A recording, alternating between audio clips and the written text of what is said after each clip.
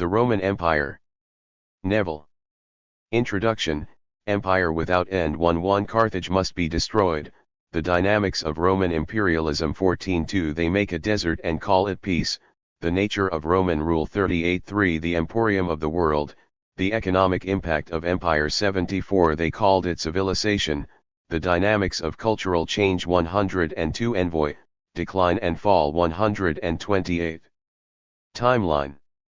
BCE 754/753, traditional date of the foundation of Rome. 509, expulsion of the kings and foundation of the Republic. 395, the neighboring city of Veii is captured. 390, Rome is sacked by the Gauls. 341, 340 to 337, 327 to 304, 298 to 290, wars against the Samnites and other Italian tribes. 312, construction of the Via Appia from Rome to Capua. 280 to 272, war against Tarentum and the Greek king Pyrrhus. 264 to 241, First Punic War. 227, Sicily, Corsica, and Sardinia established as Roman provinces. 219 to 202, Second Punic War. 215 to 205,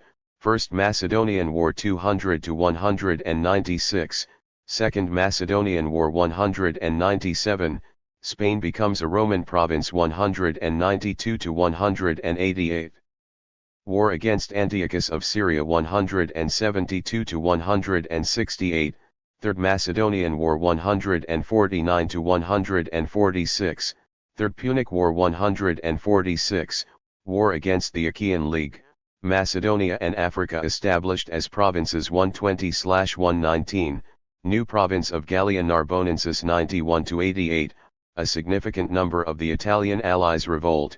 The Social War. 73 to 71, war against Spartacus. Slave revolt. 58 to 50, Caesar's campaigns in Gaul. 49, Caesar crosses the Rubicon, defeats Pompey at Pharsalus in 48-44, assassination of Caesar. 31, Octavian defeats Antony and Cleopatra.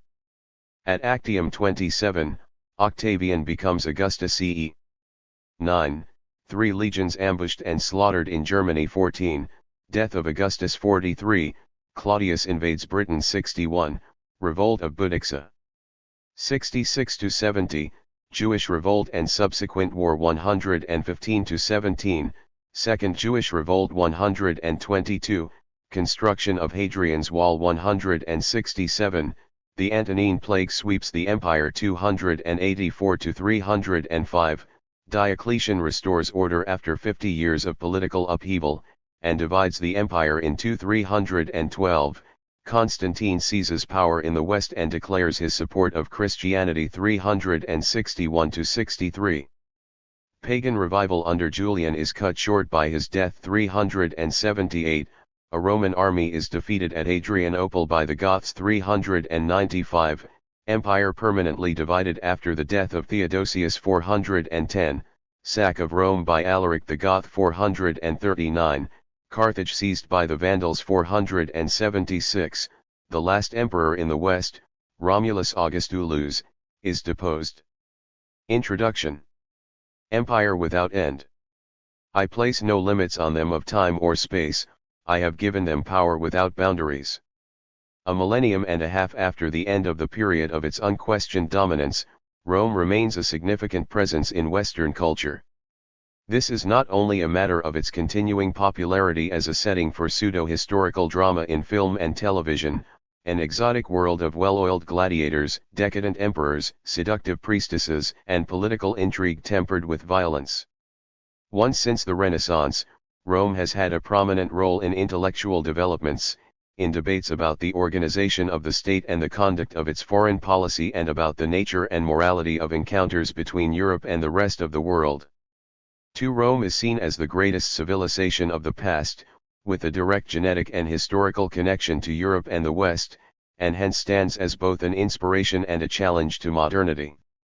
Even as the 19th century congratulated itself on its unprecedented material power, as Karl Marx put it in the Communist Manifesto, has accomplished marvels wholly different from Egyptian pyramids, Roman aqueducts and Gothic cathedrals. It was haunted by two fears, that in other respects it might have failed to match its ancient rival, and that it would prove no more able to escape the corrupting effects of time and success than Rome had done. 3. Modernity defined itself against antiquity, drawing on the tradition of engagement with its literature and history and on the idea of Rome developed in art and literature over the centuries, and measured its achievements against those past glories. The exemplary empire. In these debates Rome was understood in different ways, depending on what sort of comparison or contrast with the present was intended. Discussions of political structures, such as Machiavelli's 1. 2. The Prince or the debates around the United States Constitution, considered Rome as a state, while advocates of a European or Western identity saw it as a civilization. Most often, it was seen as an empire, indeed, as the archetypal empire, the epitome and supreme expression of imperial power. Later European empires sought to emphasize their connection to Rome, as a means of establishing their historical status and legitimizing their dominance of others, and also derided the claims of other states, such as Byzantium. For the wish to claim a special relationship with the Roman Empire recurs time and again, from the insistence of the Carolingian kings on being styled emperor and Augustus to the public pronouncements of the Holy Roman Empire, from the French and British empires of the 19th century to the fascist and Nazi projects of the 20th century. 5 Modern empires drew on Rome above all for their iconography, finding there the art and architecture considered appropriate to reflect and magnify imperial power. In capital cities such as Paris and London, in the government buildings designed by Lutyens in New Delhi and in the triumphal arches that are found in places that were never Roman settlements, such as Munich, or never even part of the Roman Empire, such as Berlin, the use of classical templates and styles both imitated the Roman deployment of monumental architecture as a means of domination and asserted a claim to be their rightful heirs. 6. As well as providing the template for how an empire ought to present itself, Rome was central to modern debates about the nature, dynamics, and morality of imperialism. Its status as an empire was beyond question. However empire or imperialism were defined, it was taken for granted that the definition would have to apply to Rome and, for the most part, the different definitions were derived from direct consideration of the Roman example. 7 References to the Roman Empire were ubiquitous in French and British discussions of empires from the late 18th century. Rome, it was argued, represented a case that was sufficiently similar to contemporary experience to be worth considering. The Spanish Empire in America as it stood in the 16th and 17th centuries was still vaster in area, as is the Russian Empire in Asia today. But the population of Spanish America was extremely small in comparison with that of the Roman Empire or that of India, and its organization much looser and less elaborate. Of all the dominions which the ancient world saw, it is only that of Rome that can well be compared with any modern civilized state. So when we wish to examine the methods and the results of British rule in India by the light of any other dominion exercised under conditions even remotely similar, it is to the Roman Empire of the centuries between Augustus and Honorius that we must go. 8. Besides these pragmatic arguments, there is a clear sense in many of these accounts that Rome, unlike Spain or Russia, is a worthy comparison for a modern European power. It is frequently claimed that there is not only a plausible analogy between the ancient and modern empire but also a direct genetic link or a special affinity. The comparison was never wholly straightforward, rather as the Italian fascists tempered their classicism with futurism and a fervent belief in technological progress, so British and French writers evoked Rome less as a model to be imitated slavishly than as the basis for dialogue and debate. Sometimes the Roman example was brought forward as a basis for criticism of contemporary policies, as Edmund Burke compared the British in Ireland with the Romans in Gaul and praised the latter for mitigating the violence of conquest with intermarriage and civilization, or Alexander de Tocqueville contrasted the Romans' tolerance of diversity amongst their subjects with the actions of the French in Algeria. 9. Rome's role in bringing civilization to the barbarians was cited time and again, especially in the con of British rule in India and, From the mid-19th century, questions about what lessons might be learned from Rome were a fixture on the entrance examination for the India Civil Service. 10. The idea that Roman policy towards its dominions was coherent, pragmatic, and advantageous for all involved was put forward by Adam Smith in the 18th century with regard to the American colonies, and was still being asserted well into the 20th. For example, the Earl of Cromer claimed in 1910. Something of the clearness of political vision and bluntness of expression which characterized the imperialists of ancient Rome might, not without advantage, be imparted to our own imperialist policy. 11. Alternatively, Rome might be considered in order to emphasize the achievements of the modern empire, its greater geographical extent, its dominion over greater numbers of people, its ability to raise up new nations from its colonists. The Christian identity of modern imperialism was frequently cited as the basis of its superiority, bringing true enlightenment to the barbarians rather than the vague agnosticism of the Roman Empire. One must not speak of toleration as the note of its policy, because there was nothing to tolerate. All religions were equally true, or equally useful, each for its own country or nation. Nobody thought of converting the devotees of crocodiles or cats. 12. The assertion of technological and spiritual progress was not only a matter of measuring the modern achievement against the ancient, there was also the pressing concern to demonstrate that history was or could be progressive and that the empire, or Western civilization as a whole, was not fated to follow the Romans on the path of corruption and dissolution, decline and fall. 13. Roman history offered a view of the entire life cycle of a civilization, and many writers sought to identify the lessons that ought to be learned and the mistakes that must be avoided in order to escape this apparently inevitable fate. This was not just a matter of considering the final centuries of the empire.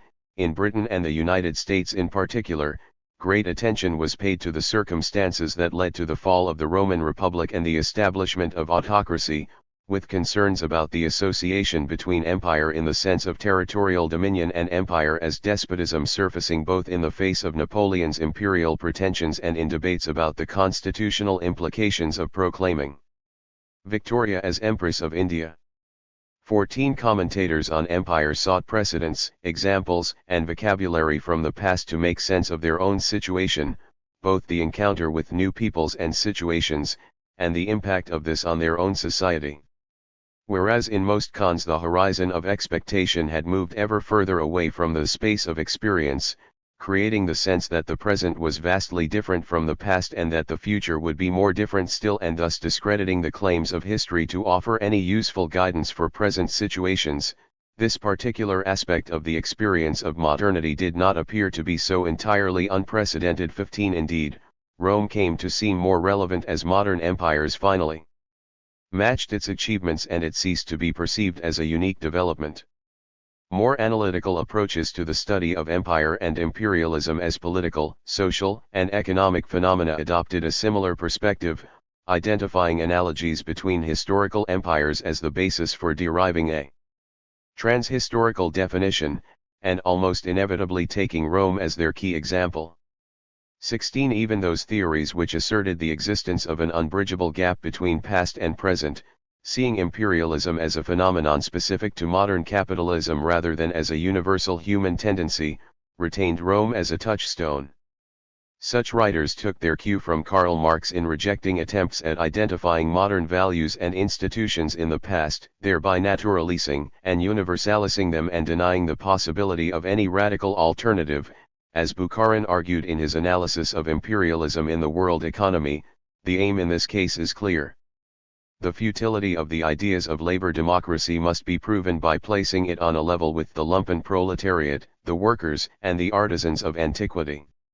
17. They also echoed Marx in the fact that, nevertheless, classical references recur repeatedly, despite their ostensible irrelevance to any analysis of the modern world.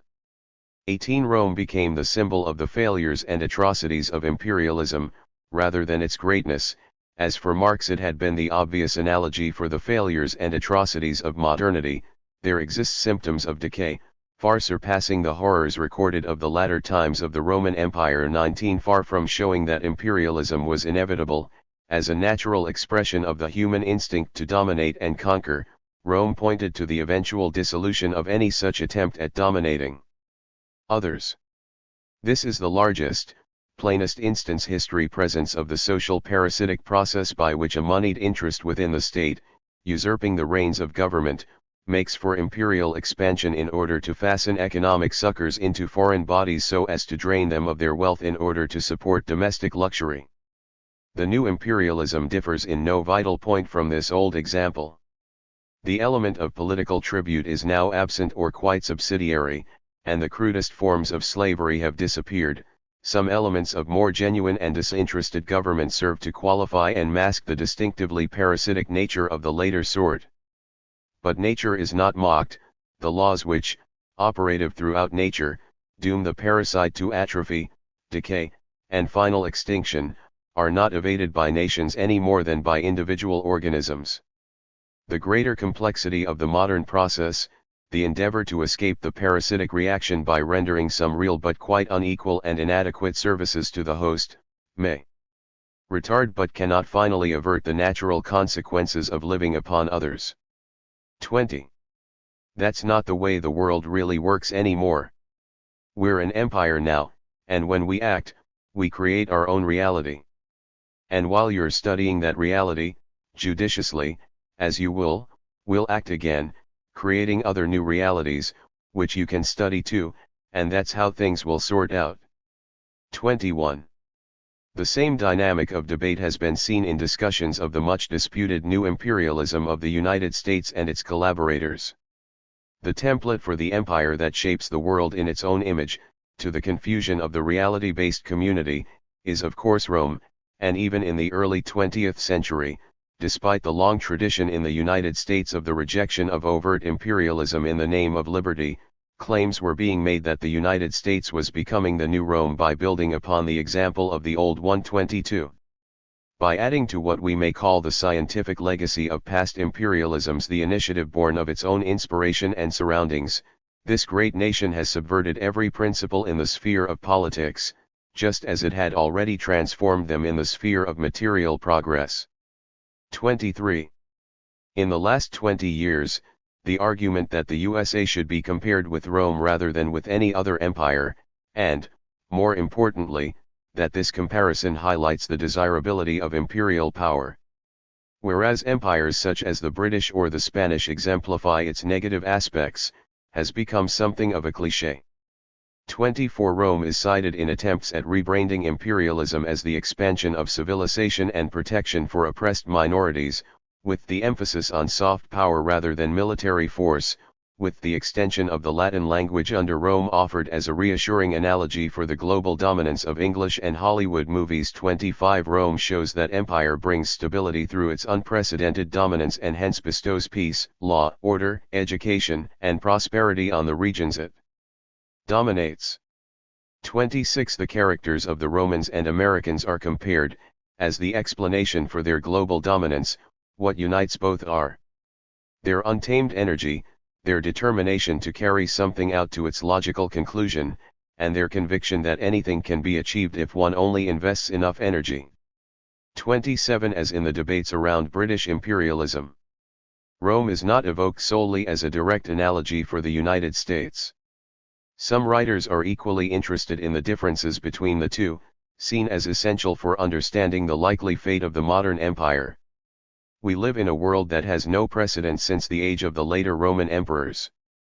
It is not just the military domination of the world by a single power.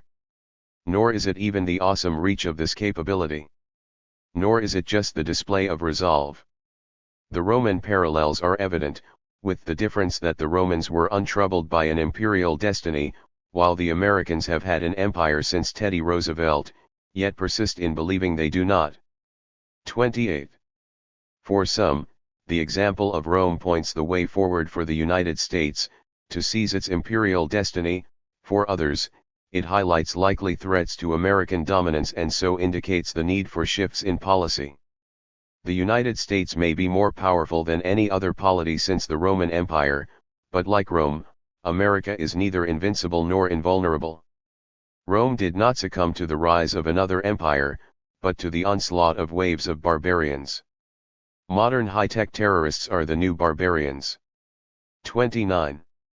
Finally, many writers seek to identify the unique elements in the United States Constitution or spirit that will enable it to escape the fate of Rome, resisting dissolution and corruption.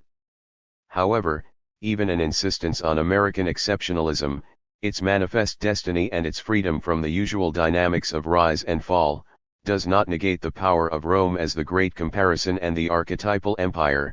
Imagine a gauge of imperial character on which Rome scores 10/30 for Niall Ferguson. Despite all his cheerleading for American power, Rome is likely to remain the United States' great rival for the foreseeable future. Like Rome, it began with a relatively small core. Like Rome, it was an inclusive empire, relatively promiscuous in the way that it conferred citizenship. Like Rome, it had, at least for a time, its disenfranchised slaves. But unlike Rome, its republican constitution has withstood the ambitions of any would-be Caesars, so far. 31. It is notable that all these writers focus on the balance between the positive impact of empire on the world and its potentially negative impact on the imperial society. The same is true of accounts that take Rome as a model for the benign impact of globalization under the direction of international institutions of law and exchange. 32. There are some discussions that take a less optimistic view of Rome's influence. Mention of Rome in the Con of the European Union, for example, is in most cases intended to underpin furious denunciations of the imposition of a single system of currency, the iniquities of European human rights legislation and the destruction of national identity, where not simply asserting that the European Union's ambition to make itself the new Roman Empire is a sign of imminent apocalypse. 33. Hart and Negri's monumental empire takes Rome as the model for the all-encompassing world order, generating its own basis of legitimacy by presenting its order as permanent, eternal, and necessary. Their critique, and their vision for the future, is heavily based on ancient analysis of the workings and failures of empire. 34. Both of these examples echo the standard image of Rome as all-powerful and totalizing, shaping its empire as it wished. They simply re-evaluate the impact of that power. Similarly, the criticism of United States policy in Iraq by the journalist Robert Fisk, asking what the Romans would have made of it, reinforces the inherited image. 35. Most critics of modern imperialism have focused on its impact on the societies that have been colonized or invaded rather than considering its historical antecedents. The reason is obvious: there is a risk that historical parallels can serve to legitimize present-day actions, as the proponents of American power clearly intend them to do. The image of the Roman Empire as the bringer of peace, order, prosperity, and civilization to the conquered provinces may be too well entrenched in Western culture for it to be able to support the criticism of imperialism in general, rather than criticism of the failures of a specific imperialism that falls short of Roman achievements. The example of Rome, it is implied, shows that not all interventions by a superior power are destructive or illegitimate. It offers an alibi for the admitted failures and atrocities of other empires, making the case that this time things can be different. The attempted rehabilitation of the British Empire, however historically plausible, will always be controversial and so of limited use in gathering support for current policy. The Roman Empire is a safe example because no one is likely to protest against its positive image on the grounds that their ancestors were slaughtered or enslaved. That does not mean it has no power. On the contrary, because of centuries of reverence for Roman culture and achievements, Rome remains a powerful symbol of the majesty and glories of empire. Clearly, however, this image of Roman achievement is extremely partial and misleading, cherry-picking the most positive aspects and airbrushing the violence and inequality on which they were founded. Like the Rome of Hollywood movies, it is a fictional construct based mainly on the monuments of architecture and literary culture, decorated with touches of the exotic and transgressive. A striking example of this is a remark made by Benjamin Disraeli in a speech of 1879. One of the greatest of the Romans, when asked what were his politics, replied, "Imperium et libertas." That would not make a bad program for a British ministry. It is one from which Her Majesty's advisers do not shrink. 36. In fact, the quotation is a fiction, no Roman ever said that, but, whether or not Disraeli was conscious of his invention, the line works because it accords with our expectations and image of the Roman Empire. The Rome to which apologists for empire refer is presented as a stable, known object which can easily be compared in all its facets with modern experiences, but this is an illusion. Our actual knowledge of Rome is fragmentary and sometimes contradictory, with every statement needing to be qualified or questioned. The labor of scholars since the 18th century has tended to multiply uncertainties rather than establish certainties, as growing understanding of the way modern societies work has highlighted our ignorance about the operations of Roman society. Furthermore, the history of Rome spans at least a millennium and a half, and the history of its overseas empire in Western Europe covers more than 750 years. It was, of course, far more stable than any modern society, but it still changed significantly during that time, and can be reduced to a single and straightforward image of the Roman Empire only through drastic simplification, either concentrating on a particular period or creating a composite image that never existed in reality.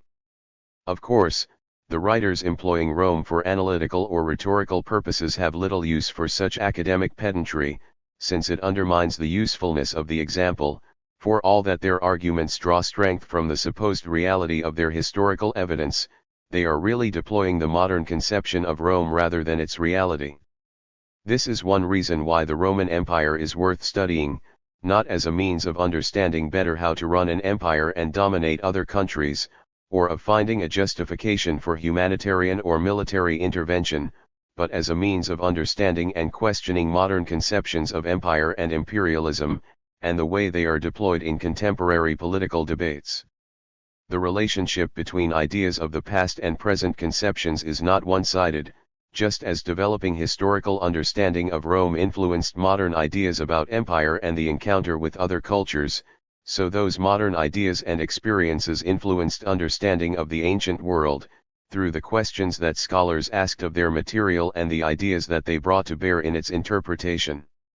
The obvious example is the concept of the Romanization of the provinces, which developed out of questions about the nature of cultural change in Britain under Roman rule that were directly inspired by British experiences in India. Recent studies of the uses of this concept in ancient history and archaeology reveal how those contemporary influences led to one-sided readings of the ancient evidence, overemphasizing the role of the Roman state in imposing change and neglecting the active role of the provincials. 37 There has also been a tendency to see Roman imperialism as a coherent and directed process, because that is what the experience of later empires led scholars to expect to find in their sources. Further, there is the habit of regarding its development as inevitable, on the basis of theories that see imperialism as the outcome of natural human tendencies.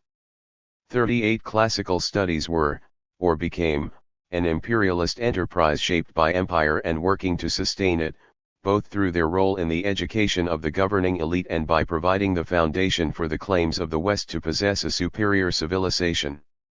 For the most part, until very recently, ancient historians and literary scholars have been in complete denial of this, not only of the dependence of their interpretations on ideas and conceptions shaped by the West's encounter with other cultures, but also of the role of empire and its requirements in determining what was recovered from the classical past, shaping what was excavated and collected as well as what questions were asked of the material.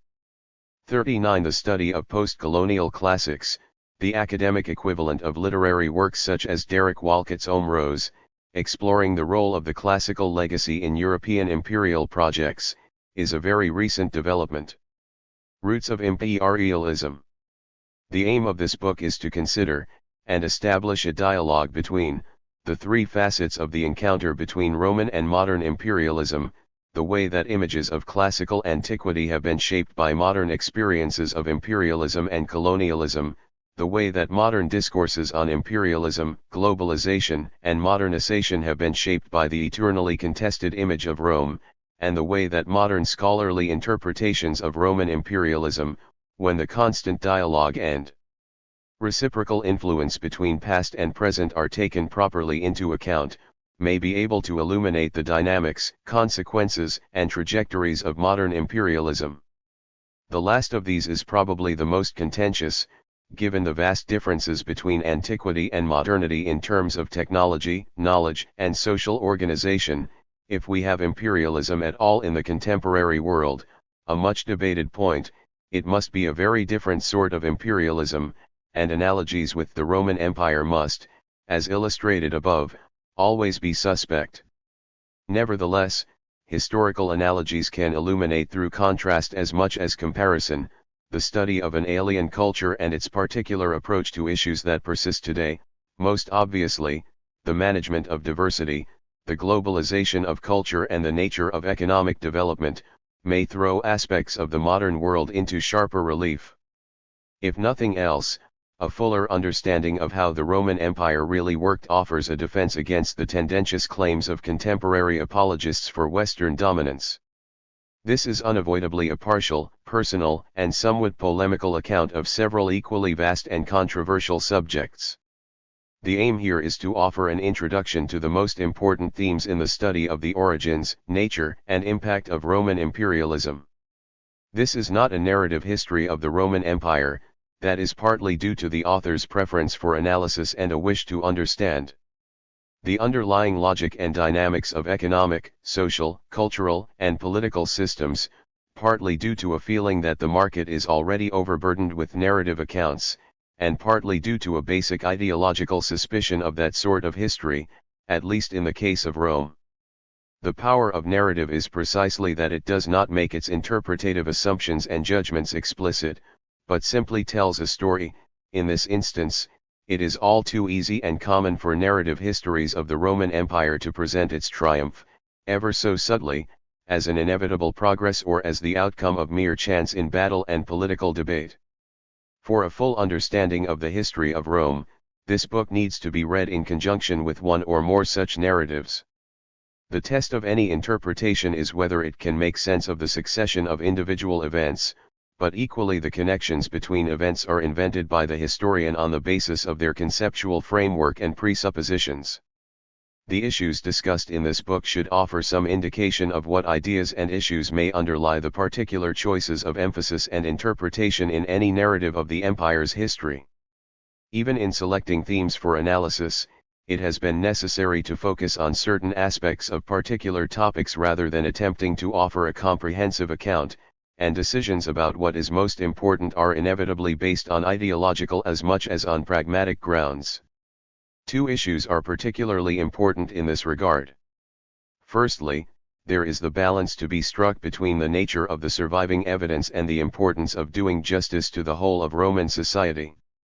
The majority of historical sources for the Roman Empire were produced by or for the educated ruling elite, and speak almost exclusively of their experiences and attitudes. The evidence for the lives of the mass of the population, including the provincial subjects of Rome, is predominantly archaeological and so offers more insights about some aspects of their lives, the material conditions of their existence, most obviously, than about their thoughts or experiences. An account based solely on the material evidence would have little to say about the dynamics of the political, economic, and social systems that shaped the lives of the population of the Roman Empire. An account based solely on the literary and epigraphic sources would say next to nothing about the lives of the vast majority, and would tend to take many questionable aspects of Roman life entirely for granted, but it would be full of color. 12. Introduction 13.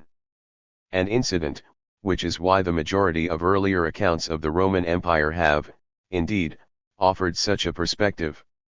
Secondly, there is the all-encompassing nature of Roman imperialism. Without its empire, Rome would not have been Rome as we know it. All aspects of Roman society were permeated and influenced by the acquisition of empire, at least by the time that historical sources began to be produced. Our knowledge of pre-imperial Rome is shaped by the perceptions, and nostalgia, of the imperial era. An account of the Roman Empire is arguably an account of the entirety of Roman civilization, a task far beyond a book of this size.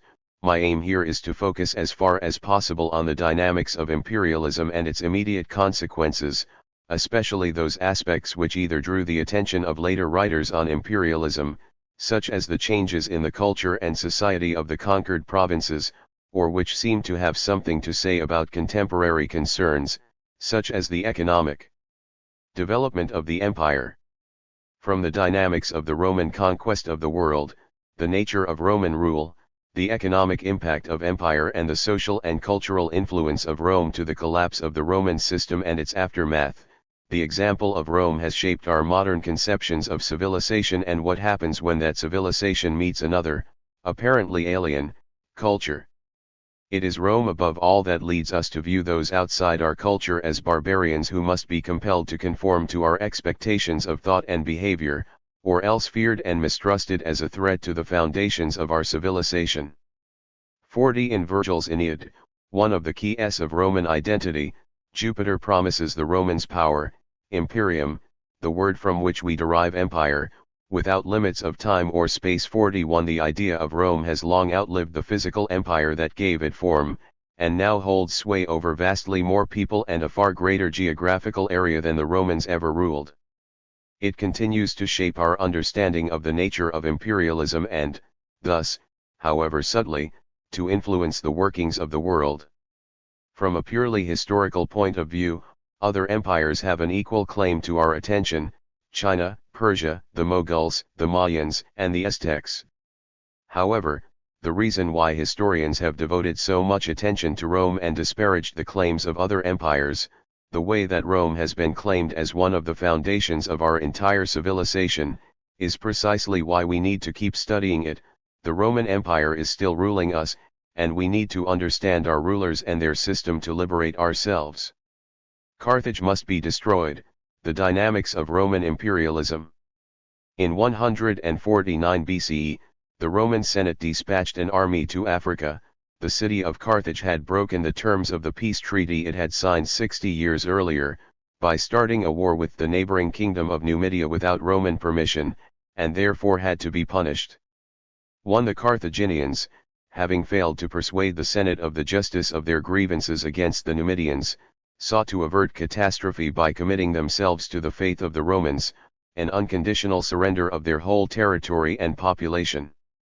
Their ambassadors were told that the proposal was acceptable, and that the Carthaginians would be granted their freedom and the possession of their whole territory, provided that they handed over 300 hostages, the sons of leading citizens, and obeyed the orders of the consuls who were commanding the army. Those unspecified orders, it transpired, were firstly to hand over all the weapons in the city. When that had been done, the Carthaginians were then ordered to abandon their city and establish a new settlement, at least 10 miles from the sea.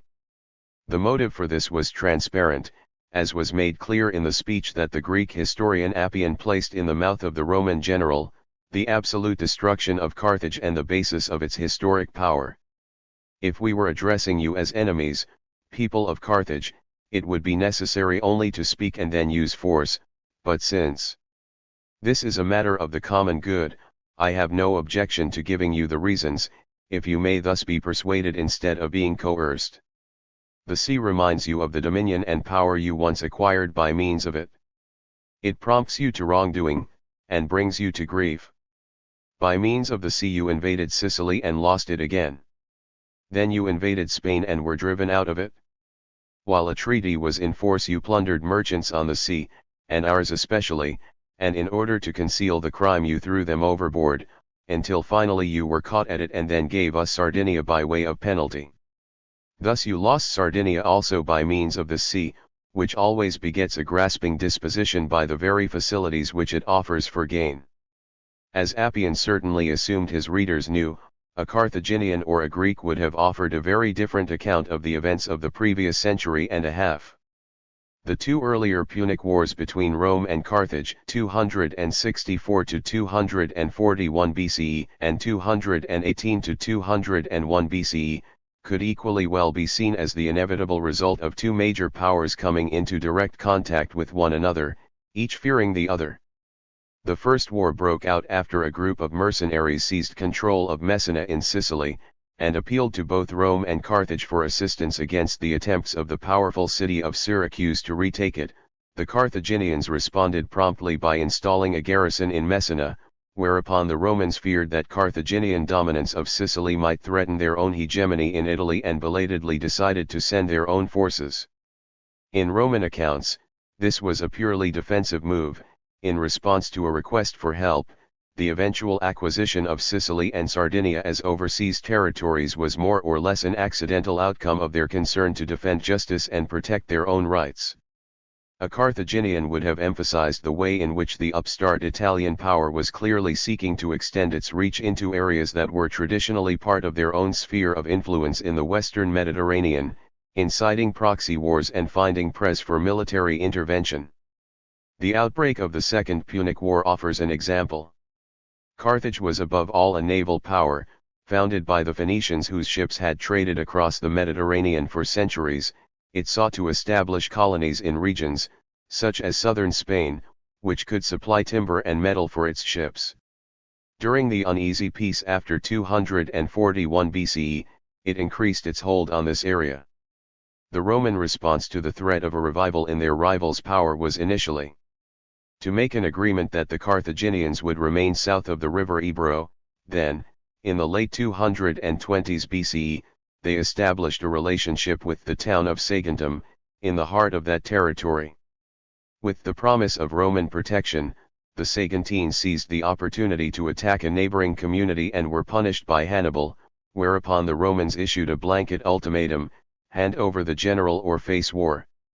The immediate consequences were disastrous for Rome, as Hannibal crossed the Alps and defeated a series of Roman generals in Italy, but the conclusion of the war was the reduction of Carthage from a world power to a minor state, forbidden to make war without Roman permission and required to pay a hefty indemnity to Rome for 60 years, while Rome added Spain to its overseas territories and now enjoyed undisputed mastery of the western Mediterranean. Carthage remained a prosperous city, with rich agricultural resources and thriving trade connections. Some Romans became convinced that, despite the loss of its empire, it would always be a threat to their security. According to the contemporary Greek historian Polybius, they simply waited for a suitable pre that would persuade other nations that they acted honorably. The Carthaginians' breach of the treaty conditions presented the opportunity to destroy their naval capacity, the basis of their old empire and of the future empire that the Romans feared or professed to fear, once and for all. Faced with the prospect of having their city destroyed in order to save it from itself, the Carthaginian response to the ultimatum was to fight. Despite having given up their weapons, they successfully resisted the Roman army until 146 BCE. By then, the majority of the population had died of starvation or in battle. The remainder, numbers are notoriously unreliable in ancient sources, but the figure of 50,000 is cited, were sold into slavery, as was customary. The city burned for days and was then abandoned. The story that the fields were then sown with salt, to destroy their fertility and prevent anyone from living there, is a fabrication first encountered in the 19th century. The Romans, rather more practically, declared the territory to be public land, redistributed it to a mixture of local farmers and Italian settlers, and established it as the new province of Africa, paying a regular tribute to Rome. 2. Approaching Roman imperialism. The Third Punic War was one of many fought by Rome in the course of its rise to the status of a world empire, from the conquest of its 16. The dynamics of Roman imperialism. 17. Immediate neighbor Veii in 396 BCE, through the subjugation of the rival empires of Carthage, Macedon, Syria, and Egypt, to the invasion of Britain in 43 CE. While not every war resulted in the expansion of its power, let alone in the acquisition of new territory, the long-term trend was unmistakable. The obvious line of investigation is the nature of this persistent aggression and drive to conquer, the origins and dynamics of Roman imperialism.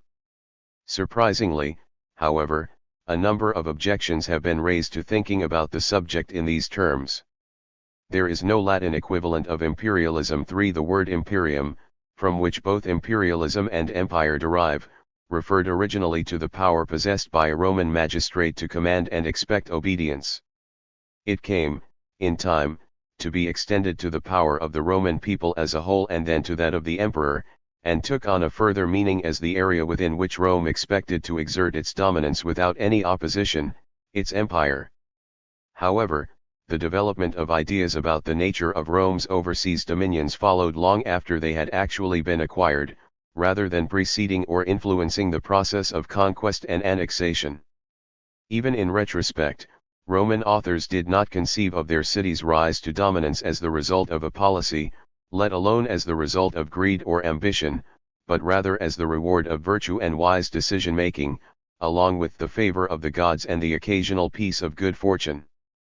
For according to Cicero, Rome fought only just wars undertaken in the face of provocation and in defense of its safety or its honor, having always first offered the enemy an opportunity to make reparations instead.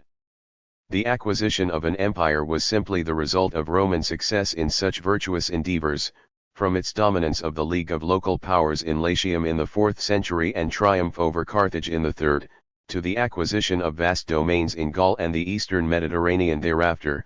Our people, by defending their allies, have gained dominion over the whole world.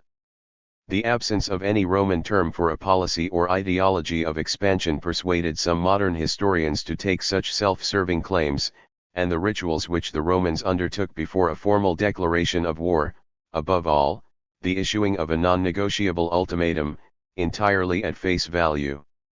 5. Roman behavior was thus characterized as defensive imperialism, a view which also allowed Rome to be taken as a positive model and justification for empire building.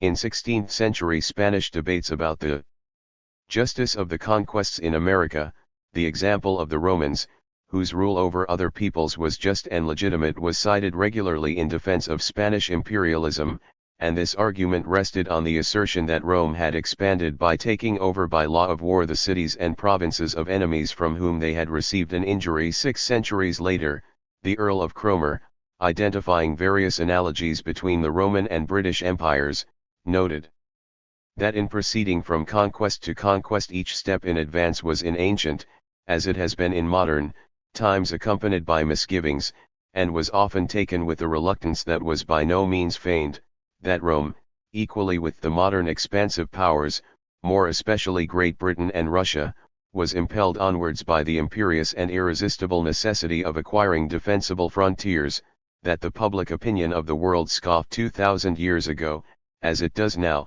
at the alleged necessity, and that each onward move was attributed to an insatiable lust for extended dominion. 7. Because Roman imperialism had, according to unimpeachable ancient sources, been defensive and reasonable, it was entirely credible to ignore the criticism and to believe that British imperialism might be the same. Although few historians would now hold the view that Roman wars were invariably or even frequently defensive, the use of the term imperialism in the analysis of Roman expansion remains controversial. It may be mentioned only to be rejected, or omitted altogether, even if the author is happy to attribute less than noble motives to the Romans. 8. The reasons for this vary and are not always stated. Some historians understand imperialism strictly as an ideology of expansionism that must be consciously held and explicitly proclaimed by the conquering state, conditions which clearly did not apply to Rome. For others, the modern connotations of the term, pejorative and highly political, imply that its application to the ancient world will inevitably result in anachronism. There is a long-standing tradition in ancient history of rejecting all modern concepts and theories as misleading, claiming that they force the reality of the past into conformity with modern assumptions and expectations, and ignore its specificity and detail in favor of broad generalizations. 9. To think about Roman history in terms of imperialism is, according to this argument, to see it solely in terms of the dynamics of modern empires, driven by capitalist overaccumulation, or nationalism and racism, or competition between modern states. Rather, we should focus on the detail of events, the reasons why the Romans went to war in individual cases and the outcomes of those wars, without any suggestion that this was a coherent or directed process and without recourse to modern concepts.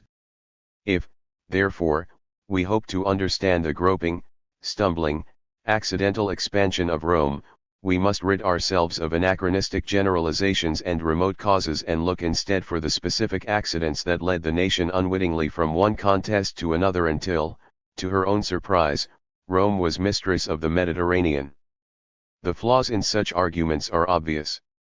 The fact that Roman expansionism was not an explicit policy clearly does not mean that the growth of the empire was entirely accidental. On the contrary, the fact that the Romans consistently failed to get on with their neighbors, and as a result steadily accumulated more territory, suggests that it was anything but. Doing away with modern terms of analysis does not enable historians to escape from the way that, consciously or subconsciously, their interpretations are inevitably shaped by contemporary conceptions and concerns. It is certainly the case that imperialism has political connotations, generally but not invariably negative, and that applying the term to Rome is intended to establish links between past and present, but an insistence on avoiding the word, refusing to draw any connections between comparable historical events and denying the existence of the phenomenon can be equally political, offering an alibi for Roman imperialism and for imperialism in general. The idea of an accidental empire, acquired in a fit of absence of mind or as the entirely unforeseen consequence of entirely reasonable actions, was just as useful to apologists for the British Empire as the idea of an empire acquired in justifiable self-defense. 11. The Roman Empire was founded upon military considerations. This does not mean that their empire was purely the outcome of deliberate conquest and annexation on a preconceived plan. They were drawn on in the path of empire, as we have been drawn on, by force of circumstances. At the same time, of course, there are certainly risks in taking too simplistic or monolithic a view of imperialism, obscuring all historical difference. In many important respects, the process of Roman expansion was significantly different from that of the Spanish or British, or late 20th century United States hegemony. This may be a concern not only for historians but also for studies of contemporary imperialism. Writers in the Marxist tradition have long been aware of the dangers of understanding imperialism in excessively general, trans-historical terms, as a policy of conquest in general, defined above all by its past historical manifestations and thus obscuring the specific nature, roots, and dynamics of the modern phenomenon. As Nikolai Bukharin argued. From this point of view one can speak with equal right of Alexander the Macedonian's and the Spanish conqueror's imperialism, of the imperialism of Carthage and Ivan III, of ancient Rome and modern America, of Napoleon and Hindenburg. Simple as this theory may be, it is absolutely untrue. It is untrue because it explains everything, i.e. it explains absolutely nothing. 13. Publicists and scholars attempt to paint modern imperialism as something akin to the policies of the heroes of antiquity with their imperium, ignoring the fundamental differences between ancient slave society and modern capitalism. 14. The theory of imperialism developed by J.A. Schumpeter, which sees it as an atavistic survival of the aggression and lust for conquest of primitive warrior states, exemplifies one of the problems with this approach by obscuring the connection between modern economic structures and modern imperialism. 15. Another is the pseudo-Darwinian idea that aggression and the drive to maximize reproductive opportunities, resulting in empire, are universal traits of human behavior and hence can never be changed. 16. However, the solution is not to restrict the term imperialism to a specific and strictly modern phenomenon, but rather to strike a balance between sameness and difference, with regard both to the variations between different historical imperialisms and to the cons within which they developed. Lenin's account of imperialism, for all its indebtedness to Bukharin, offers a more moderate line in this regard. Colonial policy and imperialism existed before this latest stage of capitalism, and even before capitalism. Rome, founded on slavery, pursued a colonial policy and practiced imperialism. But general disquisitions on imperialism, which ignore, or put into the background, the fundamental difference between social economic systems, inevitably degenerate into the most vapid banality or bragging, like the comparison Greater Rome and Greater Britain. 17.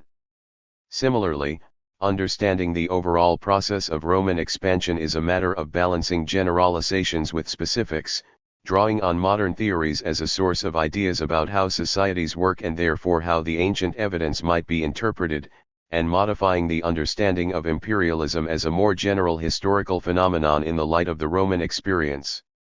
The study of Roman imperialism seeks to identify patterns and consistencies in the mass of detail and individual events, and to evaluate their significance. Inevitably it involves questions of how far, and in what respect, a particular episode might be seen as typical or representative. The events of the Third Punic War, for example, fit very poorly with the idea that Roman imperialism was defensive, but they are also difficult to reconcile with any theory that sees Roman expansion as fully rational. On the contrary, the main motive appears to be an entirely irrational fear and hatred of the old enemy Carthage, even after it had been thoroughly defeated and stripped of any significant power. The episode might, then, be seen as an aberration. Alternatively it might be claimed, by a theory of imperialism such as Schumpeter's, as a perfect example of the behavior of ancient states, even if their aggressive instincts were normally better concealed behind praise and claims to be acting justly. Neither of these positions is entirely convincing. Rome's past history of bitter conflict with Carthage, and above all the legacy of Hannibal's invasion of Italy, meant that this was in some respects a special case. However, it was not entirely sui generis, and any theory of Roman imperialism needs to be able to account for this war as well as other, more straightforward episodes. 3 points are particularly worth noting.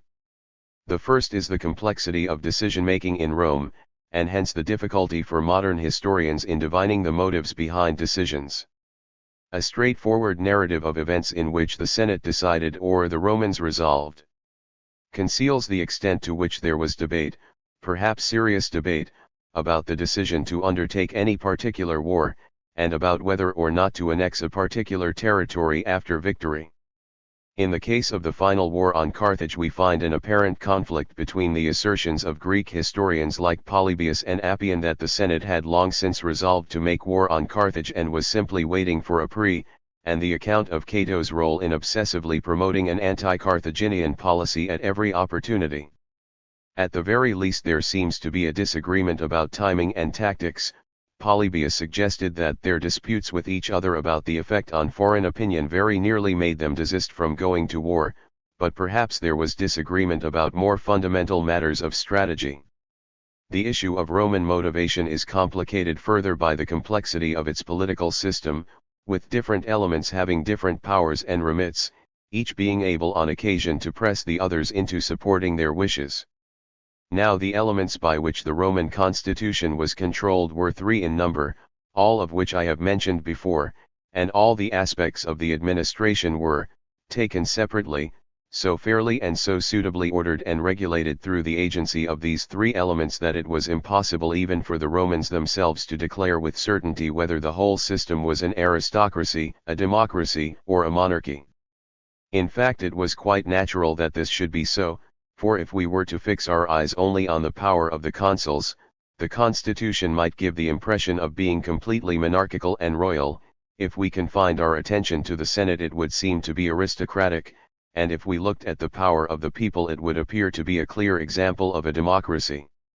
It should be noted further that while the Senate can often be thought of as a unified bloc dedicated to the maintenance of its own power and interests against the mass of the population, it was in practice riven with factions and rivalries. Insofar as the Senate showing any signs of coherent organization, rather than simply being a collection of individuals focused on their own interests, the dividing lines were between ill-defined groups connected by ties of kinship, friendship, or advantage, not between parties united around beliefs or political programs. The study of Roman imperialism is not the study of the explicit and univocal policy of a government or ruler, or of their concealed but fully conscious ambitions, but of the structures that shape the decisions taken by the individuals in the Senate, the magistrates, and the people of Rome over the course of centuries. The cumulative result is clear enough, but it is entirely plausible that it developed from a combination of different motives and interests, irrational as well as rational, and that the eloquence of an individual speaker might at times be as significant in determining the course of events as the interests of a larger group. Under the Principate, the decision-making process became simpler, resting on the judgment or whim of an individual emperor under the influence of different advisors, and it is striking that there is significantly less disagreement amongst historians about the nature of Roman rule over the empire than about the process by which the bulk of the empire was acquired. The second significant point is the possibility that Roman imperialism changed over time, and not simply with the end of large-scale expansionism under Augustus. Certainly the Third Punic War was interpreted by some contemporary Greeks as representing a change in approach.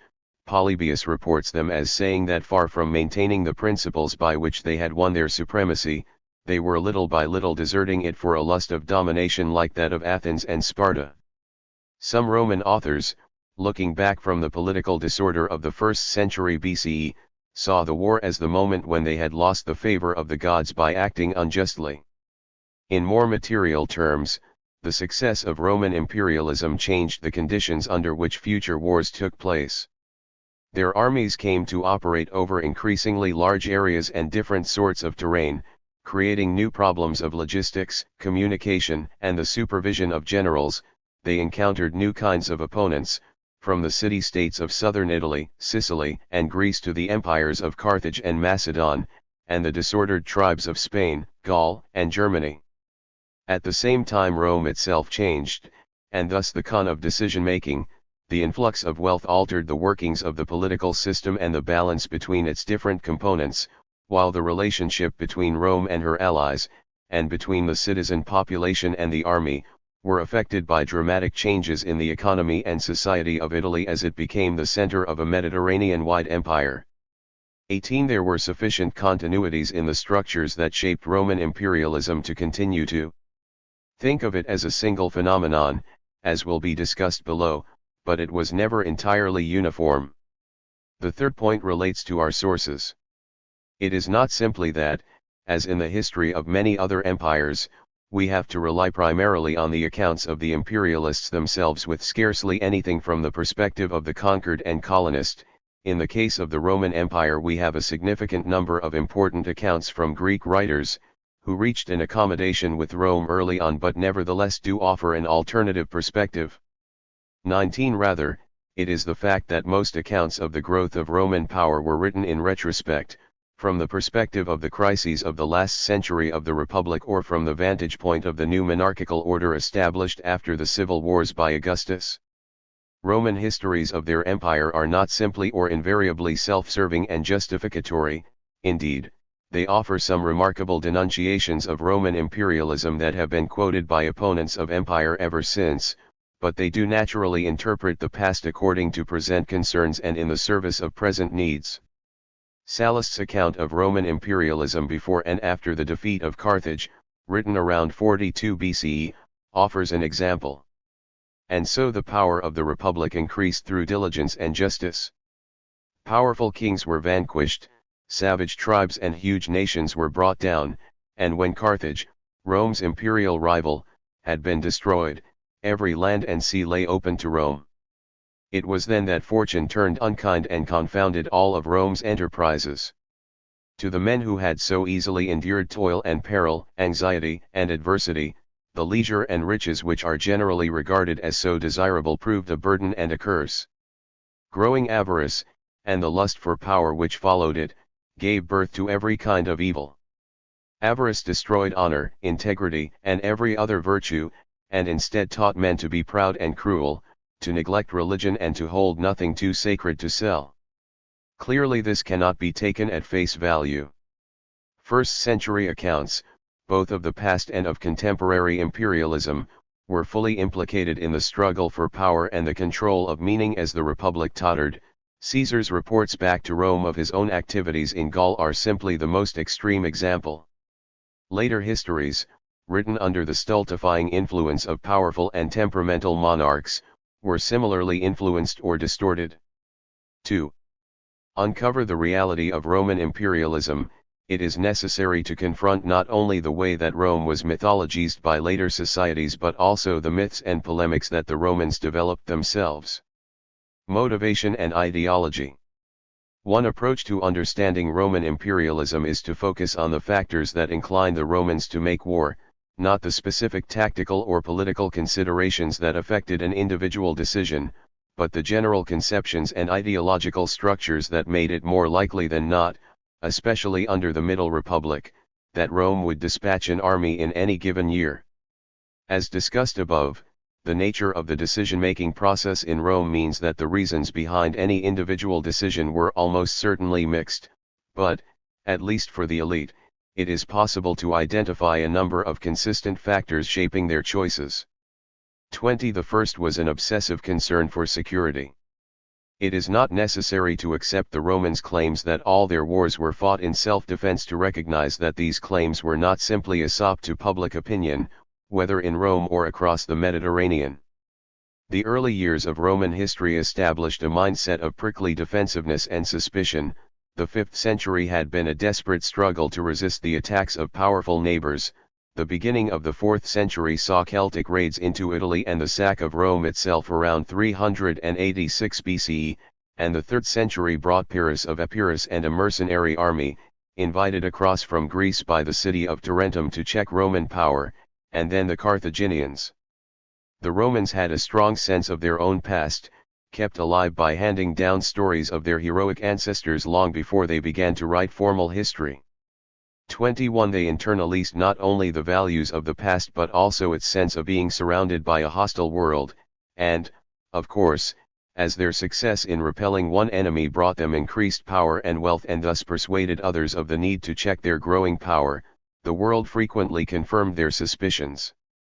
22. Any city or nation that was not under firm Roman control, whether informal or formal, was a potential threat, if not in itself then because it might ally with a rival power. Rome did become less belligerent after the Second Punic War because it no longer faced an enemy that could menace its own existence, but, as the final destruction of Carthage shows, the Senate could still be persuaded to act aggressively in the supposed interests of Roman security. One element in Roman decision-making, therefore, was a genuine, if sometimes entirely groundless, fear of the consequences if they failed to intervene in a region perceived as troublesome. However, the fact that we hear about Roman generals being criticized for suspected warmongering makes it clear that there were other factors which made war seem an attractive as well as necessary policy to members of the elite. The most obvious was gain. 23. Successful war-making and conquest were generally profitable for all concerned. Slaves and booty were seized in the immediate aftermath of victory. Countries that were allowed to remain independent might be required to pay large indemnities to Rome, while those that were annexed as provinces had to pay regular tribute in cash or goods. Large areas of land could be confiscated and redistributed to Roman settlers and members of the elite, while assets like mines and quarries were taken into Roman ownership. These profits were spread throughout Roman society, not only amongst the victorious general and his troops, the rapacious governor and the societies of tax collectors, but Roman society as a whole, with large-scale building projects and distributions of grain funded from the proceeds of conquest. Of course, not all conquests were equally profitable or could compare with the enormous riches captured from the empires of the East. If a strict cost-benefit analysis were applied, it is highly arguable whether the efforts to conquer and subdue some regions were really worth it. 24. But the Romans did not apply cost-benefit analyses in a consistent manner. The military resources were available, in the form of the duty of citizens to serve in the army and the requirement on Rome's Italian allies to supply troops, so that one might almost speak of an opportunity cost if these forces were not employed productively in war in a given year. 25. The expedition into Dalmatia in 156 BCE, on the grounds that the army needed exercise, was an extreme example, but it is revealing of the Romans' casual attitude towards the deployment of their forces when they were not confronted with a really serious threat. 26. The costs and benefits of making war were not equally shared, so that the consuls had little reason to hesitate even if a majority in the Senate was reluctant to take on further commitments. Further, reliable information was inevitably in short supply, so that rumors of a country's wealth might be sufficient to persuade waverers.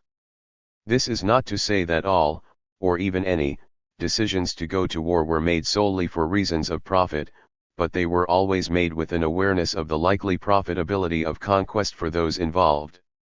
Discussion of the material motivation for Roman war-making sometimes becomes conflated with modern ideas of economic imperialism, in which overseas interventions are seen to be driven by national economic interests or by special interest groups lobbying and bribing the decision-makers. There is little evidence to suggest that this was a significant factor in antiquity. 27. The Romans did not conceptualize the economy as a significant sector of society, and certainly did not regard it as part of the role of the state to promote trade or economic growth. 28. On a few occasions the stated grounds for military intervention were to protect Roman or Italian traders from harassment by pirates, but this seems to be a matter of defending citizens as a matter of national pride and status, and of responding to a threat to Roman security and dominance, rather than protecting trade per se. The publicani, the groups of businessmen who bought up contracts to supply the army, collect tribute, and manage state assets, are known on occasion to have lobbied the Senate in favor of military action, but the chief example is their call for Macedonia to be annexed in 167 BCE to gain control of its mines, a call which was ignored. 29. It is possible that other, more successful attempts at persuasion may have remained unrecorded, but it is important to remember that any such attempt had to win over not a leader or a party but a large number of individual senators. In practical terms, it was impossible to persuade the Senate to agree to a policy that a majority of its members did not believe was in their own best interests. From the perspective of the individual member of the Roman elite, financial profit was not the only possible gain from successful military action, there was also glory. 30 young aristocratic men were inculcated with an ideology of public service, encouraged to devote their lives to outdoing both their contemporaries and their predecessors. In the words that Cicero placed in the mouth of Scipio Africanus, all those who have preserved, aided, or enlarged their fatherland have a special place prepared for them in the heavens. As soon as the young men could endure the hardships of war, they were taught a soldier's duties in camp under a vigorous discipline, and they took more pleasure in handsome arms and war horses than in harlots and revelry. To such men consequently no labor was unfamiliar, no region too rough or too steep, no armed enemy was terrible, courage was everything.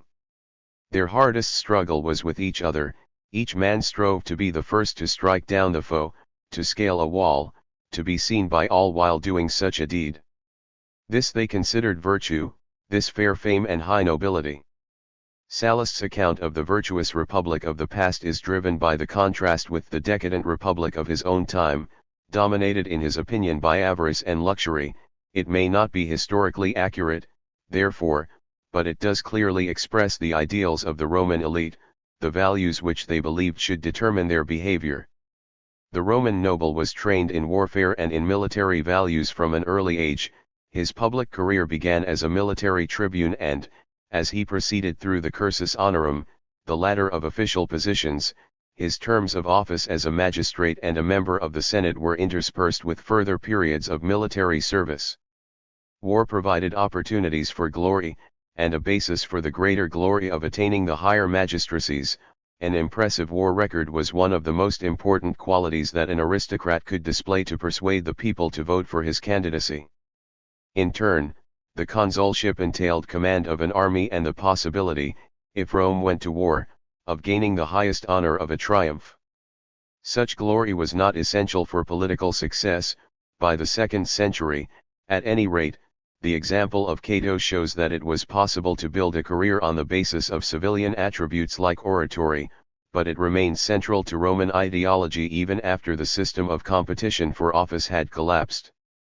A weak emperor like Claudius, dependent on the continuing support of the military, would make war in order to establish his credentials as the head of the Roman Empire and the army's commander-in-chief. Other emperors sought to match or outdo their predecessors and, just as importantly, to limit the opportunities for potential rivals. To win glory by permitting only members of the imperial clan to celebrate triumphs. 31. This militarist value system and atmosphere of fierce competition for honor and status would clearly prompt any consul to adopt a bellicose attitude during his term of office, seeking to make the best advantage of the single year in which he had command of an army. The fact that military achievements clearly did carry weight with voters implies that the people shared the elite view that the best leaders were the most successful generals. There is almost no direct evidence for the attitudes of the masses towards war, except that Rome experienced little difficulty in recruiting troops for most of its wars before the 2nd century. It was a taken-for-granted duty of a Roman citizen to serve in the militia. Roman society was structured like a military camp, and so we might imagine that the ideology of war as normal and praiseworthy was pervasive. The Senate was the obvious arena for more mixed opinions. On the one hand, senators might be reluctant to grant a rival the opportunity for glory; on the other, they had the same unquestioning belief in the virtues of military activity and a concern for the reputation of Rome itself. The favor of the gods might depend on maintaining faith with one's allies, even those acquired only recently for solely tactical purposes, while every victory added to the prestige and standing of Rome even more than it did to that of the individual general. International relations. The focus on motivation and the ideology that underpinned it suggests reasons why the Romans were generally inclined to make war on their neighbors, while the need to balance different ends, to prevent an individual's drive for glory and profit from compromising Rome's security, for example, and, above all, the complex decision-making process show why their policy was never wholly consistent. However, this psychological approach to understanding imperialism has a number of problems and limitations. It takes the Romans' mindset and ideology entirely for granted, an assumption not too far removed from Schumpeter's belief in the universality of innate primitive aggression, rather than considering the possibility that a militarist ideology might be the product rather than the cause of a tradition of violent relations with the rest of the world. Furthermore, this approach focuses solely on decisions taken at the center. Imperialism is seen as a directed, conscious process in which the conquering power imposes itself on other nations. Essentially, however far it expresses or implies criticism of their actions, this metrocentric approach adopts wholesale the perspective of the conqueror and colonizer. 32 Some recent studies of modern imperialism have therefore sought to focus instead on the imperial periphery, the regions outside the empire. 33 The aim is to understand the conditions that make a country vulnerable to external interference, whether or not that results in formal annexation. 34 Applied to the Roman period, a focus on the periphery emphasizes the wide variety of situations faced by the Romans in the course of their expansion, from established empires such as Carthage and Egypt, to the mosaic of small, disunited statelets in Greece, to the pre-state, tribal societies of Spain and Gaul. 35 It was not just that these polities had to be handled in different ways and represented different levels of threat. In many cases, conditions at the periphery created opportunities for Rome to intervene, or left them with little choice but to get involved. Rivalries amongst the Greek states and their fear of Macedon led them to seek the protection of an alliance with a greater power. The Romans sought to protect their interests through strategic alliances with neighboring states, but could then find themselves pulled into local affairs, or in conflict with another of the major powers, as a result. The same happened in Gaul in the 1st century BCE when one tribe, the Helvetii, sought to pass through the territory of another tribe that had long-standing ties with the Romans and who called on them for help. Of course, the Romans might in theory refuse a request for assistance, but that would damage their credibility with other allies and create an impression of weakness in the face of potential enemies. Having seen off the Helvetii, Caesar was then approached by representatives of a confederation of Gallic tribes and asked to intervene against the German Ariovistus who had established dominion over an area of eastern Gaul. The most important consideration was the fact that the Aedui, who had frequently been styled by the Senate brothers and kinsmen of the Roman people, were enslaved and held subject by the Germans, and that Aeduan hostages were in the hands of Ariovistus and the Sequani, which, considering the mighty power of Rome, Caesar regarded as a disgrace to himself and his country. Furthermore, if the Germans gradually formed a habit of crossing the Rhine and entering Gaul in large numbers, he saw how dangerous it would be for the Romans.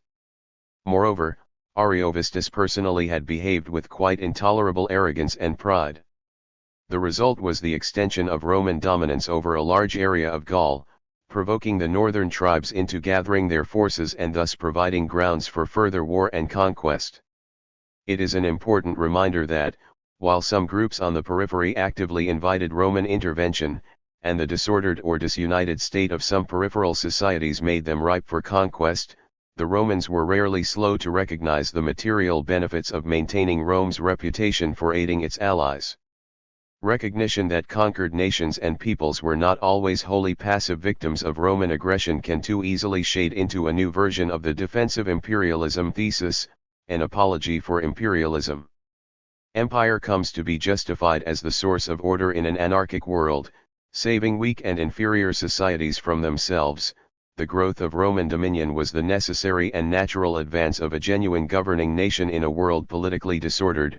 Like the advance of the English in India, 36 similar rhetoric has been brought forward in recent decades to support an interventionist United States foreign policy, presented as a response to calls for assistance and liberation from smaller nations oppressed by their neighbors or rulers, and as the means of establishing the necessary conditions of peace and security for the benign processes of globalization. 37 An alternative approach seeks to interpret imperialism in terms of the doctrines of the realist school of international relations theory. 38 States, it is assumed, seek always to maximize their power as a means of self-preservation in the face of other power-maximizing states within an anarchic and highly competitive world.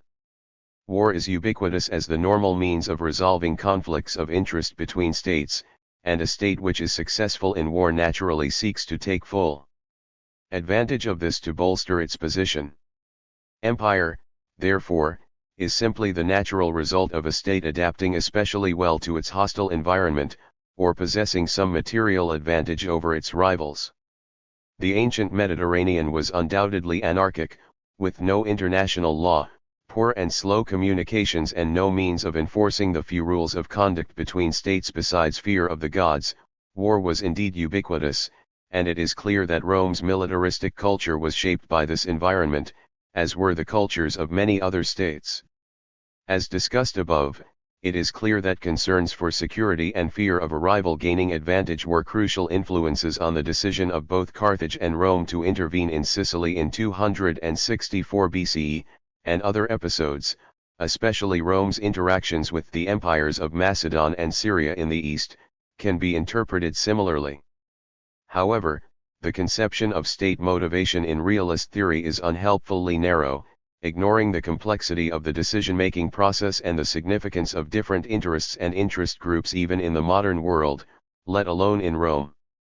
39 The theory tends to take for granted the existence of modern nation-states as the actors in international relations, whereas the states of classical antiquity were more loosely structured and far more disparate in nature, and hence inclined to follow different strategies for power maximization, to say nothing of those areas which had at best proto-state structures. In important respects, Rome's environment was more anarchic, complex, and unpredictable than that assumed by realist theory, so that its assumptions about the nature of relations between power-maximizing, security-obsessed states offer at best only a partial, and very general, guide to the dynamics of Roman imperialism. The rise and fall of the military, political, agricultural complex. The international relations approach, whatever its questionable aspects, places an important emphasis on the role of systems and constraints in determining the course of historical events. Roman imperialists were never in the position of making entirely free decisions, their choices were always conditioned, partly by external circumstances and partly by the workings of their own society. Whether or not this was entirely a response to the hostility of their environment, war was internalise to the extent of being not merely an expectation and an ideal for Rome's elite but a requirement for the proper functioning of society. There were two different, interdependent processes in Rome which drove the acquisition of empire and the defeat of all significant external threats. In due course, as a result of their very success, they also became a source of disruption and social breakdown, bringing about the collapse of the Roman political system, its refoundation as an autocracy and significant changes in external behavior, as the price of retaining the empire. The first process has already been mentioned, the cycle of accumulation of the Roman elite. 40. The ultimate goal was family power and prestige. Material resources were accumulated as a means of gaining status and, especially, of gaining the opportunity for military glory by holding political office. Political and military power were used as a means of accumulating material resources. There was no logical end to the cycle, no point at which a family or individual might conclude that they had amassed sufficient wealth and honors, only an incessant comparison with the successes of other families and individuals in accumulation. However, the success of Roman imperialism and the stability of Roman society, which created these opportunities for elite aggrandizement, depended on ensuring a balance between competition and solidarity, and thus on imposing a certain number of rules on the contest. The great fear was that one individual might gain an excess of power and seek to take over the game altogether, so the system incorporated a range of checks, the short duration of magistracies, limits on the number of terms, set periods between one magistracy and the next, the principle of collegiality, so that the actions of every magistrate were subject to the veto of a colleague with equal powers and status, laws to try to control the scale of resources that could be expended in competition for office, and the informal sanctions at the disposal of the Senate, such as threatening to withhold honors from successful generals if they overstepped the boundaries. The system sought to ensure that individual and state interests reinforced one another to the benefit of both. It encouraged fierce competition, in the service of the power of Rome as a whole, not least through the way that the most able were forced to exert themselves ever harder as they climbed up the cursus honorum. Every year, 20 quaestus were elected. In due course, the survivors of those 20 would be competing with one another, and with older senators, for just 2 consulships. 41. The cycle of elite accumulation drove Rome's tendency to make war. However, it would never have endured or even come into existence without the support of a second process that made Rome's sustained military activities possible. 42. This process operated within Roman and Italian society as a whole, and might be termed a cycle of sustainability. Its effect was that war became embedded in the economy and society. For centuries Roman wars were fought with citizen militias, both Roman citizens and the troops supplied by the allies, founded on the sort of peasant patriarch whose image dominated later Roman literature as the essence of true Romanness, fighting for the most part during the quiet agricultural season. War served as a means for the profit of the elite without alienating the masses. Taxes were kept low, partly because the state provided only very limited services and partly because the system was organized around military service as an alternative means of surplus appropriation. 43. The peasants benefited both directly and indirectly as a result of successful conquest. War could therefore be used as a distraction and an outlet for the energies of the masses, which might otherwise have been directed against the dominance of the elite. Certainly this was how some ancient sources presented it. Even when military service became more arduous with the expansion of the empire, because of year-round garrison duties, long wars, and distant overseas commitments, it remained manageable because of the way that the life cycle of the peasant family worked. A farm could cope with the absence of a son for a period of years, and benefited, or at least was compensated, from the additional income from wages and booty.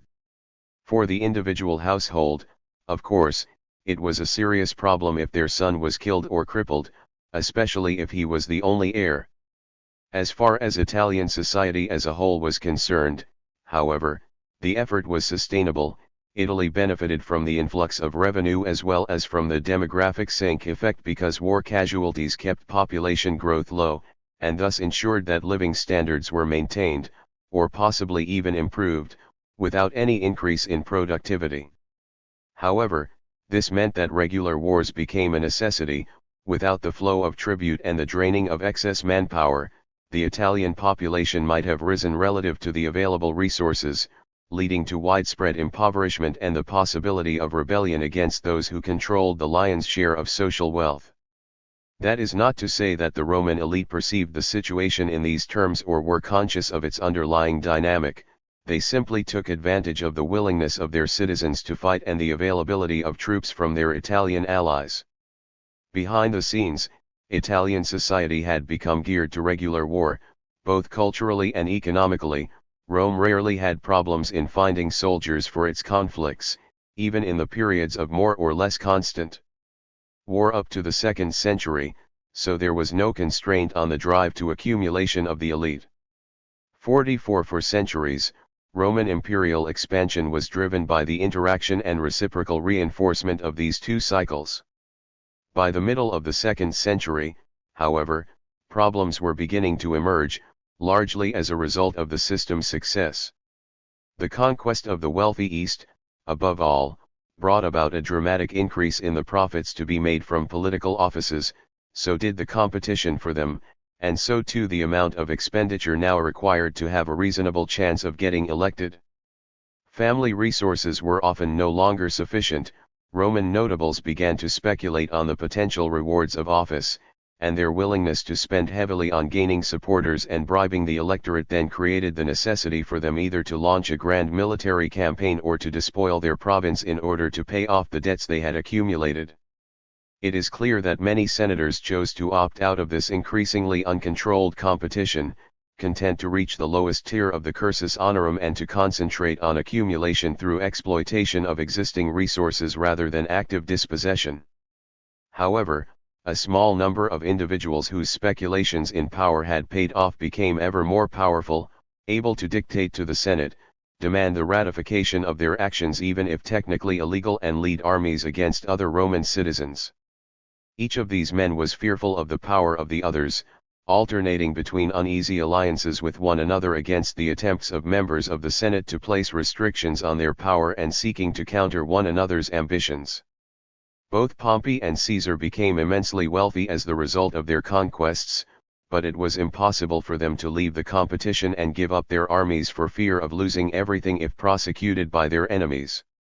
The interests of the state were now firmly subordinated to those of a few powerful individuals, driven to establish their position through military endeavor, but those individuals were equally trapped in the dynamics of the cycle of conquest. Meanwhile, imperial success brought about far-reaching changes in the economy of Italy, with the growth of the city of Rome and other major urban centers and the establishment of slave-run, market-orientated villas in central Italy. 45 New economic opportunities appeared, subsidized by the proceeds of empire, but peasant families whose sons were overseas, or who had been killed in battle, were less able to take advantage of them or to afford the investment that would take them to a higher level of prosperity. 46 Furthermore, there was now fierce competition for the most fertile and well-situated land, as members of the land-owning elite sought to respond to the new market opportunities by taking a more rational approach to agricultural production. In areas of central Italy, peasant farms were increasingly put under pressure, not destroyed, as is clear from the archaeological record, but pushed towards the margins and disconnected from the networks of markets. 47 Increasingly, families falling into difficulty through debt or illness preferred to move to the city, imagining the golden opportunities that might be found there. To keep this ever-growing urban population quiet and avoid giving further opportunities to populist politicians, the state needed to use its revenue to subsidize the city food supply and provide public services, which attracted further migrants. Faced with an apparent crisis in the peasantry, the traditional source of soldiers, the state began to recruit from the caput censi, those counted by head in the census because they failed to meet the lowest wealth qualification.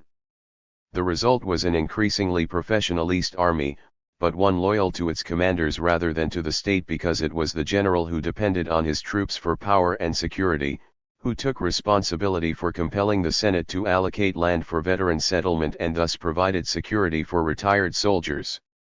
Such armies were powerful tools in the hands of individual generals, but at the same time they placed their commanders in the position of having to fight further wars in order to maintain their position. Rome continued to make war because it had no choice. The alternative seemed to be the collapse of the political system and the revolutionary redistribution of the rewards of empire in a way that was unacceptable to those who held power, even though the stability of society was being undermined by the very processes that had sustained and driven Roman imperialism. The result, after a series of civil wars between the remaining dynasts, was twofold: the replacement of the republican system with a monarchy, albeit one which retained many of the old forms and titles and professed itself to be a restoration of the republic, and the end of the cycle of conquests. 48. The trend towards exploitation rather than violent appropriation had been developing for some time, but the advent of the Principate accelerated the process. Social stability now required the steady stream of revenue that could be gained from exploiting existing provinces rather than seizing new ones. Italy was no longer a reliable source of military recruits, whereas the provinces were beginning to reveal their potential as a source of manpower. Emperors were no longer competing directly with anyone and were more concerned to limit the possibility of anyone else gaining glory than to win it themselves. The emperor effectively became the state, so that the loyalty of the army was, generally, focused on his person and thus subordinated to the interests of the empire. Above all, the emperor's claim to legitimacy was that he brought peace to the empire, and breaking what had become a destructive relationship between wealth, power, and war was a prerequisite for that. Of course, the Roman conception of peace did not necessarily accord with that of their subjects. They make a desert and call it peace, the nature of Roman rule. Different interpretations of the dynamics of Roman conquest have been deployed to legitimize modern empire building as just, defensive or accidental, and just as often cited in condemnations of overseas aggression or gunboat diplomacy. One, however, with the exception of fascist propaganda presenting Roman domination of the Mediterranean as the template and justification for a new Italian imperialism, and Hitler's avowed admiration for their aggression, Roman conquests were not proposed or taken as models for actual modern practice. 2. The manner in which the Roman Empire was ruled was a quite different matter. Indeed, Roman conquests were frequently excused as the necessary means to the establishment of peace and civilization across Europe, and modern imperialism justified because it created the possibility of equaling Rome's achievement as a ruler of other nations in other regions of the world. Rome's exemplary status as an empire was based above all on its longevity and the absence of serious internal opposition or conflict, and this was attributed to its benevolent and beneficent impact on the areas it had conquered. 3. As the English historian J.R. Seeley put it, imperialism, introducing system and unity, gave the Roman world in the first place internal tranquility. For this theme was especially popular in 19th and early 20th century British commentaries on empire. Its imperial system, alike in its differences and similarities, lights up our own empire. For example, in India, at every turn 5 the example was not taken as universally relevant. In contrast to the British dominions, the Romans had not succeeded in raising their subjects to point of self-government, not least because their empire had focused on the conquest and rule of already occupied regions rather than the settlement of uninhabited areas. They gave organization, laws, institutions, language, roads, and buildings, but they did not give birth to and rear from subordination to equality young peoples of their own Roman race. 6. In India, and later Africa, however, the British confronted the same problem of ruling an uncivilized foreign population, and could hope to learn from Rome's achievements. As Charles Trevelyan suggested in 1838, acquisitions made by superiority in war were consolidated by superiority in peace, and the remembrance of the original violence was lost in that of the benefits which resulted from it. The Indians will, I hope, soon stand in the same position towards us in which we once stood towards the Romans.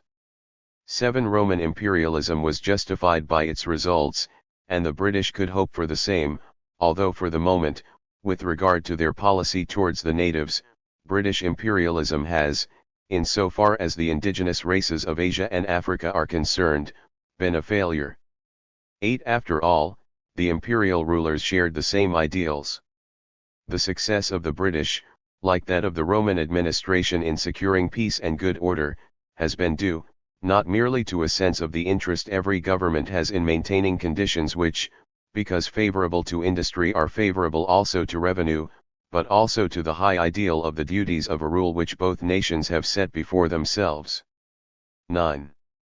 These references to Roman rule constantly return to 3 crucial points: the establishment of order and peace, the integration of the conquered natives into the system, and the bringing of civilization to primitive regions.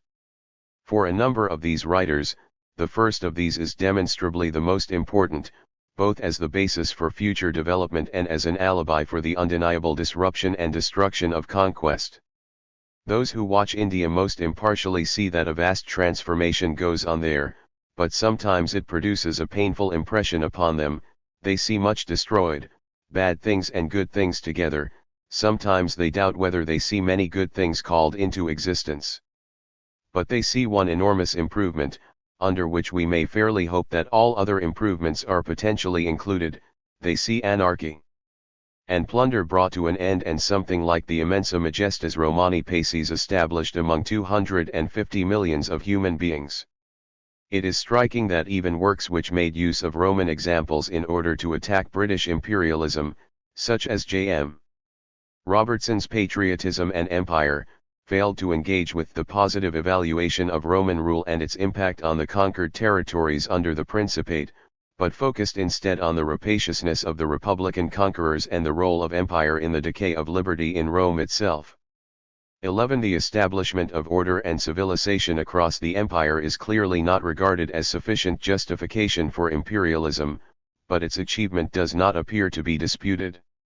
Modern studies of imperialism make some remarkably similar assumptions about the Roman Empire, offering a sharp contrast between the process of its acquisition and the system of imperial rule, and focusing on the success of the latter, demonstrated by its longevity.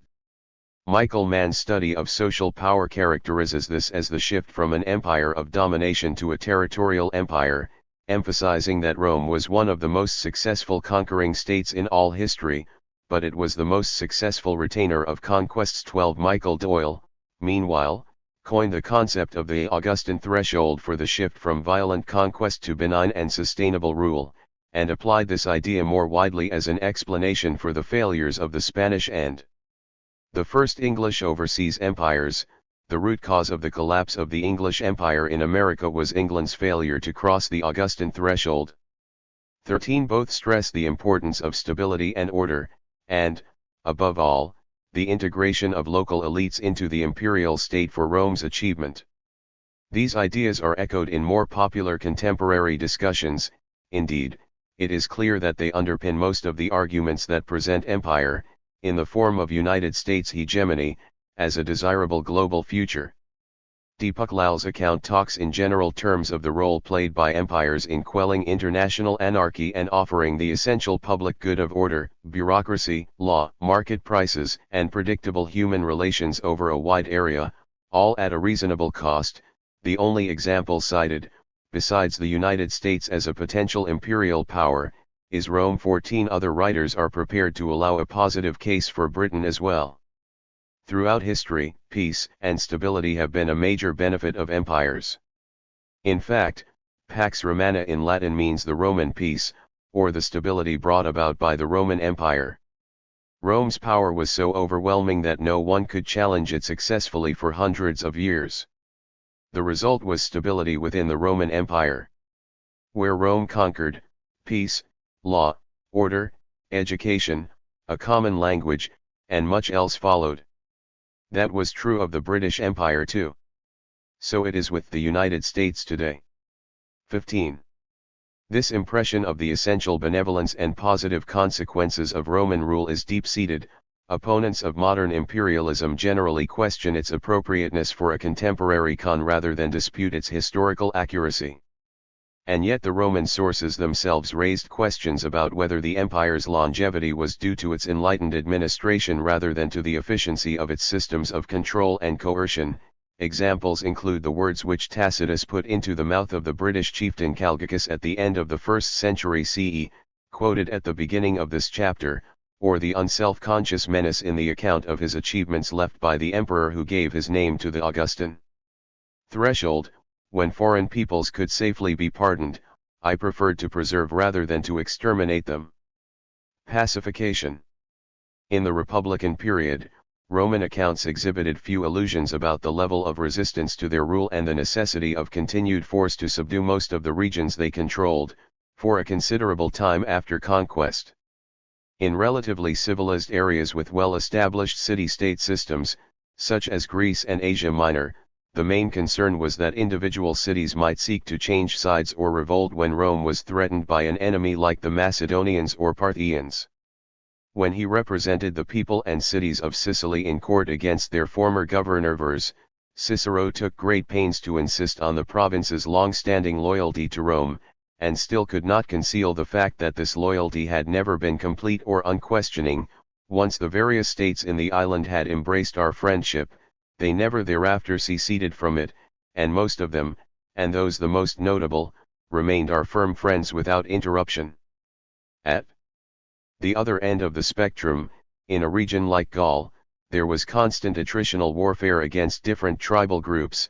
Caesar spent almost all of his time there dealing with a succession of revolts against Roman power, and in less than 10 years was said to have seized 800 settlements and sold over 1 million captives into slavery. Many provinces offered a mixture of the two situations, untrustworthy and opportunistic allies, and defiant opponents. Arriving in Cilicia in 51 BCE as its new governor amid rumors that a large Parthian force had crossed the Euphrates and was menacing the Roman provinces, Cicero wrote to the Senate of his concern that the allied cities were wavering in expectation of a change in the established order in the region. There was little hope of raising troops through a local levy because they were either feeble or so estranged from us that it seems as though we ought neither to expect anything of them nor to entrust anything to their keeping. When the Parthian attack failed to materialize, he embarked on military action against a hostile tribe called the Amenienses, burning their fortified posts, and besieged the town of Pindenissum, a stronghold of the Free Cilicians which has been at war as long as people remember. The troops sacked the town, while Cicero received 120,000 sesterces from selling the prisoners. He took hostages from a neighboring, equally hostile tribe, and arranged for his army to be billeted for the winter on newly captured and recalcitrant villages. For all of Cicero's self-congratulation, there was clearly little expectation that the pacification of Cilicia would be concluded in the near future. There were clear structural reasons why the Roman Republic could be open about the existence of sustained resistance to its rule. While one governor might declare that a province had been subdued as a result of his victories, his successor would have no compunction in contradicting that claim in order to obtain the troops and resources needed to deal with the continuing insurgency. Of course, the precise nature of this new emergency might be questioned. The main concern of most governors of a province like Spain or Cilicia was to seek out an opportunity for military glory on their own account, and a triumph might be awarded for actions that were little more than a raid on a hostile tribe. The 2 centuries which it took to subdue the Iberian Peninsula, tying up 20,000 to 25,000 troops on a permanent basis, can be attributed as much to the incompetence, heavy-handedness and provocative behavior of 42-43 Roman commanders, and the absence of any coherent plan for pacification, as to the qualities or temperament of the natives. 16 Roman treatment of opposition was violent and destructive, with massacres, mass enslavement and the destruction of settlements, regardless of their beauty or historical significance, as in the sack of Corinth in 146 BCE or of Athens in 86 BCE. Rome's subjects had a clear idea of the consequences of rebellion and, nevertheless, some resented Roman rule sufficiently to ally themselves with powers like Macedonia or Mithridates of Pontus. In the West, the deterrent effect of the Roman treatment of defeated rebels was perhaps reduced by the fact that they could behave like that even when peace had been negotiated. On 2 different occasions in Spain, Roman commanders promised to resettle a tribe on fertile land and then took the opportunity when they gathered together to massacre a significant number and sell the rest into slavery. 17 On the first occasion, in 150 BCE, this triggered a widespread revolt that lasted over 10 years until the Romans bribed some native envoys, sent to discuss peace terms, to assassinate their leader. On the second, it passed almost without comment. Provinces were beaten into submission over decades, through the relentless and at times unpredictable application of military force, the gradual establishment of an infrastructure of camps and roads and the fear of subject communities that anything other than complete submission and cooperation might incur violent retribution. That is not to say that all Roman governors were treacherous warmongers looking for any opportunity to launch a punitive campaign, but a sufficiently large number of them were, and the Roman system encouraged rather than controlled this tendency, for it to be a permanent anxiety in all but the most peaceful of provinces. Even in Sicily, where the only military action after the Second Punic War had been the suppression of two large-scale slave revolts and where the governor relied on local levies rather than Roman troops, the threat of violent punitive action, examples of which continued to arrive from more distant parts of the empire, remained one of the crucial underpinnings of Roman domination. The advent of the Principate and the establishment of autocratic rule under Augustus and his successors, following the civil wars of the 1st century BCE, brought peace to the empire. That was, at any rate, the declaration of the regime. Its achievement was celebrated in the images on coinage, in literature, and in programmatic monuments like the Augustan Altar of Peace and the Temple of Peace constructed by Vespasian. 18. It became a recurrent theme in descriptions of the empire and praise of the emperor. According to the historian Velleius Paterculus, the Pax Augusta, which has spread to the regions of the east and of the west and to the bounds of the north and of the south, preserves every corner of the world safe from the fear of brigandage. The encyclopedist Pliny the Elder uses the phrase immensa Romani pacis, mighty state, the immense majesty of the Roman peace, as a synonym for the empire, while the Greek orator Ilias Aristides waxed lyrical about the achievements of Rome in the middle of the 2nd century CE. Wars, even if they once occurred, no longer seem real. On the contrary, stories about them are interpreted more as myths by the many who hear them. If anywhere an actual clash occurs along the border, as is only natural in the immensity of a great empire, because of the madness of the Geti or the misfortune of the Libyans or the wickedness of those around the Red Sea, who are unable to enjoy the blessings they have, then simply like myths, they themselves quickly pass and the stories about them. So great is your peace, though war was traditional among you. It should not be assumed that what the emperors and their propagandists were celebrating was identical with modern conceptions of peace. Pax in this con stood above all for the absence of civil war and the establishment of concordia at the heart of the empire. It legitimized the replacement of the republic with the rule of a single man, as the geographer Strabo argued early in Tiberius' reign. It is indeed difficult to administer a vast empire unless it is turned over to one man, as to a father. In any event, the Romans and their allies have never lived and prospered in such peace and plenitude as Augustus afforded them, from the time that he assumed absolute authority, and now his son and successor Tiberius continues his legacy. Clearly the empire was assumed to benefit from the absence of dissension amongst its conquerors and of freedom from the depredations of squabbling warlords, but the pax celebrated by the emperors as their gift to the world had a more direct relevance to the provinces. It stood also for successful conquest, the establishment of absolute Roman dominance. 19. Augustus' claim was that he had pacified, once and for all, the provinces of Spain, Gaul, and Germany, as well as recovering provinces lost in the east and adding Egypt to the empire. Vespasian's Temple of Peace commemorated the crushing of the Jewish revolt, the sacking of Jerusalem and the destruction of the temple. Peace and empire were inextricably entwined, with imperial rule justified on the grounds that it brought peace, whether Rome's subjects wished for it or not, and peace defined as the absence of resistance. As Virgil's nationalistic epic put it, you, Roman, remember by your empire to rule the world's people, to impose the practice of peace, to be sparing to the subjected and to beat down the defiant. It is easy to show that the positive image of the Pax Romana, taken at face value by generations of modern historians, is at best optimistic, as the historian Tacitus put it, as part of his incisive critique of the monarchic regime. His history was violent with peace. It is abundantly clear from legal and other sources that neither banditry nor piracy were ever stamped out in the empire. Roman control never extended effectively into mountainous regions, forests, or deserts, from where unassimilated tribes and refugees from the empire could launch raids into settled areas. 20. Civil war was scarcely eradicated, as seen after the death of Nero with the year of the four emperors in 69 CE.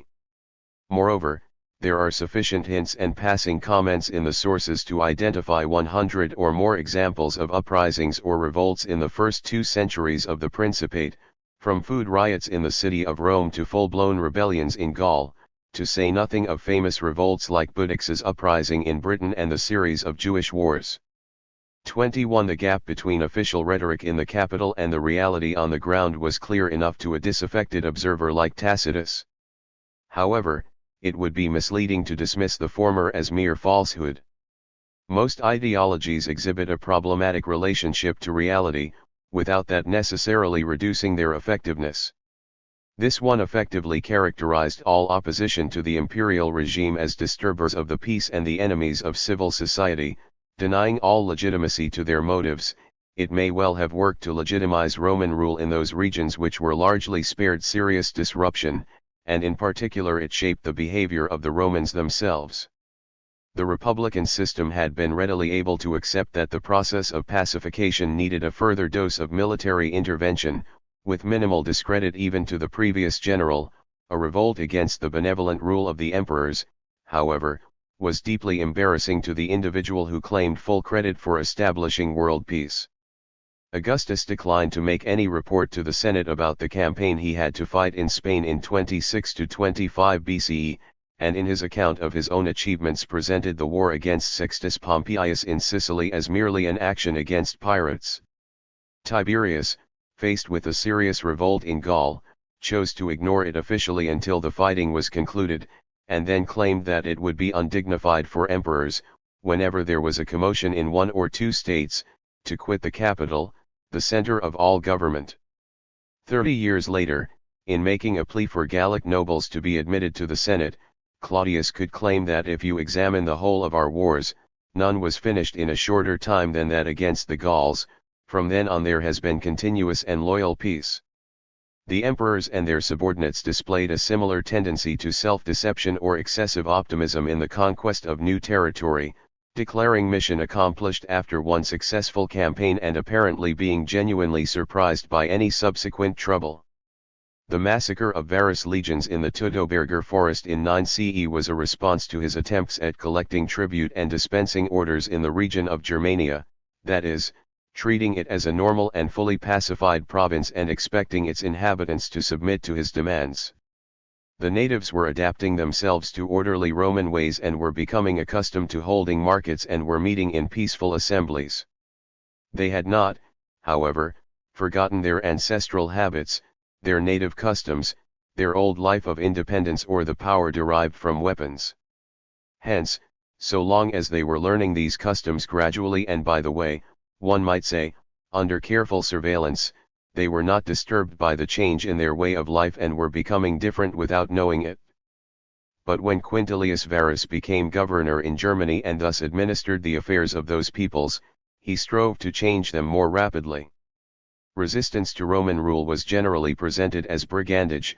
That label stripped it of any legitimacy as a movement of protest, but it also offered the local commander a valid excuse for requesting reinforcements and resources, whereas admitting to the existence of a serious revolt would invariably be taken as a personal failure of the governor, since the alternative was to question the legitimacy of the entire imperial regime. This fond belief in a rapid and irreversible progress from conquered territory to loyal province makes it difficult to discuss resistance to Roman rule under the Principate in any detail, since the sources scarcely discuss the subject.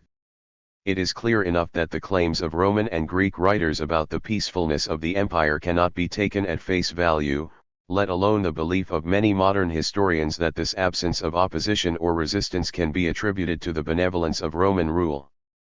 However, the advent of the autocracy did lead to some significant changes in the empire, besides an inability to admit to the possibility that anyone could conceivably resent Roman dominance.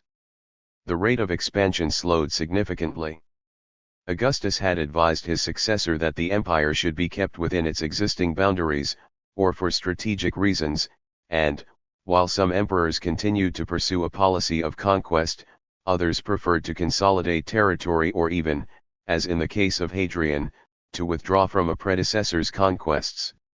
Controlling the fairest parts of land and sea, they have on the whole tried to preserve their empire by diplomatic means rather than to extend their power without limit over poor and profitless barbarian tribes, some of whom I have seen negotiating at Rome in order to offer themselves as subjects.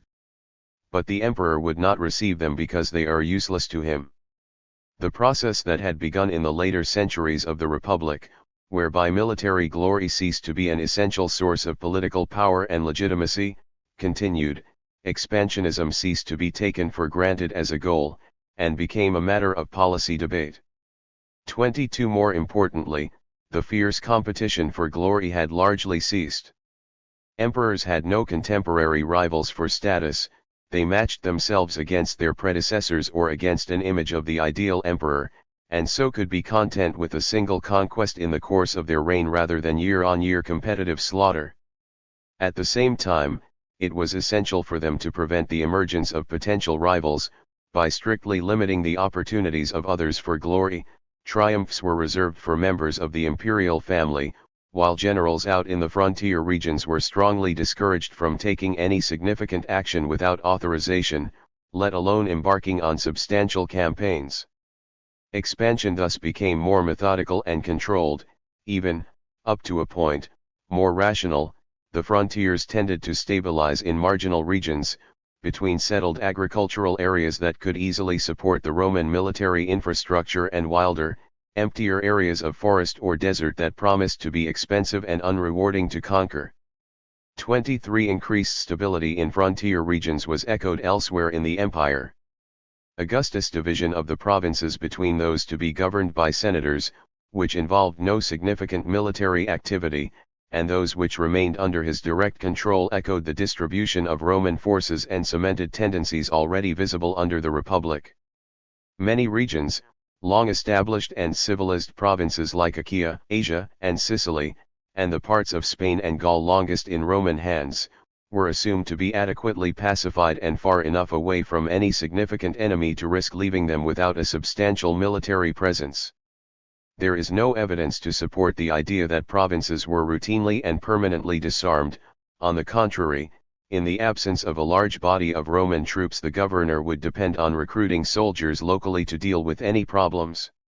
24. In other words, Roman peace was enough of a reality that large areas of empire could be governed effectively without regular recourse to direct force, with not only the acquiescence but the active collaboration of at least some provincials in enforcing Roman dominance. Collaboration and urbanization. Indeed, Roman government would have been entirely impossible without such local assistance. As late as the 2nd century CE, the empire was run by just 150 elite administrators, one for every 400,000 provincials. In comparison, British India in the 19th century was governed by around 7,000 administrators, one for every 43,000 natives, while under the Song dynasty in China, in the 12th century, there was one official for every 15,000 inhabitants. 25. Of course the Roman officials were supported by slaves and other assistants, but at the most these may have numbered 10,000, giving one representative of Roman power for every 6,000 of its subjects. The aims of Roman rule were strictly limited, focused on maintaining order and ensuring the continued flow of revenue, but even so it was impossible for such a small number of officials to manage all the day-to-day business of the control and exploitation of the provincials. Consideration of the geographical extent of the empire and the effects of distance. In a pre-industrial society where communications were limited to the speed of the fastest horse or most favorable winds, and where the news of an emperor's death might not reach more distant regions for weeks, leads to the same conclusion. Roman rule depended on the delegation of power to the local level, not only to Roman officials, who had broad freedom of action in most affairs, but to their native collaborators. 26. Thus the expansion of the empire in the central and eastern Mediterranean depended on the establishment of friendly relations with hundreds of cities, each one dominating its immediate locality, preferably before conquest, but if necessary following a suitable interval after their capitulation. These could be granted autonomy in return for submission to Roman hegemony, contributions to Roman resources and assistance in the business of government. Rome entered into countless treaties with different states, kingdoms, and city-states, generally on its own terms, whether or not they were formally incorporated into a province at that stage. 27 centuries later, provinces like Sicily and Asia still displayed their origins in this piecemeal process of aggrandizement, appearing as patchworks of different sorts of allies and subjects with different statuses and privileges, free cities, cities with both freedom and exemption from taxes, allies and feed rates, Roman colonies, Latin colonies. 28 Most of these differences, with the exception of those cities who gained valuable exemptions from certain taxes or duties, related to status rather than to anything more material. All cities, even those officially free, were ultimately subject to Rome and therefore to the local governor, if he chose to intervene in their affairs. For the most part, however, governors respected local autonomy. Cities were left to manage their internal affairs, finance, buildings, festivals, law and order, just as they had done before the arrival of Rome, so long as they managed them competently and did nothing that might jeopardize Roman interests. The Romans were happy to tolerate diversity in local organization. In Greece, for example, they permitted cities to continue to hold popular assemblies to ratify laws passed by the local senate, although this was quite different from their own oligarchic model of city governance. 29 The principles of Roman rule in such regions are clearly visible in the letters exchanged between the governor of Bithynia in Asia Minor and the Emperor Trajan. The governor, Pliny the Younger, clearly possessed the right to intervene in local affairs and to impose his wishes on one or all of the cities in his province, but constantly sought reassurance from the emperor as to whether or not this was appropriate in any particular case. For example, he asked for a judgment on whether he should establish a uniform practice in the province regarding the payment of a fee by someone wishing to enter the local senate, for it is only fitting that a ruling which is to be permanent should come from you, whose deeds and words should live forever.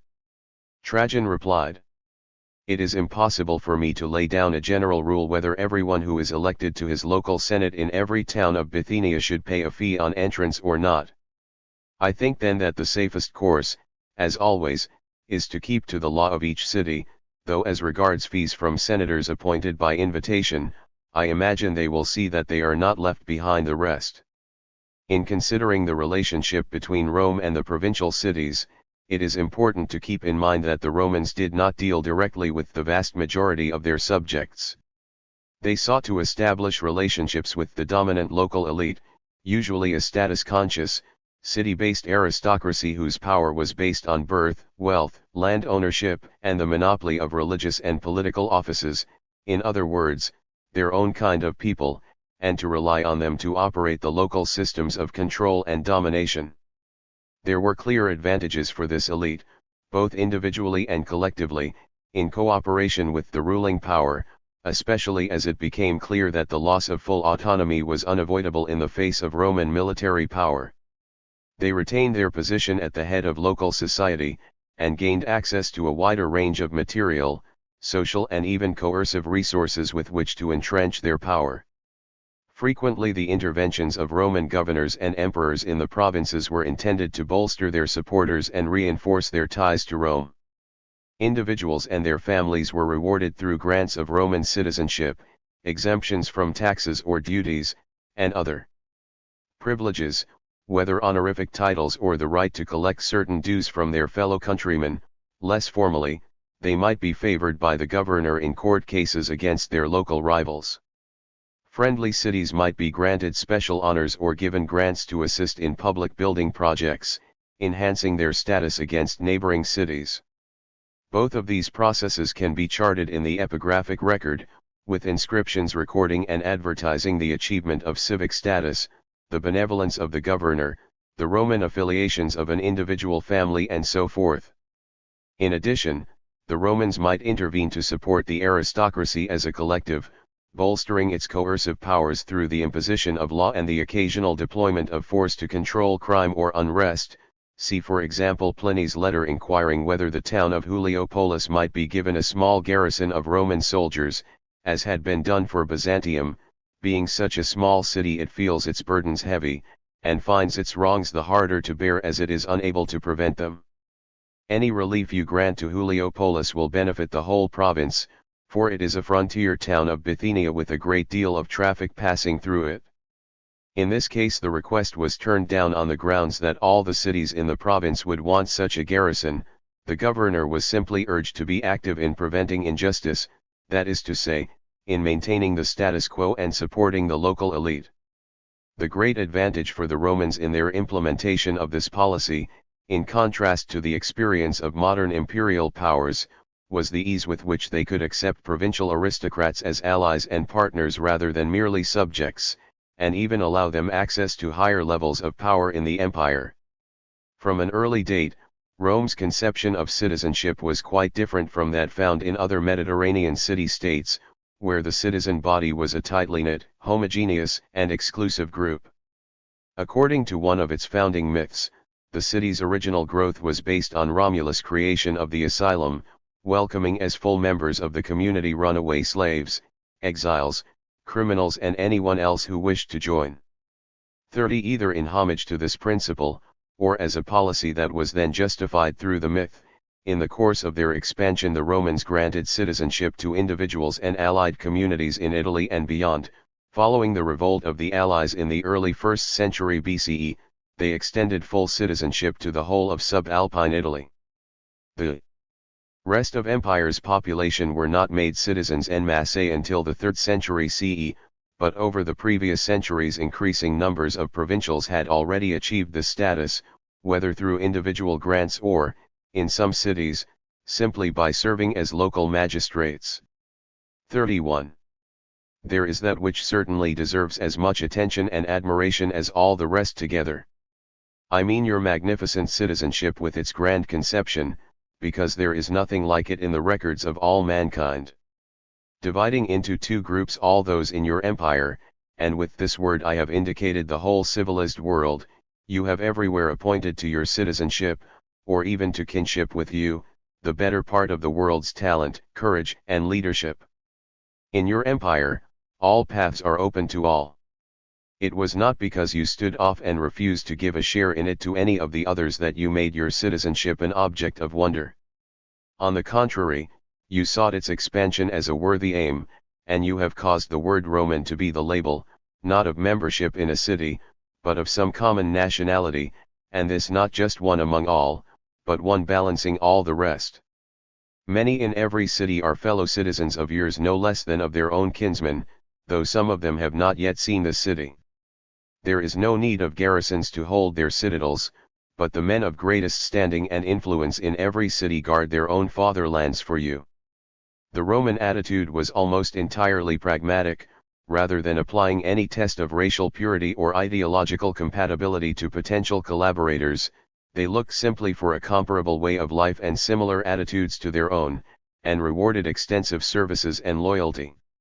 Modern defenders of the British Empire, embarrassed by the contrast, remark sourly that the Romans were not called upon to deal with large numbers of colored races and that it would be perhaps more accurate to say that all Roman citizens became lowered to the level of Roman subjects, than that all Roman subjects were raised to the level of Roman citizens, while cheerleaders for the United States pointed to its relative generosity in extending citizenship to aliens. 32 Meanwhile, the ideology of provincial elites was simply their right to rule.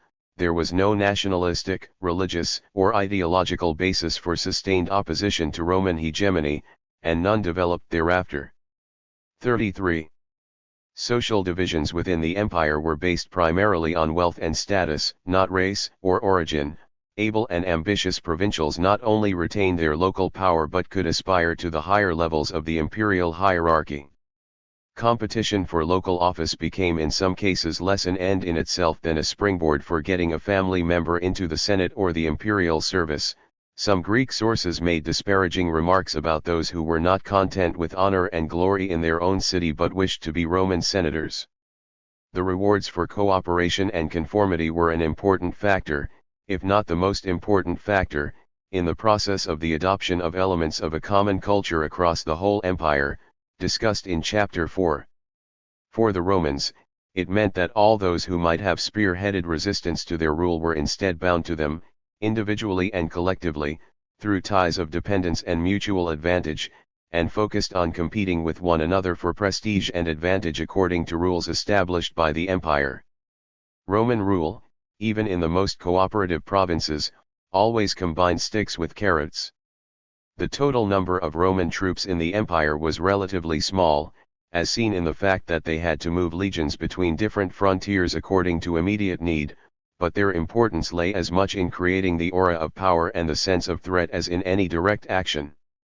34 Especially under the Republic and the early emperors, Rome sometimes intervened to reshape the provincial landscape for its own purposes, establishing colonies of settlers or former soldiers on confiscated land or amalgamating small cities into larger, more easily controllable centers. 35 This offered a means of punishing less favored cities, while the threat of such action, on the whim of the ruling power, emphasized to provincials the importance of energetic collaboration. For some reason Augustus, perhaps because he thought that Patri was a good harbor, took the men from other towns and collected them here, uniting with them the Achaeans from Rapes, which he destroyed. He gave freedom to the people of Patri and to no other Achaeans, and he also granted all the other rights and privileges that the Romans customarily give to their colonists. Much more important in the pacified areas of the empire were the informal means of coercion, above all, intervention in the competitions within and between cities for prestige and imperial favor. Just as the governor or emperor might dispense honors, so they could withhold them, award them to a rival, choose one city rather than another to billet troops or requisition supplies, ignore or reject some petitions rather than others. The consequences of this policy of divide and rule can be seen in the flurry of letters and embassies from different cities on the accession of every new emperor, reporting on the erection of statues and the voting of new honors to him, seeking to have rights and privileges confirmed and to curry favor with the new regime, trying to strike the right level of obsequiousness. On the accession of Claudius in 41 CE, the city of Alexandria had particular need to grovel, following serious rioting between its Greek and Jewish populations, and Claudius' official reply shows the combination of condescension and veiled threat with which subject cities were kept in line. Wherefore I gladly accepted the honors given to me by you, though I am not partial to such things.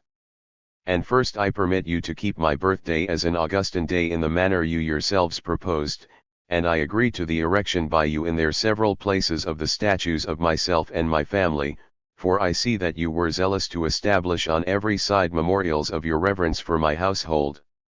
As for the erection of the statues in 4 horse chariots which you wish to set up to me at the entrance to the country, I consent to let one be placed at the town called Taposiris in Libya, another at Pharis in Alexandria, and a third at Pelusium in Egypt. But I deprecate the appointment of a high priest for me and the building of temples, for I do not wish to be offensive to my contemporaries, and my opinion is that temples and the like have by all ages been granted as special honors to the gods alone. Concerning the requests which you have been eager to obtain from me, I decide as follows. It is my will that all the other privileges shall be confirmed which were granted to you by the emperors before me, and by the kings and by the prefects, as the deified Augustus also confirmed them. As for which party was responsible for the riot and feud, I was unwilling to make a strict inquiry, though guarding within me a store of immutable indignation against any who renewed the conflict, and I tell you once and for all that, unless you put a stop to this ruinous and obstinate enmity against each other, I shall be driven to show what a benevolent emperor can be when turned to righteous indignation. 36. The Roman template for control was most effective in regions like Sicily, Greece, and Asia Minor, which had long been dominated by more or less autonomous city-states and a clearly differentiated aristocracy, who could be recruited as collaborators. Elsewhere, the model had to be implemented more gradually. In Egypt, which had no tradition of self-governing cities, the Romans simply took over the system of bureaucracy established by the previous regime, recognizing it as efficient and convenient for their purposes. Urban centers were not granted any degree of independence or responsibility until the early 3rd century CE. 37 Other regions, above all in the West, offered neither city-states nor any alternative form of administrative infrastructure, as they had previously done in parts of Italy. The Romans therefore sought to encourage changes in native society in order to make it more amenable to their rule. 38 Even before conquest, their influence was significant. Studies of the peripheries of more modern empires has shown how tribalization, generally assumed to be the traditional form of social organization, is in fact a response to the proximity of an imperial power, as a previously diverse society with little in the way of social hierarchy gives power to leaders for the purposes of negotiation and war. 39 Having annexed the territory, the Romans looked to these tribal leaders to control the rest of the populace, effectively, through gifts of land, titles, and other support, turning them into the kind of hereditary aristocrats, competing with one another for honor and status, with which they were familiar elsewhere. Cooperation provided these new elites with the prestige, goods and other resources they needed to entrench their power, as indeed they had already been doing before the conquest, as revealed by the presence of unmistakably Roman items amongst the grave goods of some burials. 40 This process was closely related to the progress of urbanization. To judge from the archaeological evidence, the emergence and development of cities was a mixture of deliberate creation, Roman encouragement and spontaneous development. In Britain and northern Gaul, for example, roughly half of known civita sites were founded on or near earlier native settlements, with others on the sites of military camps. 41 The establishment of an urban culture in the western provinces is often regarded as one of prime benefits of Roman imperialism for its subjects, and thus as a straightforward marker for the progress of civilization in less developed regions. Certainly Greek and Roman sources held the view that civilization was intimately connected to urbanism. Note for example Strabo's comments about the Gauls in the region of Massilia who became more and more pacified as time went by, and instead of engaging in war have turned themselves to civic life and farming. 42 One of the motives for the efforts of Roman governors to promote city building and to provide models for city organization, like the charters known from Spain, may indeed have been the wish to lead provincial nobles towards proper conformity with Roman values by encouraging them to adopt the correct constitutional and social structures, in the expectation that this would influence their behavior. 43 But the tendency in Western culture to associate cities with modernity and progress, and hence to regard urbanization as a good thing in itself, should not lead us to ignore its role in establishing new orders of power in provincial society, and thus entrenching Roman rule. 44 Tacitus offered a far more cynical view of the process in England. In order that a population scattered and uncivilized, and proportionately ready for war, might be habituated by comfort to peace and quiet, he would exhort individuals and assist communities to erect temples, marketplaces, and houses. He praised the energetic, rebuked the indolent, and the rivalry for his compliments took the place of coercion. Discussions of urbanization, in both ancient and more modern history, have tended to focus on attempts at defining the city, whether according to ancient conceptions of the city as a political, religious, and social center or modern ideas of the city as market and industrial center. 45 This can lead to fruitless arguments about whether a particular center meets the threshold criteria to be counted as a proper city, as well as reinforcing the Western myth that cities are agents of modernization, acting dynamically on any society in which they are planted. 46 Rather, urbanization is best understood as an ongoing process, one of the products of the confluence of four different processes of social, economic, and cultural change: concentration, crystallization, integration, and differentiation. 47 Each of these processes of change is closely related to social power, which is precisely why both the Roman state and various native elites chose to invest a significant proportion of social surplus in their development. The concentration of both people and resources in nucleated settlements rather than scattered across the countryside made them easier for the local elite to control. The emergence of an urban hierarchy, as certain sites developed further because of their position within networks of exchange and information, and smaller sites became increasingly dependent on them, gave power to those further up the hierarchy, above all to the city of Rome at its apex. 48 The crystallization of institutions, so that political, social, religious, cultural, and economic institutions came to be co-located in the city, led to the overlapping and mutual reinforcement of different sources of power, all for the most part controlled by the same urban elite. Different forms of integration, drawing ever larger numbers of people into the same political institutions, eroding differences of language, customs, and material culture, fostering the development of a social identity beyond that of kinship, drawing ever larger numbers of people into exchange networks and the market, created homogeneity out of diversity, and thus made the society more susceptible to rule. Economic differentiation made the concentration of people in cities possible, increased their interdependence and reinforced the power of those who controlled the bulk of the land and other resources.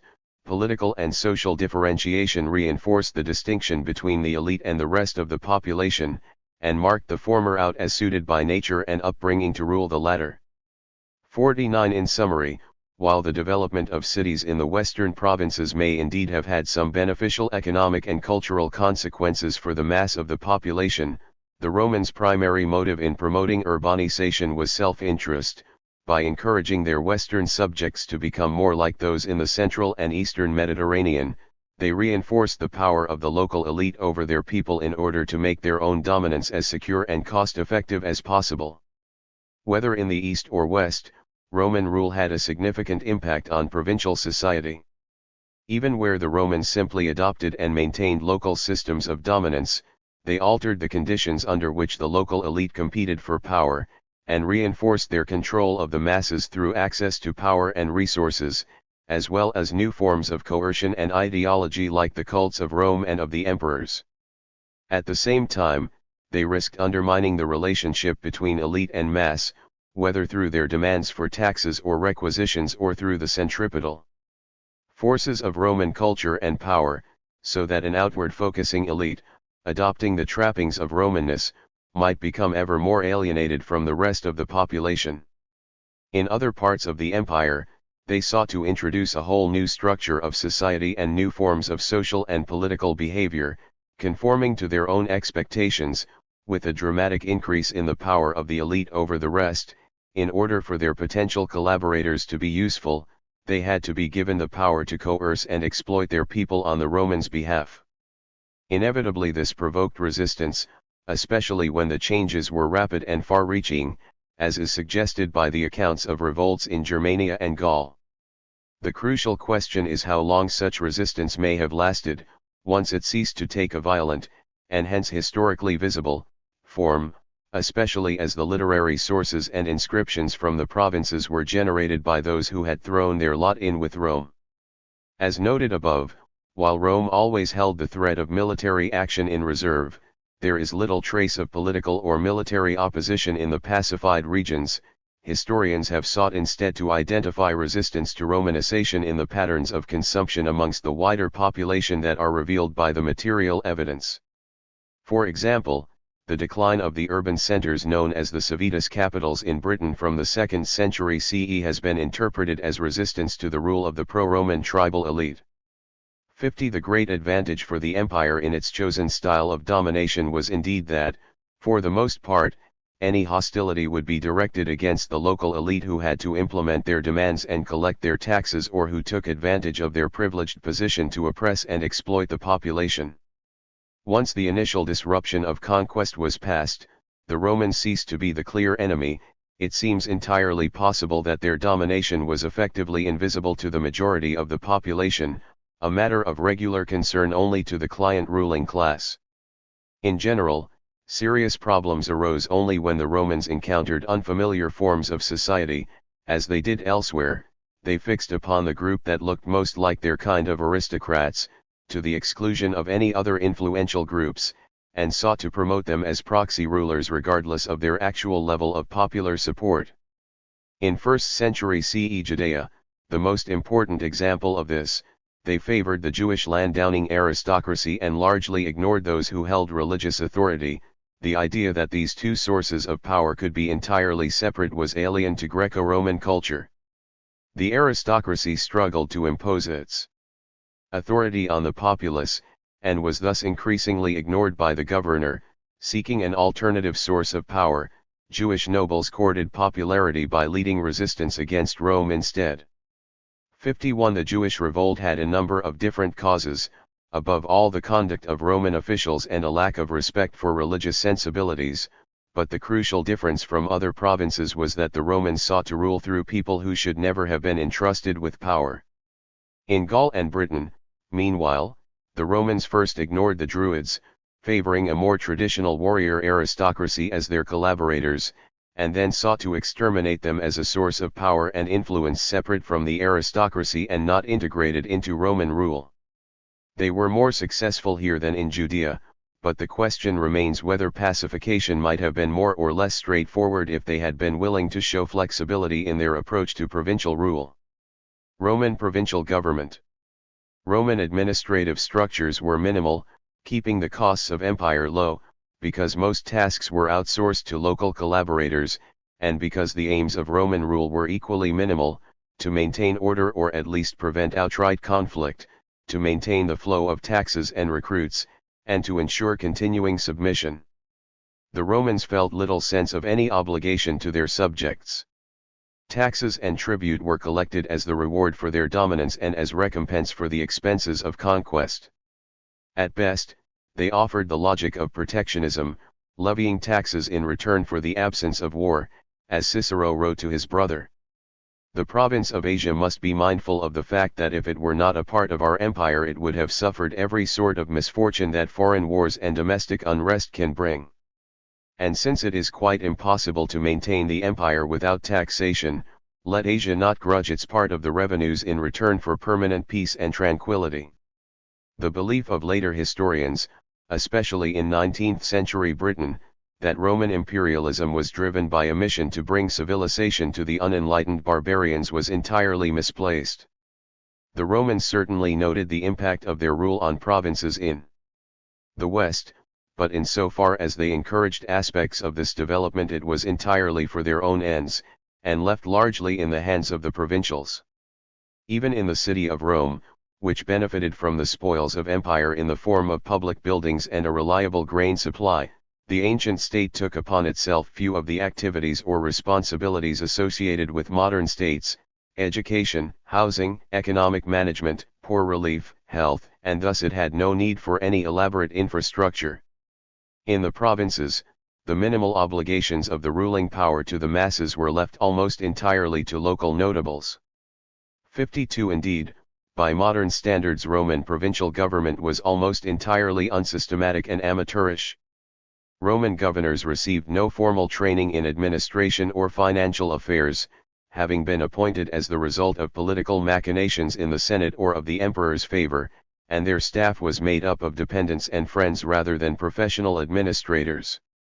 53. That this was possible, with remarkably few adverse consequences in the course of the empire's history, was due to the nature of their task, not administration but negotiation and politicking, balancing the competing demands and interests of different cities, different factions within those cities and other groups in provincial society, including tax farmers and Roman and Italian expats, whether settlers or merchants.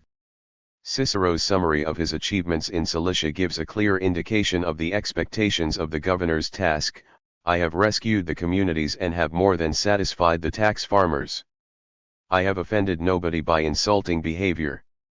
I have offended a very few by just, stern decisions, but never so much that they have the audacity to complain. The essential skills for the job were those of a skilled politician, not an efficient administrator, and the Roman political system was an ideal source of such men. The governor had broad freedom of action within his own province, and was not even bound by precedents set by his predecessor.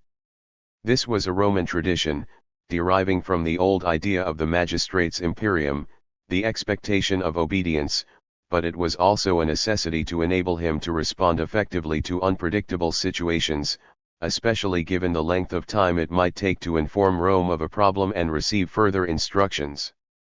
The same can be said of his role as the highest judge and arbitrator within the province, aiming to balance the interests of justice with more pragmatic considerations about the identities of those involved and the likely reaction of different groups to a particular decision. Much of this power was held in reserve, most governors, especially under the Principate, preferred to avoid action despite the entreaties of different cities or petitioners, precisely because it might upset the balance between competing elements, and their role in the law was tempered by the expectations of the provincials and the complex relationship, the creative tension, as it has been suggested, between Roman and indigenous law and custom. 54. The governor's power was limited too by the size of the province relative to his resources, his inability to be everywhere at once, and hence his reliance on local aristocrats for information, which must almost invariably have been distorted or censored in their own interests. Furthermore, he was always caught between local and central demands, and, at least to judge from the correspondence between Pliny and Trajan, chronically short of resources. Pliny to Trajan, will you consider, sir, whether you think it necessary to send out a land surveyor? Substantial sums of money could, I believe, be recovered from contractors of public works if we had dependable surveys made. Trajan to Pliny, as for land surveyors, I have scarcely enough for the public works in progress in Rome or in the neighborhood, but there are reliable surveyors to be found in every province, and no doubt you will not lack assistance if you take the trouble to look for it. Under the Principate the governor faced both ways, representing the emperor to the provincials but also representing his province to the center, aware of how its behavior might reflect on his own stewardship and hence affect his standing with the emperor.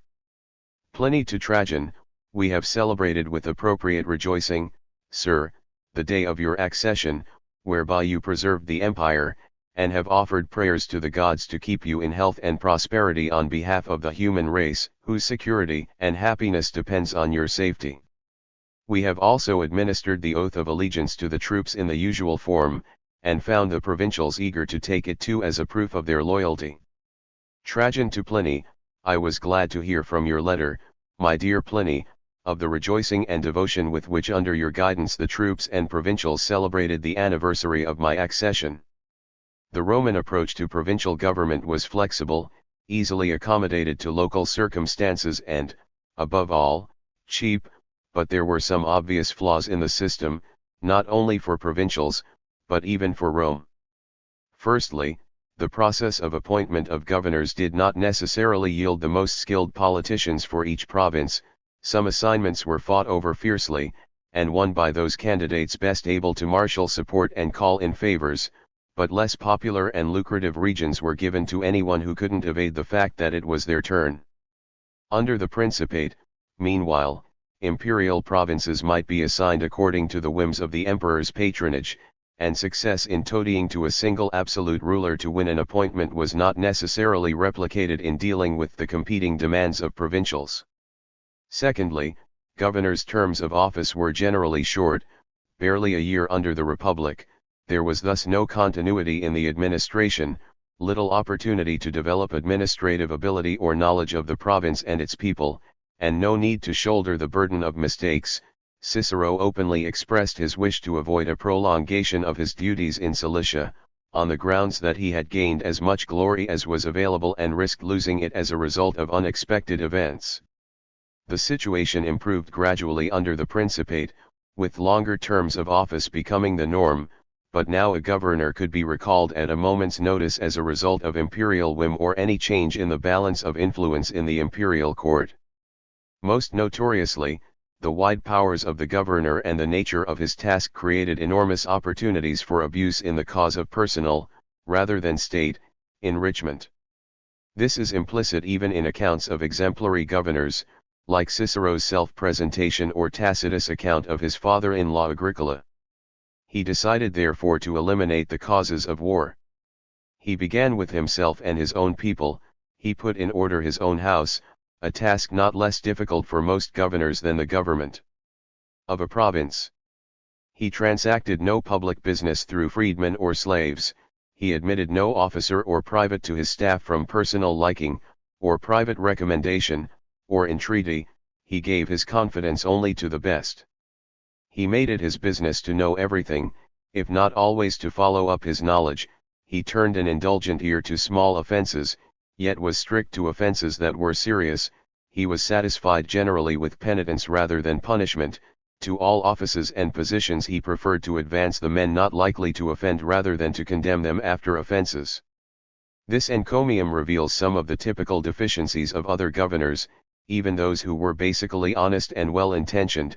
It is misleading only insofar as it implies that the problems were entirely due to a lack of moral fiber or common sense, rather than to the nature of the system.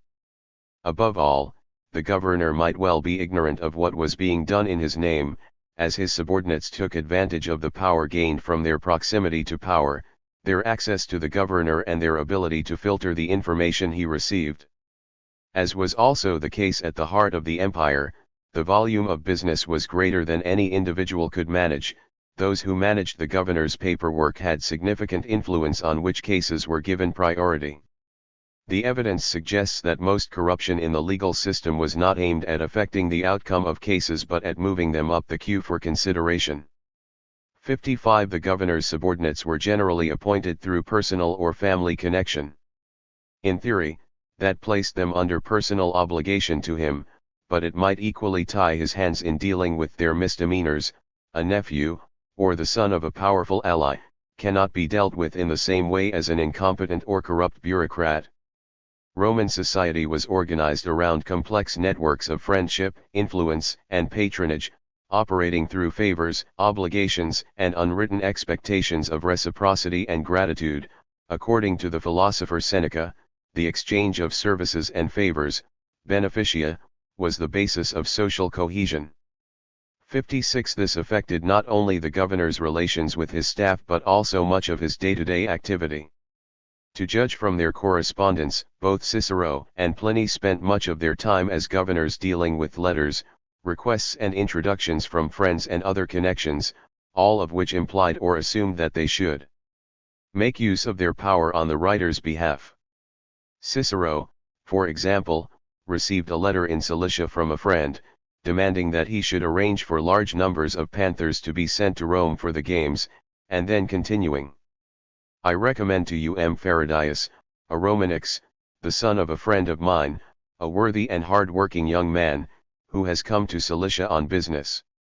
I ask you to treat him as one of your friends.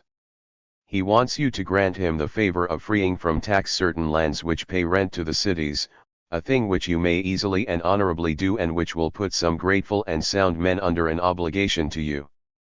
It was hardly in the interests of the Cilician cities to lose a portion of their revenue. Cicero declined to grant this request, but plenty of other governors might have done so, as a means of reinforcing a friendship, building up obligations and maintaining their client base.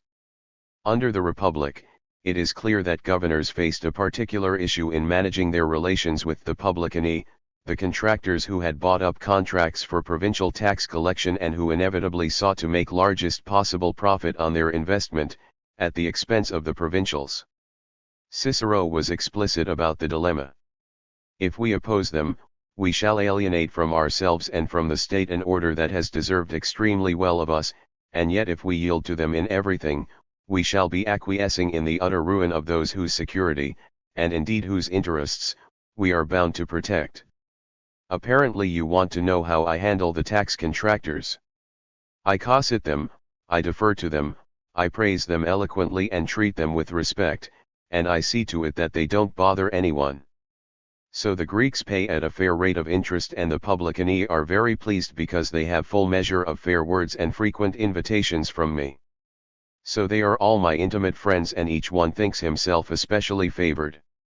Furthermore, the governor had to judge his relationships with different provincials, deciding which ones to trust and favor in order to keep the province manageable.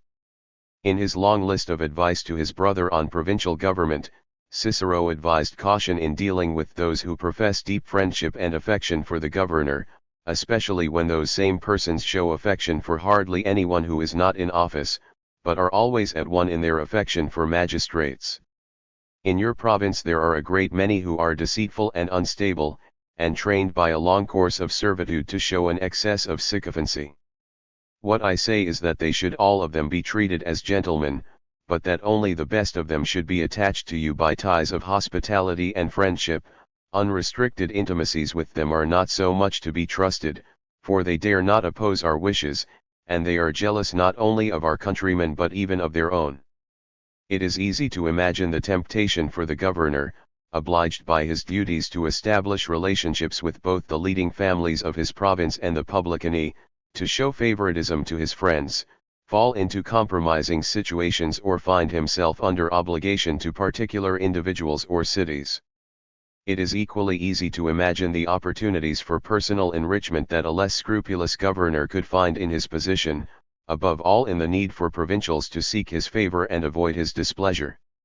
Cicero's famous prosecution of Gaius Verres for misconduct in his term as governor of Sicily offers numerous examples, and makes it clear that most of the time there was no need for the governor even to threaten legal action, let alone to abuse his powers, in order to exact compliance. A simple request, with the authority of the governor behind it, was generally sufficient.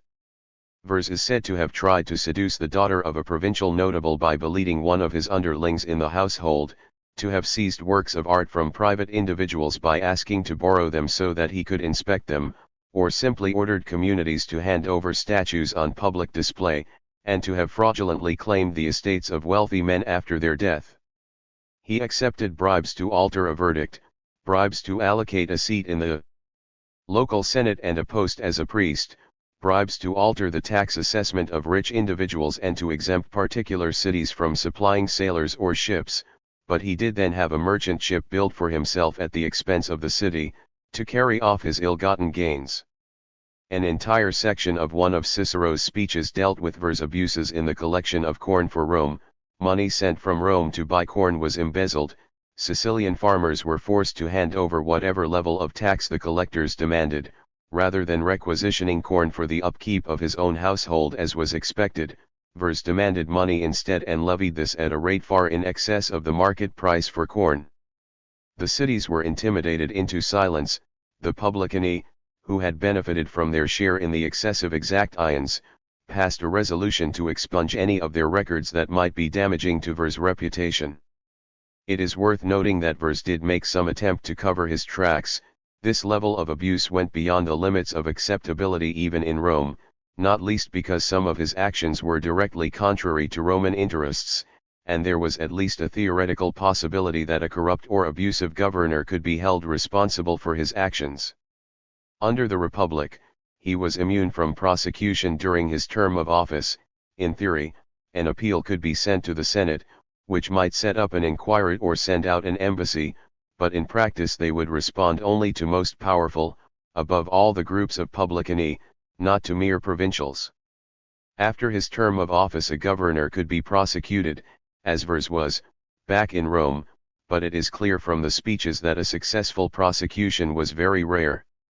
Cicero listed the range of expedients, including the appointment of a tame prosecutor and attempts at delaying the trial for as long as possible by starting a rival prosecution, which were available to someone who had amassed sufficient funds and allies during his time in office. The corrupt governor's greatest protection, however, was the tendency of senators to support their own, and to regard a certain level of extortion, provided that it was not too obvious, as part of the privileges of office. Cicero noted the widespread perception that these courts, constituted as they now are, will never convict any man, however guilty, if only he has money. A conviction, or, in the case of Verres, a fear of conviction leading him to flee into exile, depended less on the strength of the prosecution's case or the level of abuse than on external circumstances. The main hope for provincials was if the accused had powerful political enemies who would seize upon an excuse to attack him. Cicero's case, meanwhile, succeeded because the Senate was threatened with losing control of the extortion court and so needed to be seen to put its own house in order. Under the Principate, provincials had the right of appeal to the emperor, but that was unlikely to be effective against one of his favorites and could have repercussions. Their condition was effectively subject to the emperor's whims and to court politics. In either period, they might be better advised to keep quiet and accept a certain level of extortion, or, since the provincial cities themselves were rarely united, to seek to win the governor's favor and so direct his greed towards their rivals. Cicero's remark on this subject was intended to shame his fellow senators into, for once, convicting one of their own, but it reflects a basic truth about the nature of Roman provincial government. I said I believed the day would come when our foreign subjects would be sending deputations to our people, asking for the repeal of the extortion court. Were there no such court, they imagined that any one governor would merely carry off what was enough for himself and his family, whereas with the courts as they now are, each governor carries off what will be enough to satisfy himself, his advocates and supporters, and his judges and their president, and this is a wholly unlimited amount. They feel that they may meet the demands of a greedy man's cupidity, but cannot meet those of a guilty man's acquittal. The empire's longevity. Corruption is not necessarily a problem for a society if it is moderate and predictable. As noted above, Roman society constantly trod the fine line between gifts and bribery, friendship and favoritism, reciprocity and corruption. The need for flexibility and judgment, rather than strict regulation, was even enshrined in law. A proconsul need not entirely refrain from guest gifts, but only set some limit, not to refrain entirely in surly fashion nor to exceed the limit in grasping fashion. For it is too uncivil to accept from nobody, but contemptible to take from every quarter, and grasping to accept everything. Extortion and corruption became a serious problem for provincial government only when they upset the balance between different groups, creating disorder and disrupting tax collection. In other words, when the private interests of the governor came into direct conflict with the interests of Rome. Under the Principate, the nature of oversight shifted from the regulation of friends and colleagues by former and aspiring governors in the Senate to the regulation of his subordinates by the emperor. There was an increase in the number of officials with specific financial responsibilities, above all for managing the vast imperial properties and for collecting taxes. These were equestrians and occasionally freedmen, not senators, and so directly dependent on the emperor and less likely to pursue their own interests to any great extent. 57 Part of the motivation for these changes may have been to improve the quality of government and to protect the provincials from exploitation. The emperors did, after all, present themselves as the protectors of the whole empire, and draw legitimacy from this, but at least as important was the need to maximize imperial revenue and to prevent any governor or general from gaining too much power and so becoming a threat. Nevertheless, the problems of distance and the slowness of communication meant that the emperor was always reliant on the reports of his own officials, only occasionally supplemented by other reports or petitions from the province.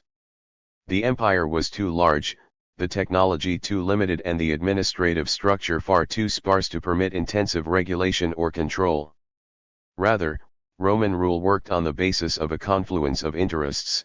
It was in the interests of local elites to cooperate and to keep their populations quiet, it was in the interests of governors to keep their provinces well behaved and so to moderate their rapaciousness, and it was in the interests of the empire as a whole to limit its interference in local affairs. Each party gained a share of whatever surplus could be extracted from the mass of the population. The local rulers perhaps had to settle for a smaller share than they had enjoyed during periods of full independence, but instead they gained access to Roman power and resources and the opportunity to aspire to higher office as part of the imperial system. The empire and its rulers had to settle for a smaller share than they might have been able to extract, but were spared the costs of administration that would have been involved in establishing direct control rather than working through intermediaries. Cooperation was underwritten by fear, based on Rome's reputation for violent retribution against rebels and its known capacity for applying overwhelming force, which was of course much cheaper than actual military intervention. It was supported by the lack of unity of the empire's subjects. Rome dealt, through its governors, with a host of individual communities, separated from one another politically and culturally and encouraged through the selective distribution of favors to compete with one another, and the way in which Rome and its culture became the sole unifying factor. Roman rule was above all pragmatic, enriching its rulers through the creation of a trans-Mediterranean kleptocracy in which local agents were recruited to fleece their own peoples in return for the opportunity to become Roman and join those higher up the social pyramid. The development of this system of cooperative parasitism took place over a long period. There was no dramatic change under Augustus, but rather the techniques of collaboration and mutual advantage that had been used in Italy and the Eastern Mediterranean for centuries were applied to the Western provinces once their social structures had been sufficiently transformed under Roman influence. The passage of time cemented the arrangement, as local elites became ever more integrated into Roman structures and their cooperation became a matter of habit, tradition, and a shared culture and symbolic order, rather than a pragmatic decision taken to secure their own position in local society. The empire lasted so long because, early in its history, as Rome first began to expand its influence in Italy, it developed a model of rule that was flexible enough to work in almost all situations. As long as the costs of administration and military activity were kept low, the benefits of collaboration remained sufficiently high, and the mass of the population produced sufficient surplus to keep all the different groups of their exploiters content and cooperative. There was no obvious reason why the empire should not be indefinitely sustainable. Roman peace, even if, for the vast majority of the population, this was the peace enjoyed by the domesticated animal, kept solely for what it could produce, was an enduring reality. The emporium of the world, the economic impact of empire. Many modern theories focus on the relationship between imperialism and economic structures and processes.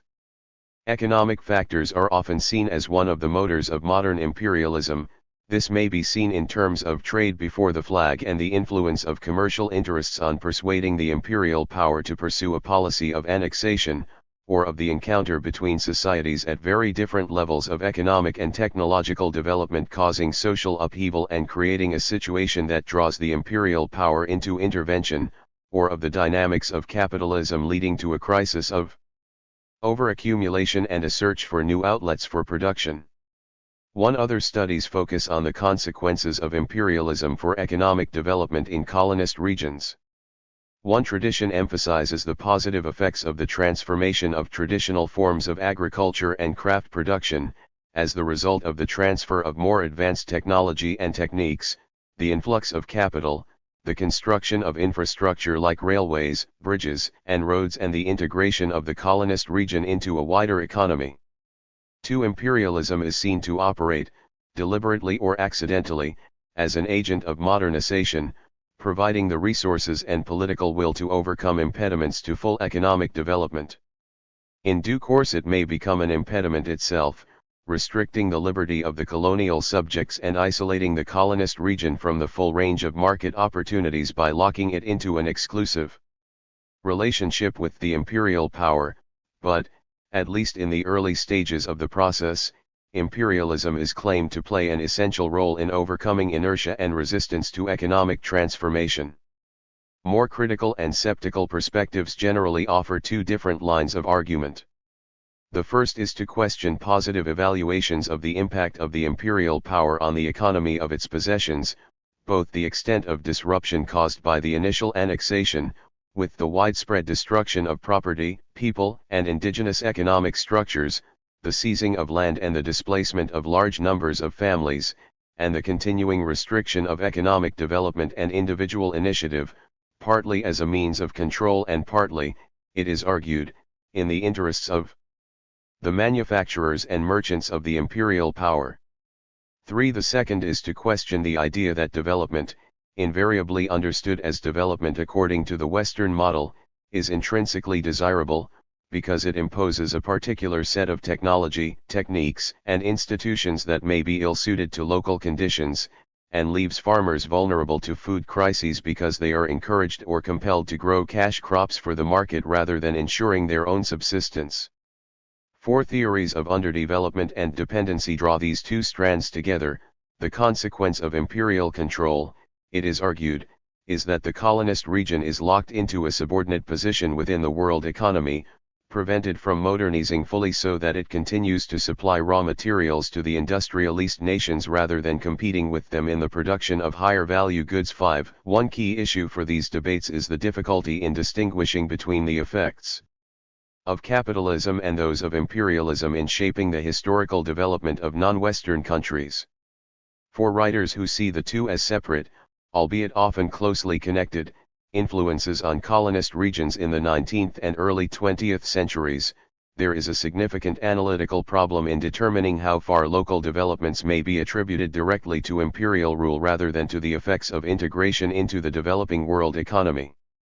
The process of modernization has affected regions that were never under direct Western control, such as China, in ways that are often similar to developments in regions like India or Africa, and of course it has continued long after the formal withdrawal of imperial powers from their possessions.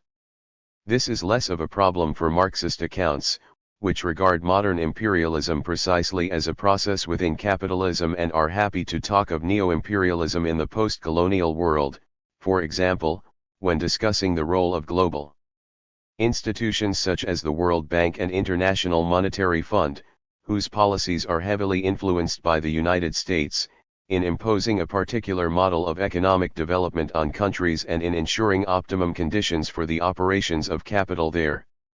6. Rome has played little role in such debates about the relationship between empire and economy, except as a point of contrast with modern developments. In the late 18th century, Adam Smith had argued that the relationship between Rome and its colonies should serve as a model for Britain's policy towards the Americas because it was positive and productive for both parties. 7. He and other early political economists noted the development of trade and craft production in various areas of the ancient Mediterranean, but regarded such changes as occurring despite, rather than because of, Roman imperialism. The wealth of Rome, James Stoyart argued, like the wealth of Babylon and Persia, was the product of conquest and thus proved to be the ruin of those states, whereas cities like Athens, Carthage, and Alexandria had enjoyed genuine industrial and commercial development. 8. Rome was dominated by slavery and despotism, with the commercial and industrial classes subordinated to the military and landowning elite, and their anti-economic ethos, the policy of the ancient republics of Greece, and that of Rome, though it honored agriculture more than manufactures or foreign trade, yet seems to have rather discouraged the latter employments than to have given any direct or intentional encouragement to the former. 9. Rome's wealth was therefore consumed unproductively, and the provinces were bled dry of resources and population to fuel the luxurious lifestyles of its rulers, rather than encouraged through the development of exchange to improve their systems of production. Imperialism was not intrinsically opposed to economic development in the view of these writers, but an imperialism of conquest and domination, under the command of a despot, would do nothing to promote an increase in prosperity in either the provinces or the imperial heartland. The classical political economists did not see the Roman economy as qualitatively different from that of their own society, thus the limited development of trade and manufacturing in the empire could serve as a useful lesson to contemporary society about the necessity of political liberty and a rational approach to national prosperity. Within a generation, a radical shift in attitude had occurred, as economists and historians became convinced of the uniqueness of modern economic development, and perceived a yawning gulf between the present and all previous societies. 10 commentators eulogized modern productive power and identified a range of different characteristics of the modern economy: the application of science and technology, the development of institutions such as banking and credit, the organization of labor, economic rationality and knowledge of the workings of the economy, that were absent, or scarcely developed, in earlier times. The Roman economy was clearly pre-industrial, primitive and limited, ignorant of the maxims of political economy and dominated by non-productive motives. It therefore ceased to be of any interest to contemporary discussions, including those focused on imperialism. Ancient historians meanwhile embarked on a lengthy debate about how far the ancient world could be considered proto-modern and how far it should be seen as utterly different. 11. If they related their studies to the present, it was generally to consider the failure of antiquity to develop along modern lines, focusing on the absence of those elements identified as important for the emergence of capitalism in the early modern period. In so far as the role of Roman imperialism was considered, it was seen in negative terms, either for the failure of the Roman state to pursue rational economic policies or, more commonly, for its deadening effect on individual freedom and entrepreneurship and the development of the free market. The empire was regarded as parasitic, creaming off the wealth of the provinces in booty and taxes and offering little or nothing in return. 12. Although understanding of the Roman economy has been distorted by constant contrasts with modernity, so that it is more often presented in negative terms as not modern rather than being described in its own terms, the contrast between the two societies is real and significant. Rome remained a pre-industrial and pre-modern society, vastly inferior in material terms. 13. It depended on the produce of the land not only for food but for most raw materials and for most of its sources of power. Wood, and the food to support human and animal muscle. In the absence of advanced technology and chemical fertilizers, there were strict limits on the extent to which the productivity of either the land or labor could be increased. 14. The vast majority of the population therefore worked on the land and lived close to subsistence level, producing a low level of surplus beyond the needs of their family and so able to support only a small level of demand for manufactured goods. The high-pressure demographic regime, with a high birth rate offset by a high death rate, meant that any increase in production would normally be counteracted by an increase in population rather than a rise in real incomes and living standards. The Mediterranean environment was capricious, characterized by alternating glut and dearth, and transport and communications were slow, expensive and unreliable. The market functioned erratically at best, so that, for entirely rational reasons, rather than being a sign of a primitive mentality, economic motivation focused on risk avoidance and the satisfaction of needs rather than maximizing profit. 15. However, this pessimistic picture can be exaggerated. The fact that classical antiquity entirely lacked the exponential economic growth that has characterized the modern era does not mean that growth was unknown. 16. The limits of the possible in a pre-industrial economy were undoubtedly restrictive, but within those limits there was wide scope for variation in the performance of different societies. There is evidence to suggest that Rome may have performed at a higher level than many contemporary and later societies. 17. If the Roman economy did develop significantly, then it is worth considering how far and in what ways this may be connected to the establishment of the empire. This line of thought has been encouraged by two relatively recent developments in contemporary economic theory. Firstly, there has been an upsurge of interest in the economic consequences of integration and connectivity, with globalization seen as the essential basis for development. The Roman Empire was drawn together, however loosely, into a single political space. It seems entirely possible that this may also have become a single economic and cultural space, which would have had significant implications for the workings of economic structures and the lives of its inhabitants. Secondly, there has been a focus on the role of institutions, especially the state, in creating the conditions necessary for economic growth, in opposition to theoretical approaches that regard the state as a significant impediment to the beneficial operation of the free market. 18. The Roman state was certainly one of the most important economic actors in ancient Mediterranean, given its command of resources and the geographical extent of its influence, and so its actions must have had an impact on economic development in general, whether positive or negative. The empire had sufficient power to overcome the limits of the possible in at least some circumstances and to take actions that could ease them in the longer term for at least some of its inhabitants. It could reshape the conditions under which individual economic actors made their decisions. It was equally well placed to restrict certain developments, if they appeared to threaten its own position, and for its actions to produce unintended consequences. This was never a directed process. The Romans had no conception of the economy as an analytical category, little understanding of its operations beyond a hazy grasp of such simple phenomena as the relation between supply and price, and no notion that it was part of the task of government to promote prosperity or encourage industry. Insofar as the Roman state made decisions that could be termed economic, such as managing taxation, they were taken solely in its own interest, protecting its income and the interests of its ruling class, managing state resources, ensuring that the army and the capital were properly supplied and that the army was paid. However, as far as development was concerned, the motivation for these decisions was far less important than their effects. This is the major implication of Aristides' description of the city of Rome, quoted above. Rome grew because it was the capital of the empire, magnifying imperial power, and the center of the activities of the political elite. it was a center of consumption, not of production. The flows of taxes and rent on which it subsisted made it a rich and attractive market, especially as the grain supply was subsidized so that sectors of the population enjoyed a higher level of disposable income. As a consequence, it drew in supplies from the whole world, making some people very rich. The description of the fall of Babylon in the Book of Revelation, generally agreed to be a fantasy of the fall of Rome, offers a similar perspective to Aristides' account. And the merchants of the earth weep and mourn over her, for no man buyeth their merchandise any more.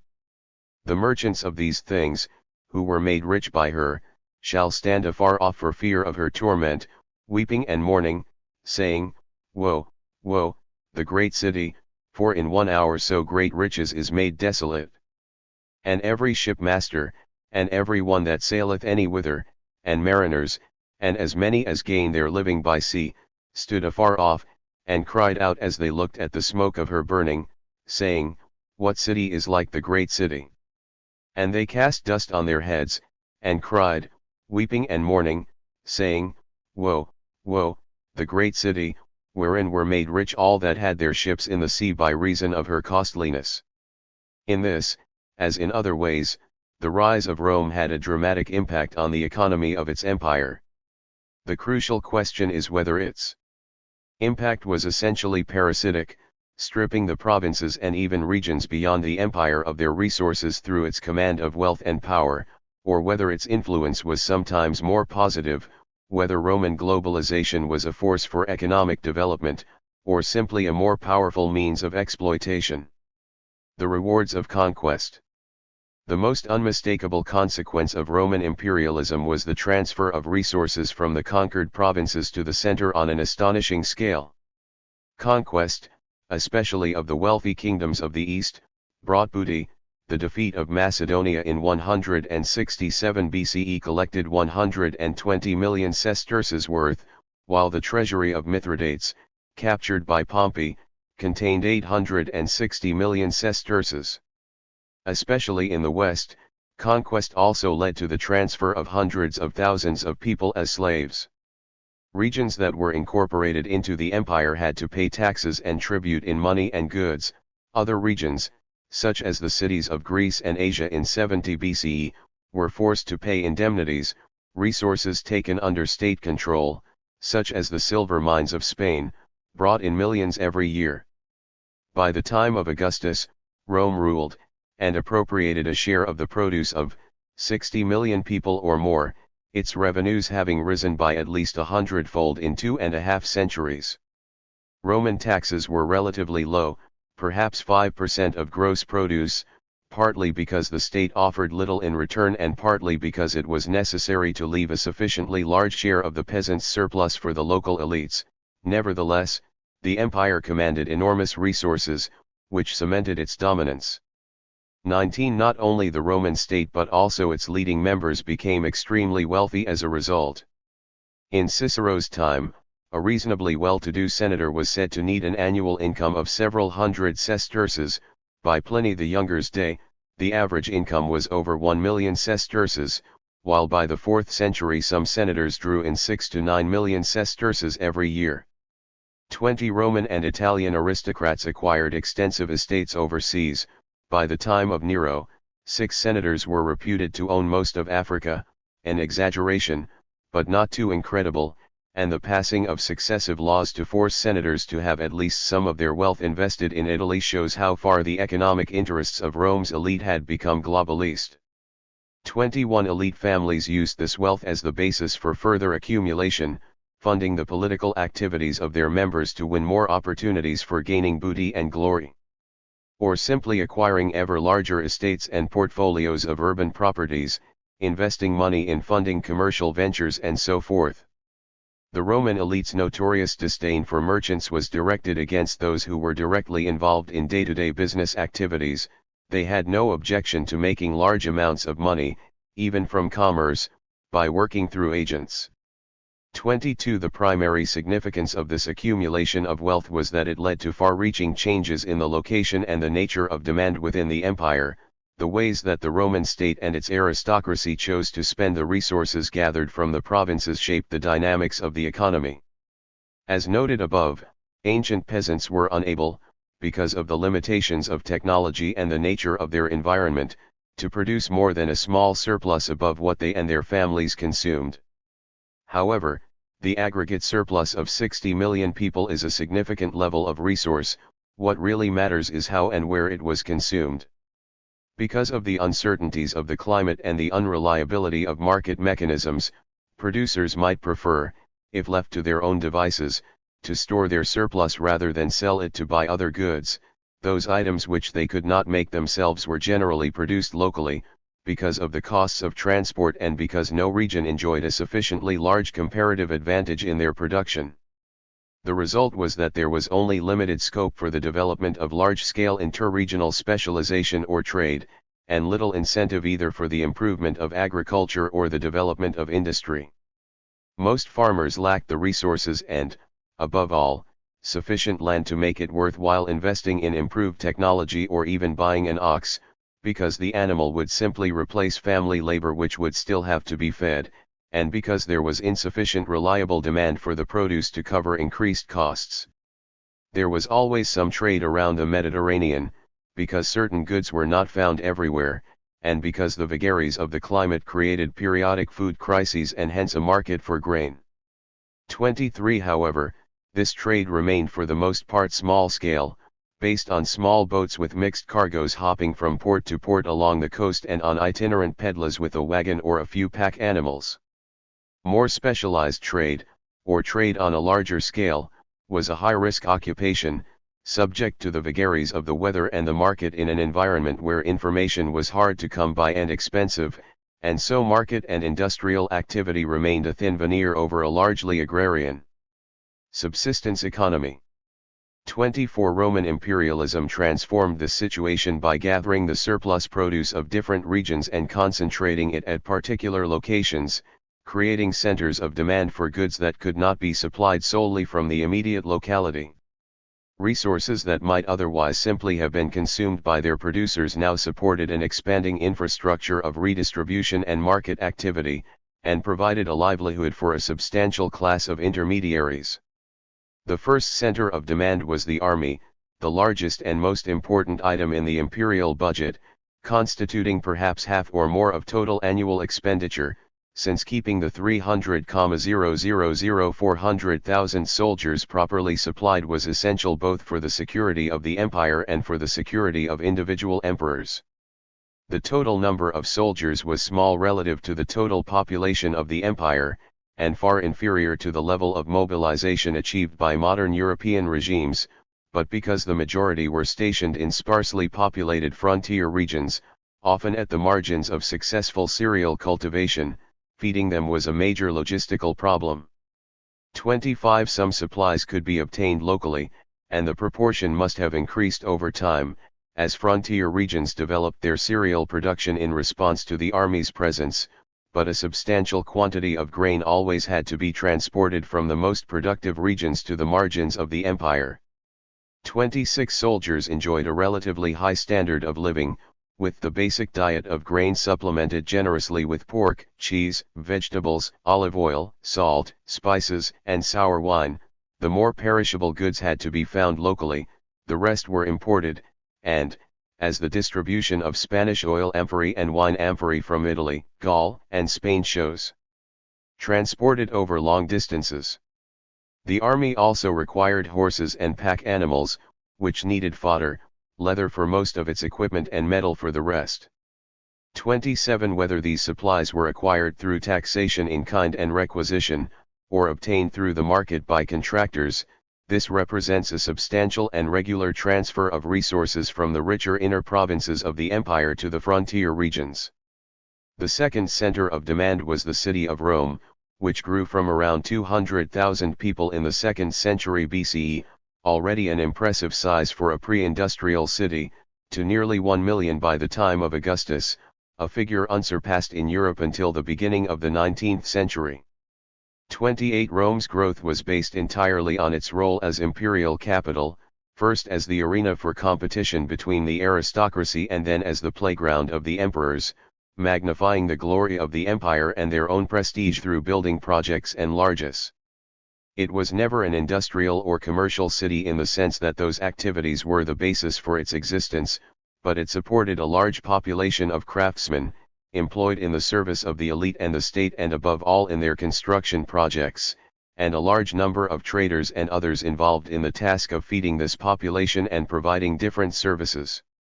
Rome required at least 150,000 tons of grain every year, 75 million liters of wine and 20 to 30 million liters of olive oil, to say nothing of meat, vegetables and other produce, and firewood, demands which could never be met from the city's immediate hinterland.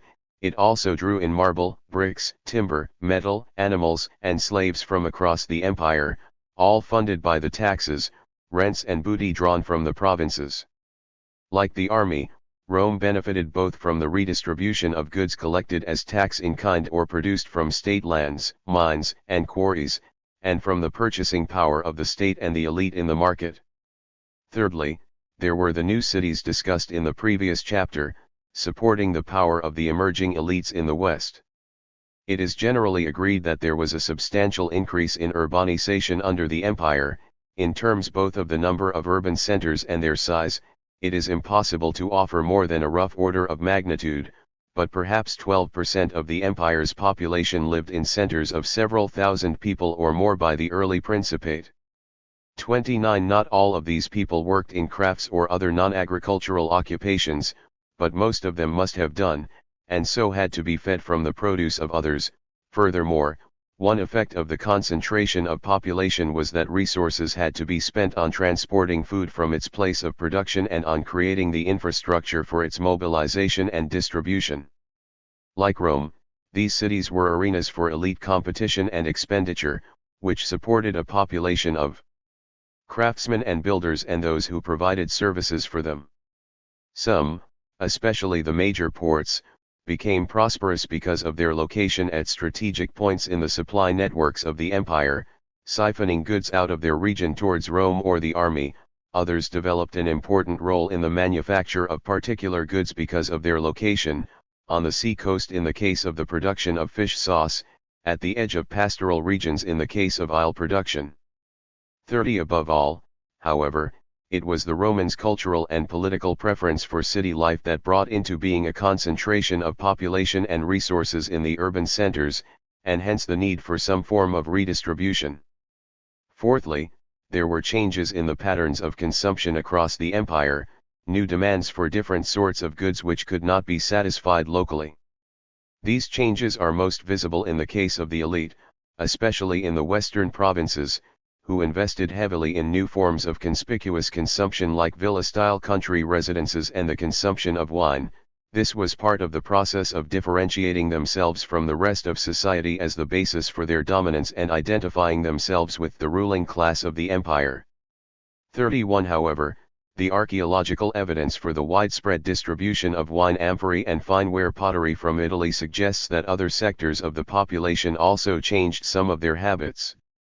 The Gauls, for example, had acquired a taste for Italian wine even before the Roman conquest, but the expansion of the empire spread this habit across the western Mediterranean, partly as a consequence of the diffusion of a new preference for bread rather than porridge, which meant that people needed to drink more. 32 The dynamics of these various cultural changes, and the extent to which they should be thought of as Romanization, will be considered in the next chapter. Clearly, however, the economic implications of millions of peasants choosing to spend part of their surplus produce on manufactured and imported goods, a small amount individually, perhaps a single piece of fine pottery in a year and the occasional cup of wine, but a substantial level of demand in aggregate, were far-reaching. The development of connectivity, both directly, through its military activities, and indirectly, through its development of the imperial capital and its impact on the provinces, Rome created centers of demand for goods that could not be satisfied from local production, either in terms of volume or, frequently, in the type of goods. This demand was satisfied in a number of different ways. In the case of the army, Some of these supplies were gathered as tax in kind from grain-producing provinces, or requisitioned rather than purchased. That left little scope for the military multiplier to boost economic activity through incentives to producers and merchants, except that the supplies then had to be transported from the place of production to the frontiers, and Rome possessed neither a merchant marine nor a state transport corps. The state had to hire the owners of ships or pack animals for the purpose. 33 other army needs were met by hiring contractors to manage the whole business of sourcing, purchasing, and transporting supplies. In the case of the city of Rome, the state took responsibility for part of its grain supply, distributing some of the grain it collected as tax from Sicily, Africa, and Egypt to a privileged sector of the population. Like the grain for the army, this had to be transported by privately owned ships. 34 In other words, state redistribution always worked of necessity in cooperation with private enterprise, rather than in opposition to it. Indeed, the state effectively subsidized private commerce, offering incentives for the construction of more and larger ships to be used for carrying state supplies and for signing up to supply contracts, in which the owners were paid at market rates and could transport private goods alongside their official cargoes and on the return voyage. 35. Traders who assist in supplying provisions to the city, as well as ship owners who service the grain supply of the city, will obtain exemption from compulsory public service, so long as they are engaged in activity of this sort, for it has very properly been decided that the risks which they incur should be suitably recompensed or rather encouraged, so that those who perform such public duties outside their own country with risk and labor should be exempt from annoyances and expenses at home. As it may even be said, that they are absent on business for the state when they serve the grain supply of the city. The task of supplying the city of Rome with foodstuffs besides grain and with most raw materials was almost entirely in the hands of private enterprise. Some wealthy landowners might transport produce from their country estates to their urban residence, as part of the Roman idealization of rustic self-sufficiency, but the mass of the population depended on merchants and shopkeepers for their food. 36 The city was an enormous and lucrative market for almost any sort of product. The limited evidence for ancient prices suggests that those in Rome were significantly higher than elsewhere, at least in the western Mediterranean, as would be expected, reflecting both the wealth of the city and the costs of transport. 37 Above all, shipping goods to Rome was free from the usual uncertainties about demand and price, whereas trade in a single commodity usually entailed the possibility of finding on arrival in port that the market had collapsed and the cargo had to be sold at a loss. Rome and other great cities offered a more or less guaranteed profit. In Rome, as in other major cities, the authorities took further measures to encourage merchants to supply their markets, measures that were entirely in their own interests, but which nevertheless served to promote trading activity. They constructed market buildings, stalls were presumably rented out, as a contribution to civic revenue, and the concentration of activity made it easier to regulate and tax, but this benefited traders by advertising their presence to consumers. 38 They invested in harbor facilities. A port which offered merchants shelter from storms was likely to be more regularly frequented, enhancing both local revenues and the city's access to resources.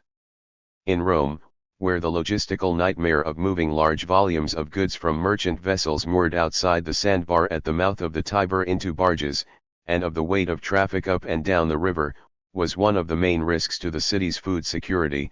This entailed the construction of a series of enclosed harbors, wharves, and warehouses on the coast, and the development of an entire town, as well as procedures to keep the river properly dredged and the lines of barges flowing smoothly. 39 Other infrastructure was developed by the state for purely military purposes, to facilitate the movement of troops, army supplies, and information, but roads and canals were open to all, including traders, and made it cheaper and easier to transport goods. 40 Some of these new transport arteries worked to intensify existing traffic, others created connections between previously isolated areas, and so opened up new regions of the empire to trade and Roman influence. 41 The unification of the Mediterranean reduced the risk of a trader's cargo being seized by a foreign power in the event of war. Finally, the importance of the state grain supply and the need to assert their dominance across the Mediterranean led the Romans to conduct military operations against pirates and bandits. The long-term efficacy of these actions is in doubt, as low-level criminal activity seems to have been endemic under the empire, but if nothing else they may have reduced the fear of attack and so encouraged trade. 42. The risks of piracy, shipwreck, and unfavorable markets were not the only impediments to the development of trade, there was also the danger of being cheated. If the costs of measuring the value of the object of exchange, protecting the rights of all those involved and policing and enforcing agreements, what are termed transaction costs, were too high, then it was preferable not to attempt a transaction in the first place. The development of any exchange beyond small-scale, highly personalized deals between members of the same community depended on the development of an alternative to simple trust as the basis for deals.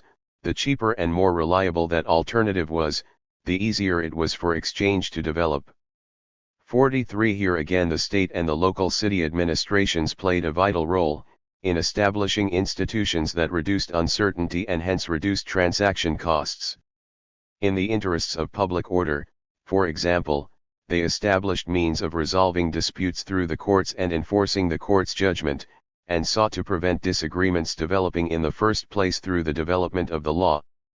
Over the centuries, Roman law developed ever more flexible and sophisticated procedures for sales, introducing the concept of good faith and supporting such complex transactions as the sale of a share in the wine to be made from the grapes currently hanging on the vine. Roman contract law covered the complexities of terms for loans and undertakings for services. The law of agency covered the issues that might arise from the preference for managing business through agents, including slaves, and the degree of responsibility retained by the master for actions carried out in his name. 44. Roman law was often reactive rather than proactive, with new concepts and precepts being developed by the magistrates in response to cases that appeared before them. The steady development of the law related to commercial transactions is evidence of the expansion of commercial activities in the empire as much as it was one of the contributing factors to that expansion. It should be stressed that the law was not developed in order to facilitate trade, and in some respects it could be an impediment. Only individuals of citizen status could make contracts that were fully binding, and the more complex the law became, the greater the costs involved in trying to make use of it, either in drawing up contracts or in trying to enforce them. Because court cases were decided by magistrates, it may be suspected that members of the elite might enjoy a certain advantage in legal disputes. Furthermore, the laws limiting the liability of masters for the actions of their slaves would seem to benefit those who regularly worked through such agents rather than those who had to deal with them. For dealings between equals, however, Roman law was an invaluable tool. It offered standardized procedures for conventional transactions, and the existence of the possibility of legal action must have ensured that most agreements were kept more or less honestly by those involved. The authorities also provided standard forms of measurement, reducing the costs involved in establishing the weight or volume of the goods to be exchanged. This may have originated in order to regulate the collection of taxes, but the system was clearly useful for other purposes, and inscriptions found in the market areas of many different cities record the donation of weights and measures by local notables. Most importantly, the state issued coinage.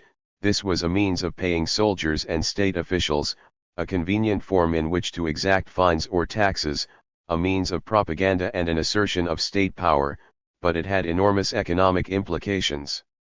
45. Money offered a standard and easily divisible measure of value for transactions. Coined money provided a convenient means of exchange, with the value of the coins established and guaranteed by the state. Further, coins served as a convenient way of storing wealth, which might encourage a farmer to convert his surplus into a less perishable form by entering the market. The Romans had certainly not invented coinage, but they spread its use throughout the western Mediterranean. Most importantly, the Roman state created a single monetary area across the empire, with centrally produced gold and silver coins supplemented by local minting of smaller denominations. The removal of costs associated with money changing, both the direct charges and the uncertainties about exchange rates and value, represented a further reduction in overall Transaction costs. The volume of coinage in circulation across the empire increased dramatically to unprecedented levels. There is no evidence of any significant price rises before the 3rd century at the earliest, so this must reflect some combination of increases in the volume and value of goods in circulation and increases in the velocity of circulation, both signs of the expansion of the monetized market economy. 46. The Roman economy is sometimes assumed to have been constrained by the absence of bills of exchange, banknotes, and other negotiable instruments as a means of transferring capital between regions, but there is no evidence for such constraint. On the contrary, the absence of such financial instruments may be a sign that the state's issuing of coinage was more than adequate to support the empire's economic activity, whether or not that was ever the conscious intention of the system. The security of the empire depended on connectivity, the rapid and reliable movement of goods, people, information, and money across a wide area. It thus used its resources to create conditions that then enhanced the connectivity of the Mediterranean for all its inhabitants. The result of these developments and of the creation of new centers of demand was a dramatic expansion in the volume of goods being moved around the empire from the 2nd century BCE onwards, charted through the increase in the number of identified shipwrecks from different periods and through the vast numbers of amphorae found hundreds of miles from their place of manufacture. 47. Some merchants must have become rich from their involvement in different forms of trade. At least one is known to have gained entry to his local city council, despite the uniform attitude of disdain for trade found in the literary sources.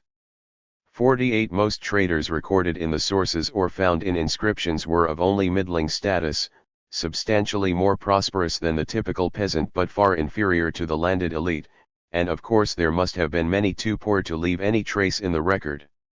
It is possible that the process of distribution was too fragmented, with too many intermediaries taking a share of the profits. The greatest fortunes were made by those who not only financed the most lucrative voyages but also made money from production and from the leasing of commercial properties, the traditional elite. Ancient Rome did not see the emergence of merchant princes or giant multinational companies, but it did experience a high level of trading activity across the whole of the empire. Technology and innovation. The Roman Empire was characterized by an unprecedented scale and level of efficiency in the redistribution of resources, through a combination of direct state action and private incentives. The results were manifest in the extension of political and military power, the expansion of cities, the scale of public building and the lavish lifestyles of the elite. The key question is how far this represented no more than a concentration of the existing level of surplus production in the hands of the state and the political elite, with a share going to those who collected and transported the surplus on their behalf, and how far there may have been an increase in productivity and hence in the level of surplus. In other words, whether the cake grew larger so that the increased consumption of the ruling powers was not necessarily at the expense of the masses. Some of the goods being moved across the empire were collected as taxes or rents in kind, usually as a proportion of the total harvest, which offered no incentive to producers to change their methods to increase productivity. However, many goods were mobilized through the market, with merchants buying up supplies in urban and rural markets or directly from the producer. Farmers and manufacturers were therefore made aware of the existence of an increased demand for their products and of the possible profits from increasing production. Conventional development economics argues that, all other things being equal, they should have responded by seeking to increase production through additional inputs of labor and capital, especially the use of new technology. Clearly, these new economic conditions did not bring about a Roman industrial revolution. The Roman Empire remained agrarian, dependent on organic sources of energy and thus severely restricted in its capacity for growth. However, a strong case can be made that the unprecedented transformation of the modern economy is what really requires explanation, rather seeing it as a natural development and hence regarding earlier societies as failures because they did not undergo the same radical changes. Furthermore, we need to consider all evidence for changes in different areas of production, rather than concentrating on those associated with later developments. 49. For example, there is no evidence of the mechanization of harvesting grain in Mediterranean agriculture, there was no pressing need for it because it would be incompatible with the frequent practice of intercultivating crops. Labor was for the most part not commoditized, and the climate meant that generally the harvest could be carried out in a leisurely manner. However, one literary source refers to a reaping machine in Gaul, where the threat of storms made it practical to invest in devices to save time and labor. There is, unfortunately, no evidence as to how widely the machine was adopted. 50. There was, on the other hand, significant technical innovation and substantial investment in equipment for processing crops, with the development of the screw-based wine press, the oil press, and grain mills operated first by animal power and later by water wheels. 51. This includes some exceptionally large constructions, like the Barbegal grain milling complex in southern France and substantial oil processing installations in Africa. 52. The Romans were not hostile or indifferent to the possibilities of productive technology, but employed it where it would be useful and profitable. Mechanization was ill-suited to Mediterranean agriculture, but it could make a significant impact on the costs and efficiency of processing crops, and so repay the investment. Industrial production similarly remained unmechanized, with the exception of bread making. To judge from the carvings on the tomb of a prosperous baker from Rome, some establishments made use of a form of kneading machine, which would represent a substantial saving in labor. 53. Most strikingly, there was extensive technical development in mining in Spain, with human-powered bucket wheels to remove water from the shafts, the construction of reservoirs above the workings from which water was released to wash away the spoil from the ore, and mechanized ore crushing. Roman engineering expertise enabled the exploitation of much deeper seams than had previously been possible, and made the process much more efficient on a grand scale. 54. For the most part, however, technical innovation was incremental, based largely on the extension and refinement of existing techniques. Production was intensified through the application of fertilizer, from animals, at least on those farms large enough to support them, from humans, and from growing and plowing in green manures, rather than simply allowing land to remain fallow. Techniques of grafting, transplanting, and training tree crops, olives and vines were widely diffused, not least through the agricultural handbooks published by Roman authors, drawing on Greek and Carthaginian works and their own experience. New varieties of crops were developed, to maximize yield or suit particular conditions. Comparison of the lists in manuals from the 1st century CE with those in earlier works shows that farmers had an increasing choice, and were urged to select varieties according to the local environment.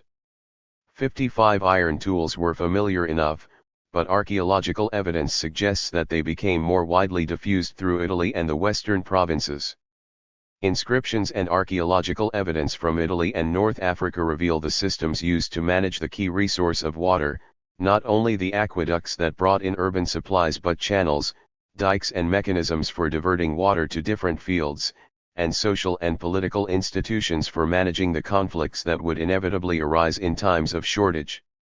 56. Even within the existing technical limits of Roman agriculture, there was scope for significant expansion of production.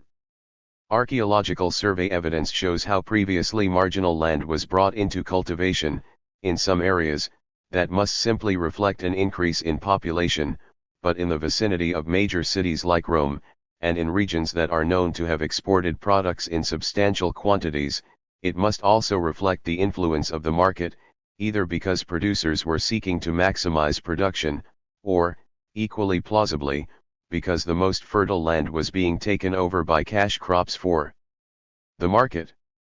This process is most visible in the suburbium of Rome, which was characterized by the intensive production of fruit, vegetables, and other perishable luxuries for the urban market, in fierce competition with the demands of other users, especially the political elite, who also profited from catering to the city's demands but who were primarily interested in leisure and comfort.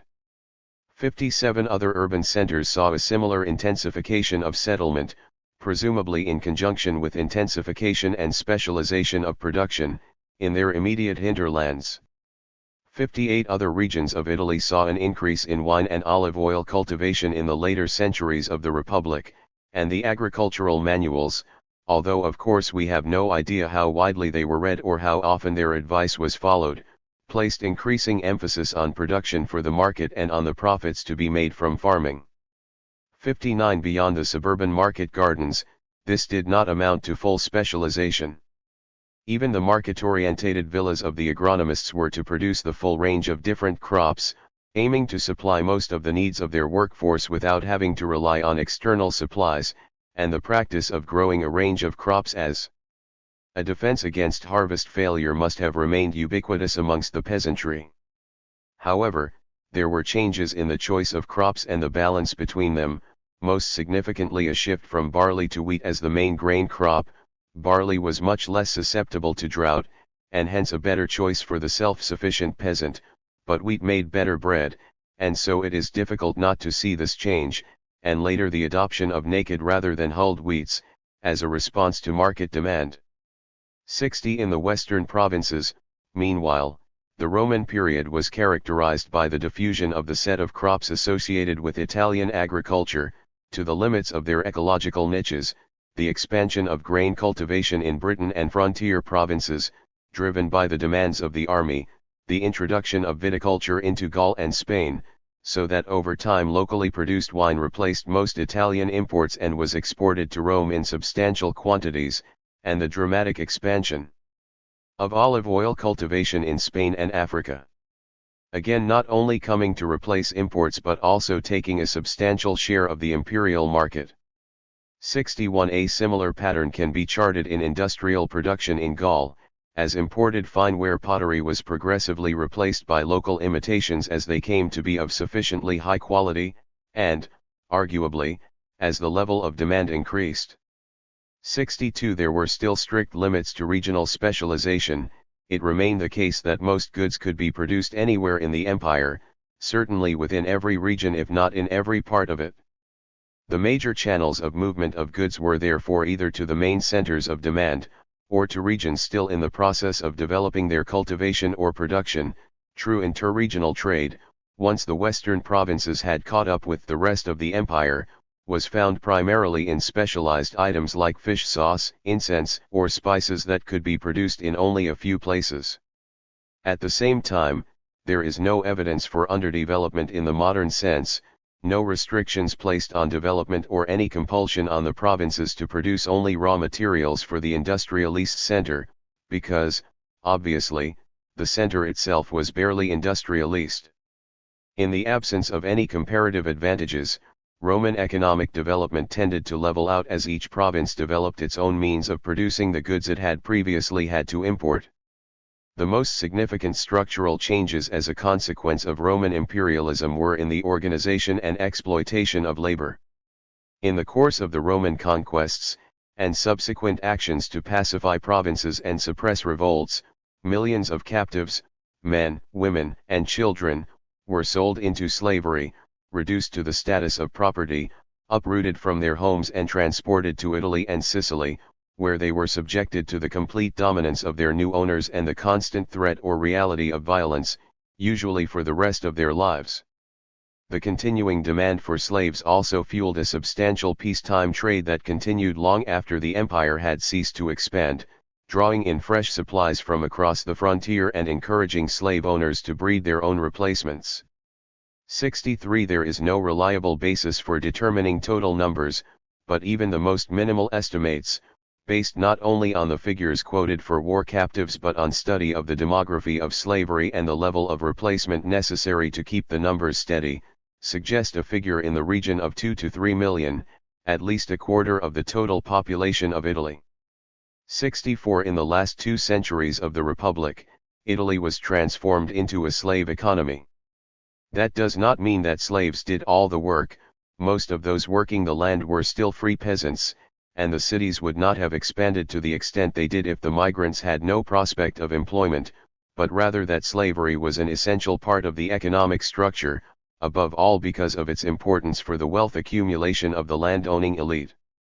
Even before this, Rome can be classed as a slave society, organized around structures of dominance and control, whose ideology was built around the distinction between freedom and slavery and highly sensitive to, if not thoroughly obsessed with, Issues of power and status.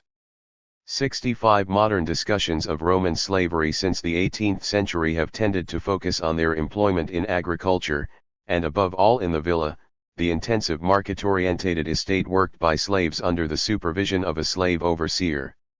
This area of activity has yielded the most detailed discussions of the operation of slavery, in the agronomist's handbooks. 66 Equally importantly, the emergence of this form of economic organization in central Italy in the 2nd century BCE is ascribed a major role by both ancient sources and modern historians in the crisis of the Roman peasantry and hence in the political conflicts of the late Republic. The alleged displacement of peasants to make way for slaves has been compared with the English enclosure movement as an overt example of class warfare. 67 Furthermore, the villa has offered a test case for seeking to understand the ancient institution of slavery.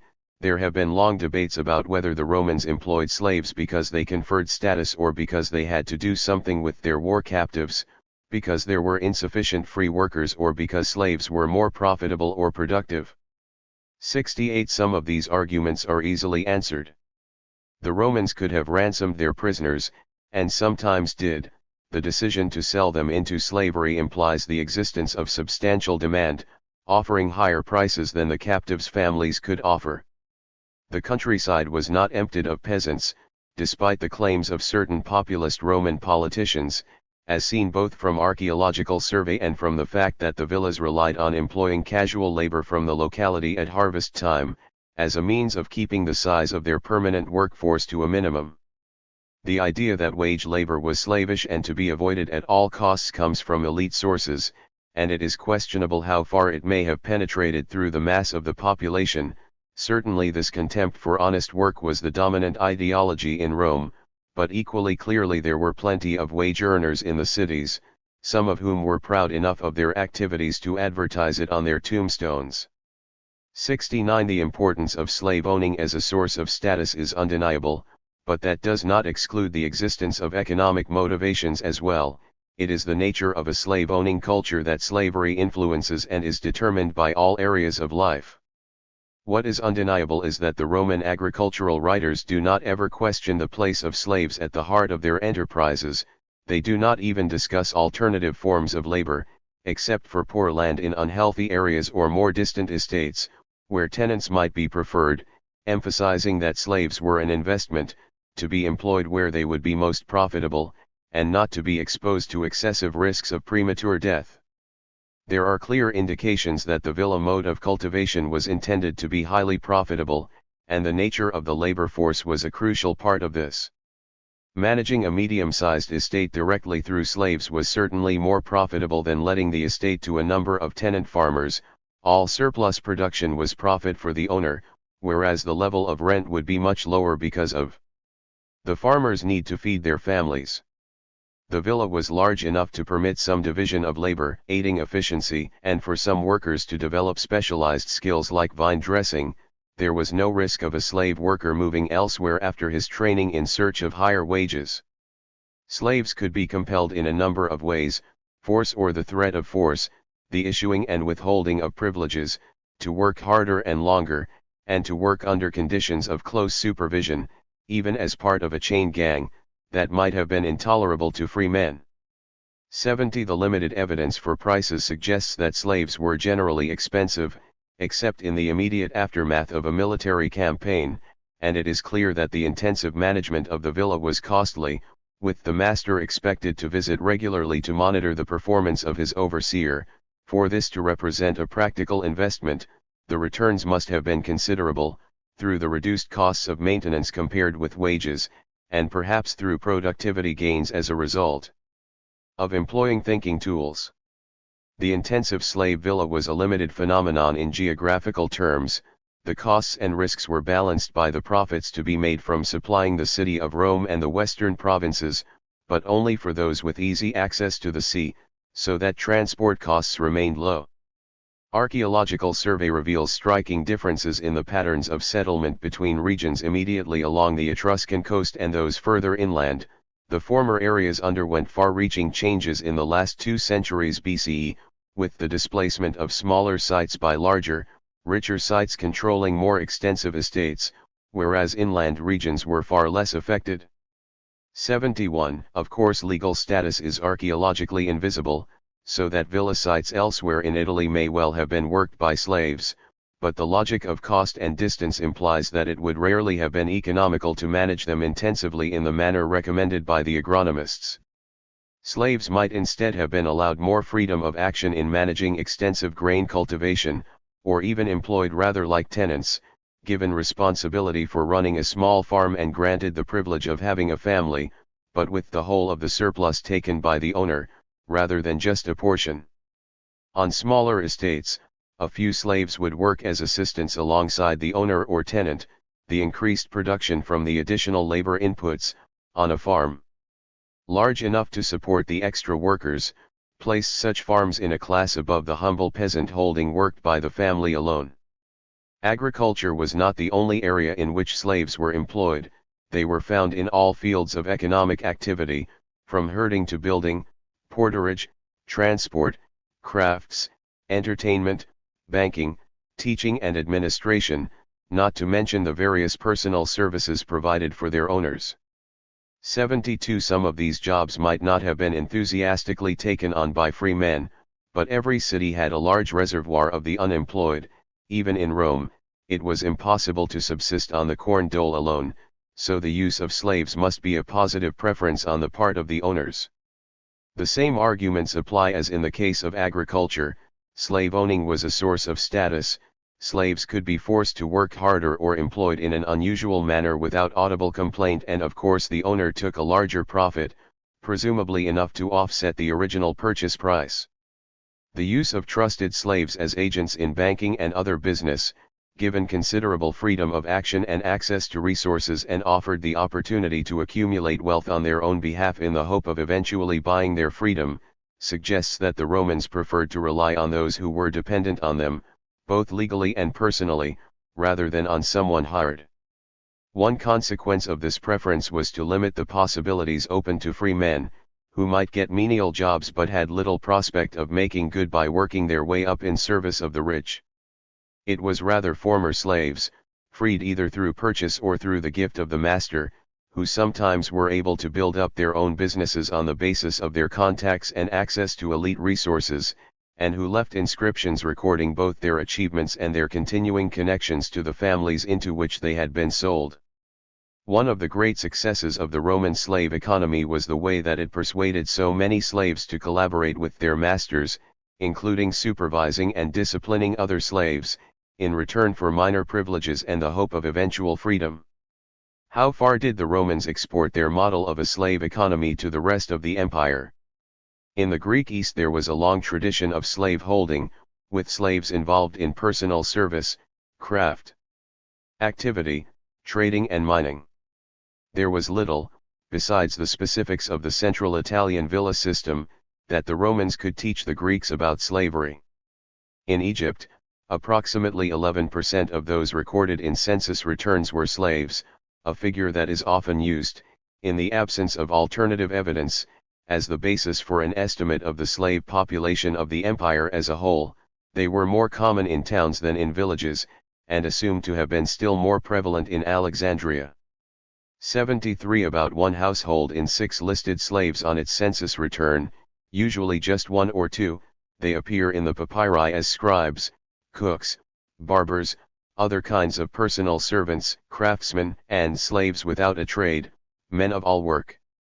In contrast with Italy, few seem to have been employed as business managers or agents for their owners, while the large estates of the wealthy, who could have afforded to invest in the human and material capital involved in the Roman villa system, preferred to rely on peasant labor, tied to the land and dependent on the landowner to different degrees but clearly distinguishable from chattel slaves. 74. When rural slaves appear in ancient novels, they are generally working as independent farmers rather than as part of a highly organized labor force. 75. In this respect, at least, the demands of Rome had no obvious impact on the organization of production. In the West, on the other hand, slavery was marginal before the Roman conquest. War captives might either be kept in the household for personal service or compelled to practice some craft, but increasingly in the last 2 centuries BCE they were sold to slave traders or merchants to fuel the slave system of Italy.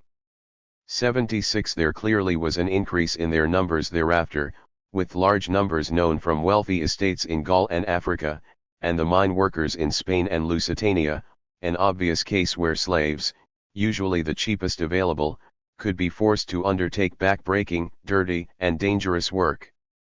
77 Because slavery is archaeologically invisible, leaving aside occasional finds of iron fetters, here too there have been long debates about its prevalence and the mode of employment in the provinces. 78 There are only a few relevant inscriptions from the countryside recording slave overseers, but there are few rural inscriptions of any kind. And the overseers were the only ones likely to have an opportunity to accumulate the money for a funeral monument. 79 The appearance of large, well-appointed rural sites, labeled villas by archaeologists, might indeed be the end product of several decades of successful exploitation of slave labor in the way described by the Roman agronomists, but it is equally possible that such estates might be worked by slaves in a less extensive manner, or might have been funded by the proceeds of some other business, representing a new form of consumption rather than of production. 80 The strongest case can be made for southern Gaul and the coast of Spain, where traditional land-holding patterns were severely disrupted and where there is clear evidence for investment in market-orientated production of wine and olive oil. It is clear from some excavated sites, where the presence of slave quarters is almost unmistakable, that at least a minority of landowners also made extensive use of slave labor. 81 On the other hand, the passing comments of one Italian agronomist about provincial methods of training vines, which were less labor-intensive and required less specialized skills, might suggest reliance on a workforce of peasants and hired laborers rather than highly trained slaves. 82 As suggested above, intensive exploitation of slaves was profitable in regions with easy access to a lucrative market, which would include the Mediterranean coast but not further inland, and even then it always coexisted with other forms of labor. However, even if the Romans did not export the villa mode of production to any great degree, they did export their beliefs, habits, practices, and anxieties, and establish new rules of social interaction in which the display of one's dominance over others took on a particular importance. It is debatable how far the rest of the empire became a slave economy, even if, as in Egypt, as much as 10% of the population were slaves, but it was undoubtedly a slave society and a slave culture. Inequality and risk. The political integration of the Roman Empire depended on connectivity, the ability to mobilize and transfer resources and people and information. The empire was founded on the surplus production of millions of peasant farmers, and the existing structures of trade and transport which could be used to collect and redistribute that surplus. At the same time, political integration and the various measures which the Roman state took to safeguard its dominance promoted further connectivity. So, too, did the way that the political elite spent the wealth accumulated from conquest. Imperialism created new centers of demand, which relied on the market for supplies and had the money to pay for them. It subsidized, through the construction of transport infrastructure and the lowering of transaction costs, the networks of traders and ship owners who responded to those demands. It offered incentives to producers to change their products and increase their production in order to keep the army and the cities supplied. In comparison to modern globalization, the level of economic integration was limited by the slowness of communication and the ballast of the subsistence economy, which, even in the most monetized and market-orientated regions of the empire, still represented the bulk of production. A city like Rome was of course heavily dependent on the products of particular regions, and news of harvest failure in Africa or Egypt affected prices and provoked panicked searches for alternative sources of supply, but the reverse was not true. Rome and Egypt were not interdependent, and there is no evidence for a political crisis in Rome, say, having any effect on Egyptian grain prices. 83 Rome remained, in Wallerstein's terms, a world empire rather than a world economy. 84 Nevertheless, compared with earlier periods and with comparable empires, the market sector of Rome's economy was considerable, sent into motion by the dynamics of what Michael Mann has termed the legionary economy but taking on a life of its own. 85 The result was, at the least, a dramatic increase in the volume of goods being exchanged and distributed across the empire, and significant growth in production, as new lands were brought into cultivation or cultivated more intensively, new techniques, technology and crop varieties were diffused through the western provinces, and industrial output expanded. One of the most striking pieces of evidence for Roman economic growth is the level of atmospheric pollution, including copper residues, during this period, identified in Greenland ice cores. 86 The productivity of the land certainly increased, at least in the previously underexploited western provinces, but it is considerably less certain whether the productivity of labor increased significantly as well. Technology was only sporadically applied in certain areas of activity, and would have had at best an incremental effect on production. The same was true of changes in the organization of labor. Roman economic growth was extensive rather than intensive. It is equally uncertain whether the increase in total gross domestic product represented a rise in real income per head, or whether, as in other pre-industrial societies before the demographic transition, increases in production were in due course matched or exceeded by increases in population, pulling Roman society back towards the steady state. 87 The Roman elite and their collaborators commanded greater resources than ever before, but that could equally well represent greater efficiency in appropriating surplus production from its producers rather than an actual increase in the size of the empire's overall surplus.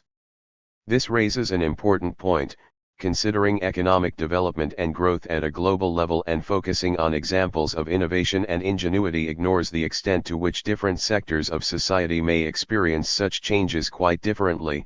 Globalization and connectivity are not, contrary to the claims of their promoters, uniform in their effects, or uniformly beneficial. There was considerable regional variation, revealed above all by the archaeology of rural settlement. In Gaul, for example, the south was heavily disrupted in the late 1st century BCE by the confiscation and redistribution of land by Roman autocrats, whereas the north was undisturbed. Within a century, both areas had a dispersed pattern of settlement with plenty of small farms and villa sites. The south was exporting wine to Italy, and even the more isolated north was enjoying growth and prosperity. 88 In Greece, in contrast, the appearance of a few luxurious villas coincided with an overall decline in the number of rural sites. Both contemporary accounts and the decline in the level of off-site finds indicate that the effects of the conquest persisted long after pacification, with poverty and debt leading the poorer farmers to adopt less intensive methods of cultivation and to farm only the best land. A few well-off families seized the opportunity to build up extensive holdings, and the country began to export grain, olive oil, flax, and other goods, but there is little evidence for market-orientated specialization and none for investment in new forms of agriculture. 89 Spain suffered centuries of war, so that the coastal regions with their economic resources and easy access to markets developed well in advance of the interior. 90 Within Italy, there was wide variation in regional development, with extensive disruption and reorganization in areas close to Rome and comparatively little change in more isolated regions. Across the empire, as already noted, there is no sign of underdevelopment in the modern sense, since there was no comparative advantage on which it could be based. The relationship between the center and the periphery was between agrarian regions at marginally different levels of development, not between industrialist and agrarian regions.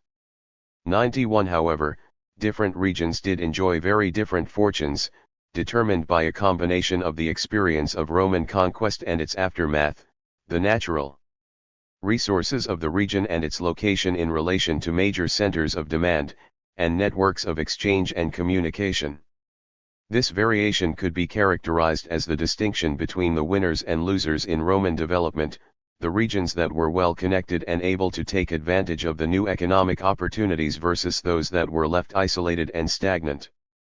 Considering the level of disruption entailed by that development, the changes in rural settlement patterns in central Italy, Gaul, or Greece were at least in part the product of dispossession, poverty, debt and the forcible movement of people, the value judgments could be reversed. Some regions were insulated from the insidious effects of Roman globalization, left to pursue the traditional goals of food security and satisfaction of needs rather than ever increased profit.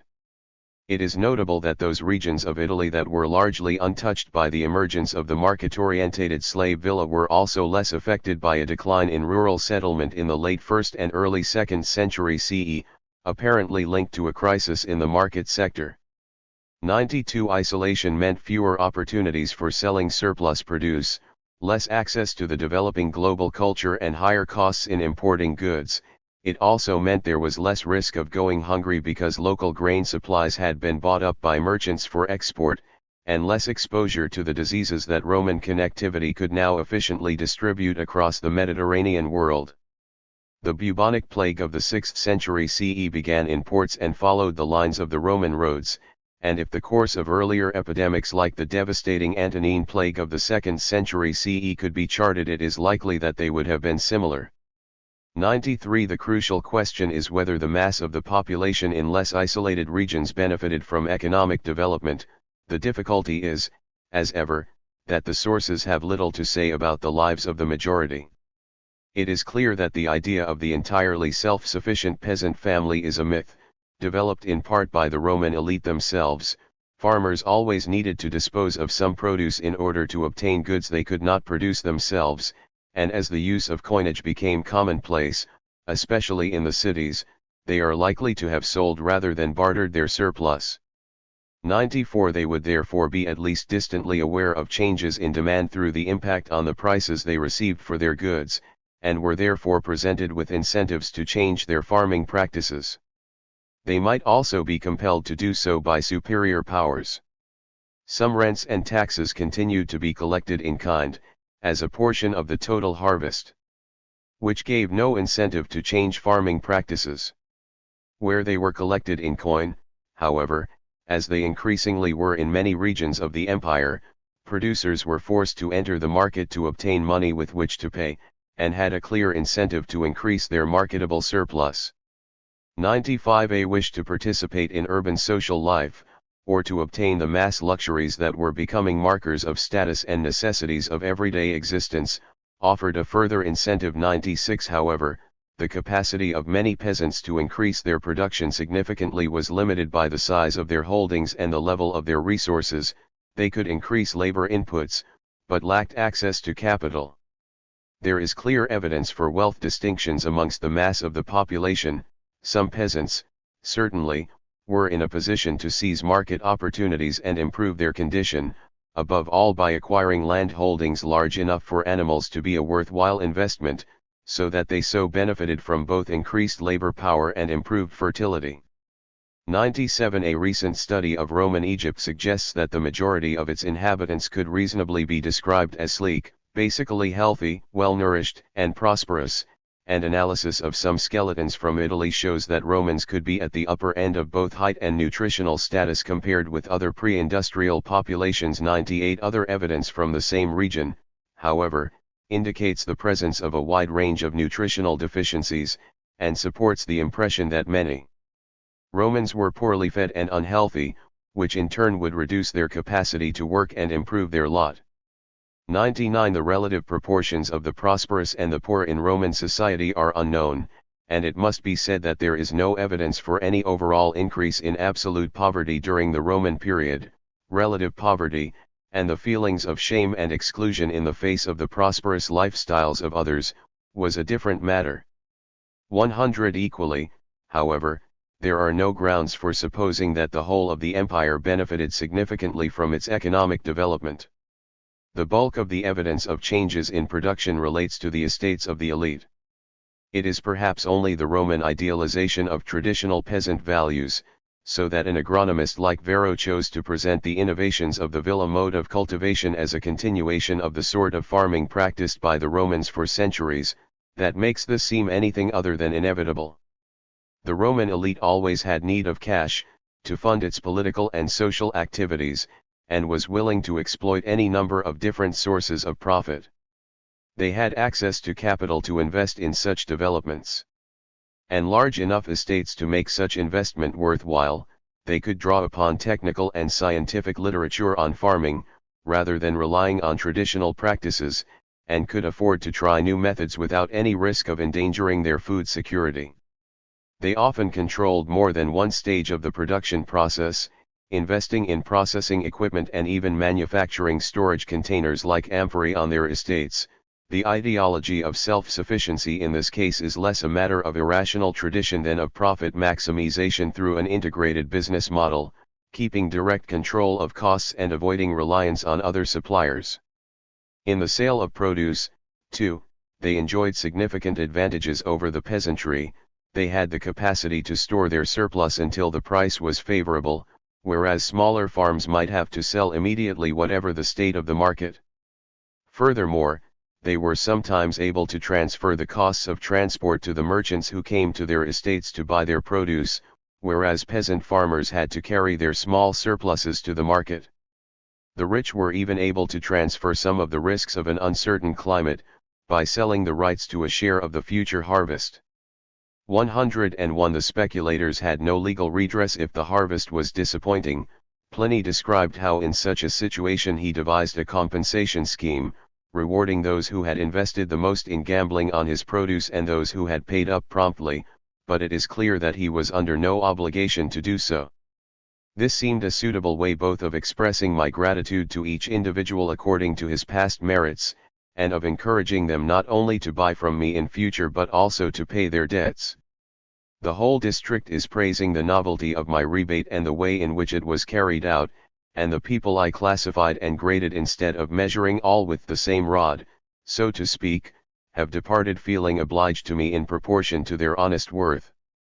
Pliny thus personalized his relationship with regular business partners and placed them under obligation to him, which might pay off in future dealings, at the same time as enhancing his reputation in the local community. The incident stresses the disparity in the social and economic positions of landowner and merchant, which regularly gave the former an economic advantage.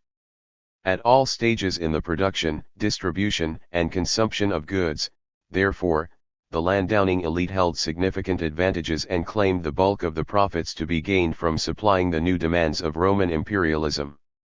Their greatest advantage was, of course, sheer scale, the large estates that would bring a steady income whether or not they invested in new approaches. This gave them the economic power to buy up the most fertile land and push peasant farms towards the margins. However, the main source of that economic clout was the political and military power that allowed many of them to accumulate extensive properties in the provinces through seizure and dispossession, to acquire large dependent workforces, and to call upon the power of the state and the law to dominate their tenants and protect their position against other economic actors. The dynamics of Roman imperialism created economic growth, and a share of that was enjoyed by the more energetic and lucky peasants and merchants, but, intentionally or not, its main economic consequence was to give the landowning elite ever greater control of the surplus production of the empire. 4. They called it civilization, the dynamics of cultural change. The Roman Empire is associated above all with the bringing of civilization to the barbarians. Sanitation, aqueducts, roads, irrigation, medicine, education. 1. The significance of Roman imperialism in world history, in this view, was its transformation of the culture of the provinces through the process known as Romanization. The Romans created the first truly universal culture, building on the innovations of the Greeks, and by introducing it across Europe laid the foundations for the birth of modernity and the future triumph of the West. According to the 19th-century British historian J.R. Seeley, the reason why we should be interested in Rome, unlike most other empires, ancient or modern, was the superiority in civilization of the conquerors to the conquered, so that the conquest led to positive developments in the conquered regions. Indeed, the effect produced upon the nations of Europe by the conquests of Rome, because of its duration and familiarity, stands out in the very center of human history, and may be called the foundation of the present civilization of mankind. 2. Such claims have underpinned the privileged position of the classical tradition in European culture for centuries. Even when modern scientific knowledge came definitively and irrevocably to supersede ancient wisdom, the classical world was still taken as the point of origin for the rationalism and spirit of inquiry that now, in the myth of modernity, was reaching its maturity. Modern writers are more likely to recognize the existence of other living cultural traditions, whereas earlier commentators saw only a confrontation between Western civilization and moribund Eastern culture or the primitivism of Africa and America, but for many of them, Rome remains central to the story of humanity, the source of Western superiority because other cultures have only drawn on its legacy at second hand, or have indeed rejected many of its fundamental tenets. For example, of the 5 characteristics which Samuel Huntington regards as definitive of Western civilization before the modern era, and hence as the basis for distinguishing it from all other civilizations, 3 are directly linked to the influence of the Roman Empire in Europe, the classical legacy of Greek philosophy and rationalism disseminated by Rome, the influence of Latin on European languages and the rule of law inherited from the Romans, while the others were established when the empire became Christian from the 4th century CE. 3. The role ascribed to Rome in the foundation of Western civilization, as both innovator and disseminator, is frequently taken as a justification for imperialism, ancient and modern. It underpins the claims of the imperial power to superiority over its subjects, not merely in military force or technology, but in its overall level of human achievement, and also justifies any action taken with respect to inferior cultures, provided that this is presented as being for their own good. Even if it begins in bloodshed, imperialism is seen to have beneficial effects on its subjects in the medium and long term. In the first instance, indeed, Roman imperialism was little more than an imperialism of conquest, but it was a conquest that ultimately justified itself as a furtherance to civilization. For this is not the problematic argument that might is right found in debates about the actions of the Athenian Empire against other Greek states. Rather, Roman power is seen as the product of its superior culture, so that the exercise of its might is as much a duty towards inferiors as a show of strength. This idea of the civilizing mission of empire has been brought forward as a justification of their activities, with explicit reference to Rome, by the Spanish in Latin America, the French in North Africa and the Italians in Libya and Abyssinia, as well as by the British in America, India, and Africa. 5. As Seeley suggested, discussing the introduction of Anglophone education into India, it marks the moment when we deliberately recognized that a function had devolved on us similar to that which Rome fulfilled in Europe, the greatest function which any government can ever be called upon to discharge. 6. This did not necessarily require complete identification with the Romans. In Britain, France, and Germany, some writers were equally interested in the experiences of the conquered natives whom they saw as their direct ancestors. 7. However, the crucial element of such accounts was the recognition of the need of these ancestors for the civilization which the Romans brought as the means to full national development, building on the foundations laid by Rome. In other words, even a nationalist narrative that regarded the Romans as foreign conquerors still perpetuated the idea that natives were capable of being raised to a higher level through contact with a superior culture. Or at any rate, some natives were, if the Indians or Africans proved more resistant to change than the ancestors of the British or French had done, that was due to their inherent flaws rather than to any problem with the idea of the civilizing mission of imperialism. This license for intervention in cultures perceived as inferior is undoubtedly the most problematic aspect of the legacy of Roman imperialism. However, the fact that this aspect of Rome's history has been appropriated for dubious modern purposes does not automatically invalidate the account of its influence on later European culture, nor, more importantly, of the impact of the empire on its subjects. There is widespread agreement amongst historians about the extent of the transformation of the provinces, especially in the western half of the empire, under Roman rule. As discussed in previous chapters, there was a dramatic increase in urbanization, both the numbers of cities and towns and the proportion of the population living in them, along with the whole array of urban institutions, infrastructure, and customs, markets, temples, bathhouses, fountains, theaters, and amphitheaters, aqueducts, drainage, paved streets and so forth. There were changes in diet, with the spread of a taste for refined foodstuffs like bread, wine, olive oil, and fish sauce, changes in housing, both in the design of residences and in the installation of features like mosaics and bathhouses, changes in religion, with the spread of cults associated with Rome, and changes in local practices, changes in language, with the displacement of native languages by Latin, and in the display of language through the adoption of the epigraphic habit of commemorating one's status and achievements through inscriptions, and changes in the conduct of everyday life, with the adoption of coinage, weights, and measures, and the law. The overwhelming impression is that the people of the empire, over time, became Roman, whether through choice or coercion. The mechanisms by which this far-reaching cultural transformation was brought about have been a hotly debated topic for decades, as will be discussed below, but there is little disagreement about the existence of a phenomenon that requires explanation. One central issue is the nature of the relationship between political and socio-cultural structures, between cultural change and imperialism. The transformation of provincial society can be seen as the direct consequence of Roman rule, partly through the influx of Romans into a newly conquered region, bringing their customs and culture with them, and partly through the active involvement of the Roman state in promoting cultural change. At the same time, however, as the passage from Tacitus makes clear, cultural change was one of the factors that made imperial rule on the Roman model possible. Native people who had been civilized did appear, generally speaking, to acquiesce in their rule by the Romans and to identify with the ruling power. From the perspective of the 19th and early 20th centuries, one of the most striking achievements of the Roman Empire, in stark contrast to their own experiences in their overseas possessions, was its success in assimilating the natives and making them into full Romans.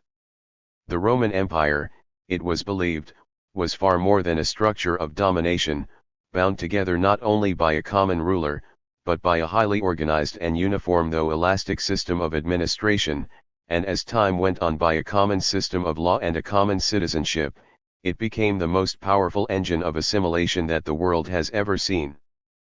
Particularly striking was the fact that the Romans had been able to extend full political rights to so many of their subjects. The Romans stood out beyond almost all peoples in the extent to which they disregarded race, and in the liberality with which they widened their citizenship. The creation of Romans out of foreigners and citizens out of subjects was the primary reason for seeing Rome as a relevant comparator for modern imperialism. Its imperial system, alike in its differences and similarities, lights up our own empire, for example in India, at every turn. The methods by which Rome incorporated and denationalized and assimilated more than half its wide dominions, and the success of Rome, unintended perhaps but complete, in spreading its Greco-Roman culture over more than a third of Europe and a part of Africa, concern in many ways our own age and empire. 10. In contrast, the British experience of trying to assimilate the natives in India and Africa was judged to be an unmitigated failure. 11. Of course it could be argued that, in some respects, the Romans had had an advantage in the nature of their conquests, since they had to deal with tribes rather than nations and with easygoing polytheism rather than proper religion, and they faced comparatively few racial problems. The Romans were not called upon to deal with large numbers of colored races. 12. However, it was also seen as a matter of attitude. The Romans saw conquered natives as barbarians, undoubtedly, but barbarians capable of acquiring civilization. Whereas Europeans suffered from a basic prejudice against all other races. Roman civilization was regarded as something that could be exported, and, more importantly, a native who had successfully adopted Roman ways could be accepted as a full member of Roman society. One simply had to list the number of leading Romans under the Principate, from a philosopher and imperial advisor like Seneca to a poet like Martial and a whole line of emperors, who came from provincial backgrounds. In the 3rd century AD, a Gaul, a Spaniard, a Pannonian, a Bithynian, a Syrian called himself a Roman, and for all practical purposes was a Roman. The interests of the empire were his interests, its glory his glory, almost as much as if he had been born in the shadow of the capital. There was, therefore, no reason why his loyalty should not be trusted, no reason why he should not be chosen to lead in war, or govern in peace, men of Italian birth. So, too, the qualities which make a man capable of leading in war or administering in peace were just as likely to be found in a Gaul, or a Spaniard, or a German from the Rhine frontier as in an Italian. It is far otherwise in India, though there was among the races of India no nation. The Englishman does not become an Indian, nor the Indian an Englishman. The Indian does not as a rule, though of course there have been not a few remarkable exceptions to the rule, possess the qualities which the English deem to be needed for leadership in war or the higher posts of administration in peace. For several reasons, he can seldom be expected to feel like an Englishman, and to have that full comprehension of the principles of British policy which may be counted on in an Englishman. 13. The importance of these two factors, the complete cultural transformation undergone by the natives and their subsequent acceptance by the imperial power as full and equal members, is also emphasized in more recent writings on empire. The nature of empire, incorporating a wide range of different groups into a single political body, means that imperial rule is above all concerned with and dependent upon the management of diversity. 14. For Michael Doyle, the longevity of any empire, and Rome is once again his basic model, depends not only on administrative coordination but on continuing integration, passing the Augustan threshold from conquest to domination and developing towards the Caracalla threshold where the empire ceases to be organized around the domination of diverse groups by a single power, even if that is understood as assimilation under a common tyranny. 15. Michael Mann similarly sees a shift from a conquering empire of domination to a territorial empire, based on the integration of its subjects into the imperial system. The crucial difference is that he sees this in terms of the integration of local elites into the common culture, with changes in the culture of the mass of the population regarded, implicitly, as irrelevant to the fate of the empire. 16. In other words, the cultural transformation of the provinces was not only Rome's greatest achievement, bringing civilization to the barbarians, it was also the foundation of Rome's success in ruling a large and diverse area for so long. The creation of a uniform worldwide civilization and of similar social and economic conditions is now going on before our eyes over the whole expanse of the civilized world. This process is complicated, and it is often difficult to clear up our minds about it. We ought therefore to keep in view that this condition in which we are living is not new, and that the ancient world also lived, for a series of centuries, a life which was uniform in culture and politics, in social and economic conditions. The modern development, in this sense, differs from the ancient only in quantity and not in quality. 17. The term that is usually invoked in discussions of the transformation of the provinces is Romanization. This approach is closely associated with the 19th century German historian Theodor Mommsen and the British archaeologist Francis Haverfield, and in the development of the discipline of ancient history their work represented a significant shift in understanding. 18. Mommsen's writings, especially his book on the provinces of the Roman Empire, drew attention away from the political history of the Principate, which tended in the 19th century to be understood in a fairly superficial manner, not least as a result of overly literal readings of the classical literary sources, as a story of tyranny and decadence, and focused it instead on the fate of the rest of the Roman world. He emphasized the fact that the empire had not only persisted for centuries after the supposedly catastrophic end of the Republic and the establishment of autocracy, but had in fact brought peace and prosperity to most of its inhabitants. Furthermore, in developing this perspective both Mommsen and his admirers considered a much wider range of evidence than the literary sources and works of art on which ancient history had traditionally been based. Mommsen was best known for his work on Latin epigraphy, collecting, editing, and commenting upon the inscriptions put up by thousands of provincials, and making manifest their adherence to Roman values and culture. Haverfield and other British archaeologists meanwhile turned their attention to the wealth of material evidence, not as a desperate expedient to compensate for the lack of literary sources for Roman Britain but as a means of gaining access to the experiences of a far larger proportion of the population than was usual in ancient history. While the literary sources obsessed about intrigue and social degeneracy in the city of Rome, the material evidence gave an insight into the everyday life of the provinces and revealed that the majority of the empire's inhabitants were enjoying a wide range of new goods, different styles of housing and the delights of urban life. Metropolitan politics were a sideshow. The empire's enlightened rule of its conquests brought about the Romanization of its subjects. Contrary to the image of a uniform and inexorable process of Romanization that is sometimes brought forward as a straw man in current debates, Haverfield did at times offer a fairly nuanced picture of these developments. Romanization was, then, a complex process with complex issues. It does not mean simply that all the subjects of Rome became wholly and uniformly Roman. The world is not so monotonous as that. In it two tendencies were blended with ever-varying results. First, Romanization extinguished the difference between Roman and provincial through all parts of the empire but the East, alike in speech, in material culture, in political feeling and religion. When the provincials called themselves Roman or when we call them Roman, the epithet is correct. Secondly, the process worked with different degrees of speed and success in different lands. It did not everywhere and at once destroy all traces of tribal or national sentiments or fashions.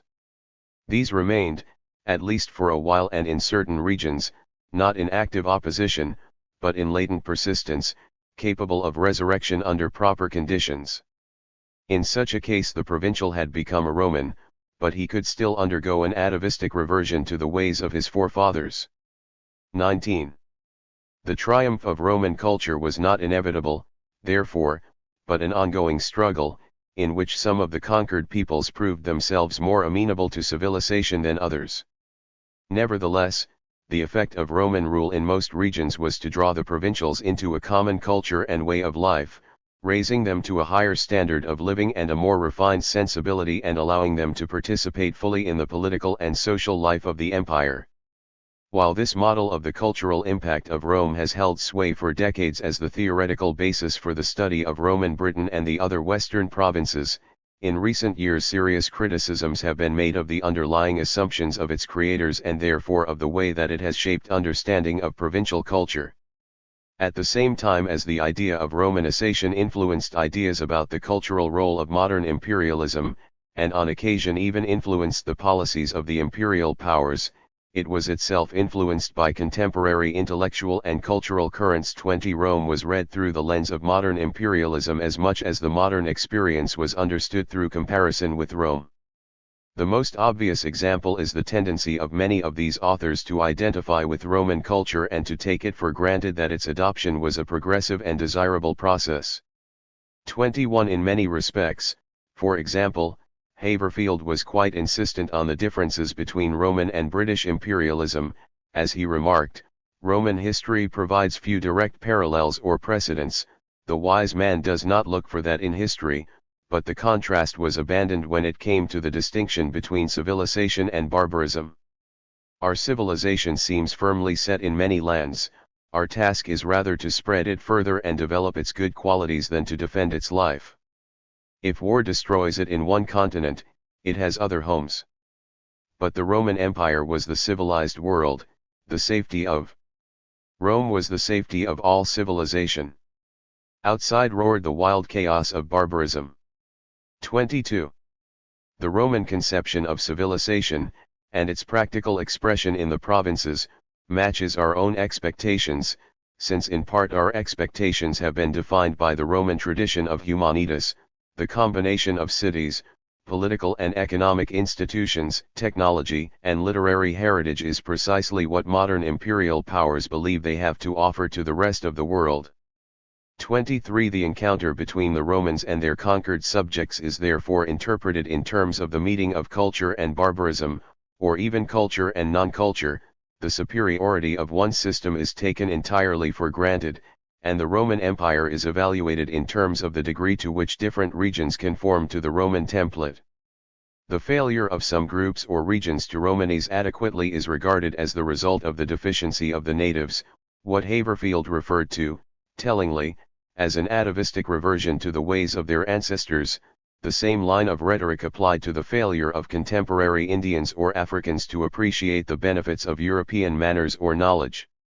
There is no consideration of alternative interpretations, such as a failure to adopt Roman manners being understood in terms of resistance, since the natives are regarded as having no culture that could be defended or valued in the face of superior Roman civilization. 24 In the eastern provinces, in contrast, the explanation of the relative lack of change under Roman rule is simply that the Greeks and their colonies were already in possession of a culture that was recognized as superior, one of the roots of Roman civilization, and so there was no need for them to be Romanized. This overvaluation of Roman culture supported a tendency to identify with those who brought it to the barbarians, and hence to excuse their excesses in the process of conquest and to take an overly positive view of their motives. It also meant that the issue of agency in the processes of cultural change was largely ignored. Romanization is an ambiguous term that can be understood either as a policy or as a process, as the result of a deliberate attempt by the Romans at civilizing their conquests, or as the unintended result of the incorporation of a region into the political, social, and economic structures of the empire, or as some combination of the two. Many writers in this tradition saw Rome as a self-consciously civilizing power, focusing on the various and inscriptions which showed Roman governors and emperors intervening to promote their culture in the provinces. They were generally conscious enough of the limitations of Roman power, above all the small number of Roman officials in the provinces, to recognize that Roman culture could never have been imposed wholesale on the entire empire. Rather, the role of Roman officials was to embody their culture, to begin the process of urbanization through the foundation of colonies and development of military camps, and to provide occasional encouragement and finance. The superiority of Roman civilization, it was assumed, was such that it would spread through the provinces through a natural process of osmosis. It was enough for the natives to be brought into contact with Romans, whether soldiers, officials, colonists, or traders, to recognize their superior status and wish to imitate them. The close connection between these assumptions and the discourses of modern imperialism, which similarly see the colonist natives as uncultured or culture-free primitives in need of civilizing, and as passive consumers overwhelmed by the superior power of European civilization, is obvious.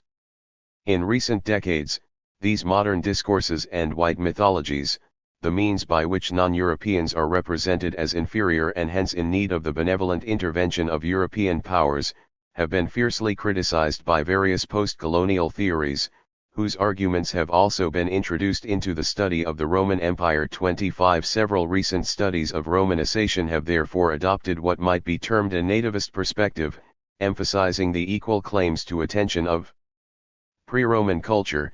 It was not intrinsically inferior to Roman civilization, simply different, and hence insisting on the active role of the provincials in choosing to adopt Roman culture, or elements of it, for their own purposes. 26 Cultural change is not the result of a natural process of osmosis or diffusion, but rather the product of decisions made by individuals in their own interests, above all in the pursuit of social status and position. Even before a region was conquered, the consumption of Roman goods, such as wine in Gaul, might be employed by the elite as a means of differentiating themselves from the mass of the population. The significance of such goods was that they were exotic and relatively rare. 27 After the conquest, such goods became more widely available, so that more people could seek to emulate their social superiors by changing their habits of consumption. More importantly, the elite could gain significantly greater power, and access to wider networks of power, through collaboration with the Romans, the adoption and adaptation of an ever wider range of Roman practices and forms was a crucial element of their strategies of negotiation and accommodation, seeking to establish themselves as acceptable partners for their new rulers while maintaining their dominant position in local society. 28 In brief, the provincials became Roman, and indeed made themselves Roman, rather than being Romanized. In due course, these new practices became embedded in provincial society, part of the expectations of normal social behavior rather than representing a deliberate choice to embrace Romanness. In other words, provincial society itself became increasingly Roman, and identification with the empire became the norm. The post-colonial turn in Roman history has produced a number of significant studies in recent years, unlike the Romanization approach, where the core of the theory quickly became unquestioned dogma. Many of these contributions have continued to question the theoretical assumptions of the models used to interpret the ancient evidence, even those of post-colonial theory itself. The focus on provincials as agents in their own cultural transformation has, in the view of some archaeologists, led to the occlusion of the coercive aspects of the dominant Roman culture, and hence to an overly positive view of the impact of Rome. Certainly there has been little attention to the possibility of active resistance in any form other than outright rebellion. The limited penetration of some Roman practices such as house construction or Latin epigraphy into the countryside is interpreted as a function of distance from the mainstream of society, not as a deliberate rejection of Roman culture. 29. The approach remains focused on the activities of the elite. The major markers of Romanization are those associated with the wealthier members of society, in part because the traditional conception of Roman culture has tended to set the priorities for excavations and research over the last century and a half, while the reasons offered for the active participation of provincials in becoming Roman are, on the face of it, very much elite concerns. That is not to say that these accounts deliberately exclude or ignore the mass of the population, but their focus on the visible and impressive manifestations of cultural change can lead to a neglect of the possibility of discrepant experiences. 30. The same can be said of the geographical variation. If Romanization was primarily a matter of local elites negotiating their position under the new conditions of Roman rule, it is not immediately obvious why the elites of the eastern provinces should have made far less accommodation than those in the west. Studies of Romanization tend, with very few exceptions, to focus exclusively on the West or on individual provinces in the West, because their subject is defined in terms of significant changes in material culture, and that is where the changes are visible. If, however, the question were refocused on the nature and dynamics of the encounter between Roman and provincial cultures, it would be essential to consider the divergent experiences of regions across the whole of the empire. One crucial question is whether the divergence visible in the material record is the product of variations in the intensity of exposure to Roman culture, in other words, whether the countryside becomes less Romanized than the cities because its inhabitants are more isolated from exposure to Roman culture and the incentives to adopt it, or whether different groups in provincial society and different regions of the empire were presented with quite different incentives and pressures, concealed under the homogenizing term Romanization.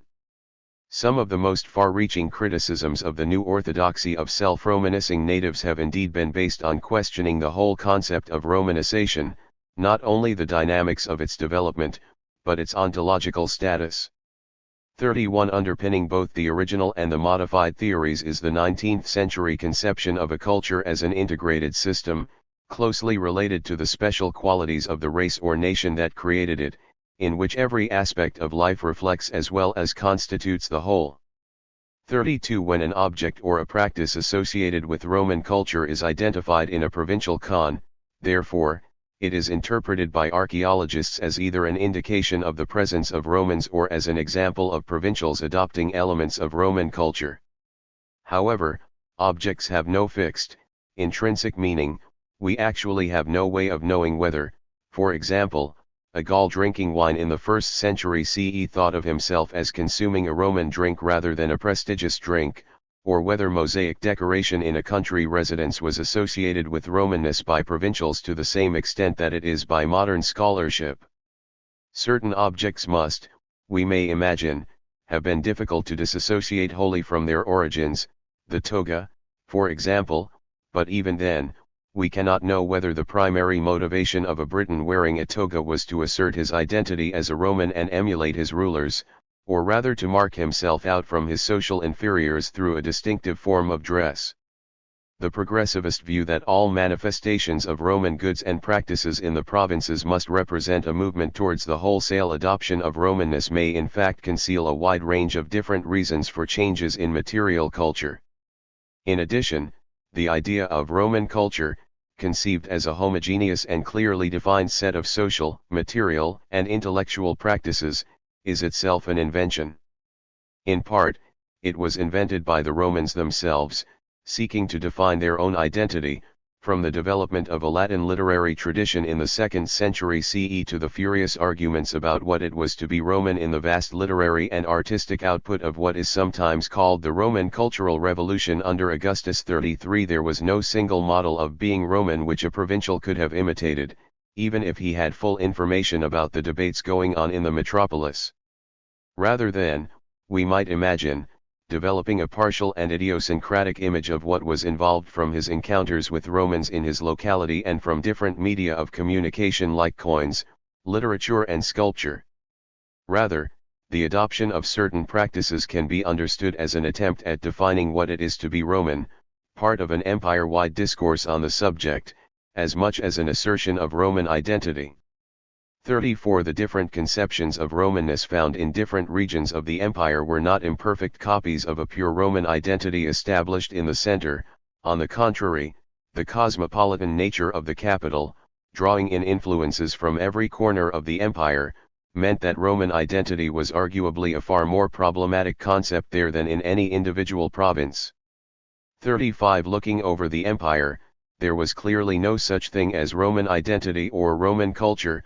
Better to think of multiple Roman identities and Roman cultures, all hybrids, sharing some elements in common but with significant differences, all undergoing a constant process of development and debate. The modern conception of Roman culture is much broader than the Romans' own definitions. Inspired by the wish to look beyond the culture of the elite, it incorporates practices such as the use of terra sigillata pottery and coined money which were not, as far as we know, specifically associated with Roman identity by any contemporary. There is no doubt that there were significant changes in a whole range of material practices in the Roman provinces, and a tendency towards greater homogeneity of material culture in at least some regions, both phenomena that require explanation. What is in question is the assumption that they represent a progression towards Roman culture and that the only explanation required is an interpretation of the nature of this progression. Interpreting the material evidence from different provinces in terms of minor variations on a single homogeneous Roman culture leads to the assumption that it must be the product of a single process, rather than being the result of a number of different processes that modern scholars have interpreted as a unity. It is clear evidence of the power of the idea of the Roman Empire, bound together in and by a common culture, that the Romans sought to identify the ideas and behavior that united its diverse inhabitants. Modern historians have been equally spellbound by the idea, to the extent of taking it for reality. 36. Processes of cultural change. Although the idea of a single empire-wide process of Romanization has proved misleading and unhelpful, and has all too frequently involved a problematic degree of identification with the imperial power and the discourse of modern imperialism, it is possible to identify a number of processes of social and cultural change that operated, to greater or lesser degrees, in all parts of the Roman Empire, and generated the phenomena that have been gathered together under the label Roman culture. The effects of these processes were highly varied, depending on, among other things, the structures of pre-conquest society in a particular area, the manner in which the region was incorporated into the empire, the wealth of the region, its location, and its degree of involvement in wider networks of trade, migration and communication. Different regions were exposed to greater or lesser degrees of external influence and stimulus. Different regions and groups had different capacities for choosing how far to resist these forces and how far to participate in the opportunities they presented. Nevertheless, as it is possible to discuss the parameters of modern globalization, identifying the forces that shape the lives of everyone on the planet to a greater or lesser degree without claiming that every experience of globalization must be identical, so we can discuss the emergence of global cultures under the Roman Empire without implying that this was a single, simple process.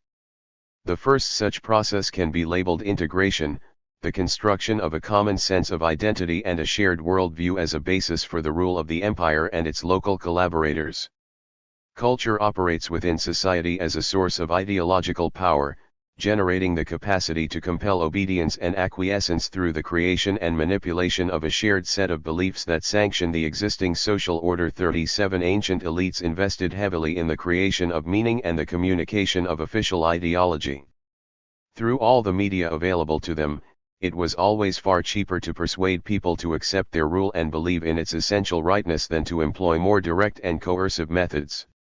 The aim of the Roman ideological project was not to create homogeneity and absolute conformity amongst its subjects, but to establish the empire as a higher focus of loyalty and source of communal solidarity that superseded, without necessarily destroying, their diversity. It is most visible in the products of the central power, especially in the con of the Augustan Revolution.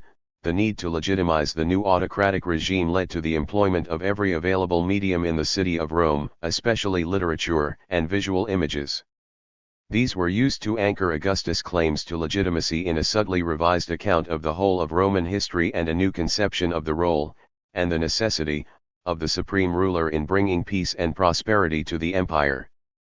38 There is considerable scope for debate about how far the Augustan program represented a coherent and directed propaganda system, rather than the result of different coin producers, artists, and writers seeking to anticipate what might please the emperor, and about whether the message of these images, poems, and histories was always clearly legible or received in the way it was intended by the producers. Nevertheless, the overall effect was the establishment of the set of ideas and symbols that would be employed by the empire for centuries to come, communicated beyond the city of Rome as a means of naturalizing the Roman order. 39. The nurse and parent of all other lands, elected by the gods' will in order to make heaven itself brighter, to bring scattered peoples into unity, to make manners gentle, to draw together by community of language the jarring and uncouth tongues of nearly countless nations, to give civilization to humankind, and to become throughout all the lands the single fatherland of humanity. Roman ideology offered a number of different images which could be read as mutually reinforcing or contradictory, according to taste. On the one hand there was an emphasis on the overwhelming power of the empire, especially its military power, with monumental celebrations of victories and triumphs, and images of the emperor accepting homage from defeated regions like Britannia and resting his foot on the globe appearing on coins. 40 In literature, the empire is presented as unlimited, all-encompassing, historically unprecedented.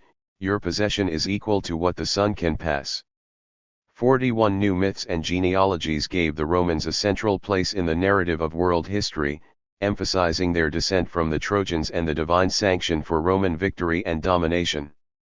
42 At the same time, however, there was also an emphasis on the civilizing mission of the empire, whose divinely ordained task was to bring peace and impose order for the benefit of all, and to extend the benefits of civilization to the farthest reaches of the world. 43 Central to this aspect of Rome's image was the emergence, out of fierce internal debate, of a new conception of citizenship and of what it might mean to be Roman. In place of the traditional model of an exclusive citizenship based on birthright, Rome took the unprecedented step, there is nothing like it in the records of all mankind, according to one Greek commentator, of opening it to the world. 44 The story that the original population of Rome was, in contrast to purebred Greek city-states, a heterogeneous mix bound together by mutual interest and solidarity rather than kinship, was an essential component, legitimizing the future admission of those who wished to join the Commonwealth.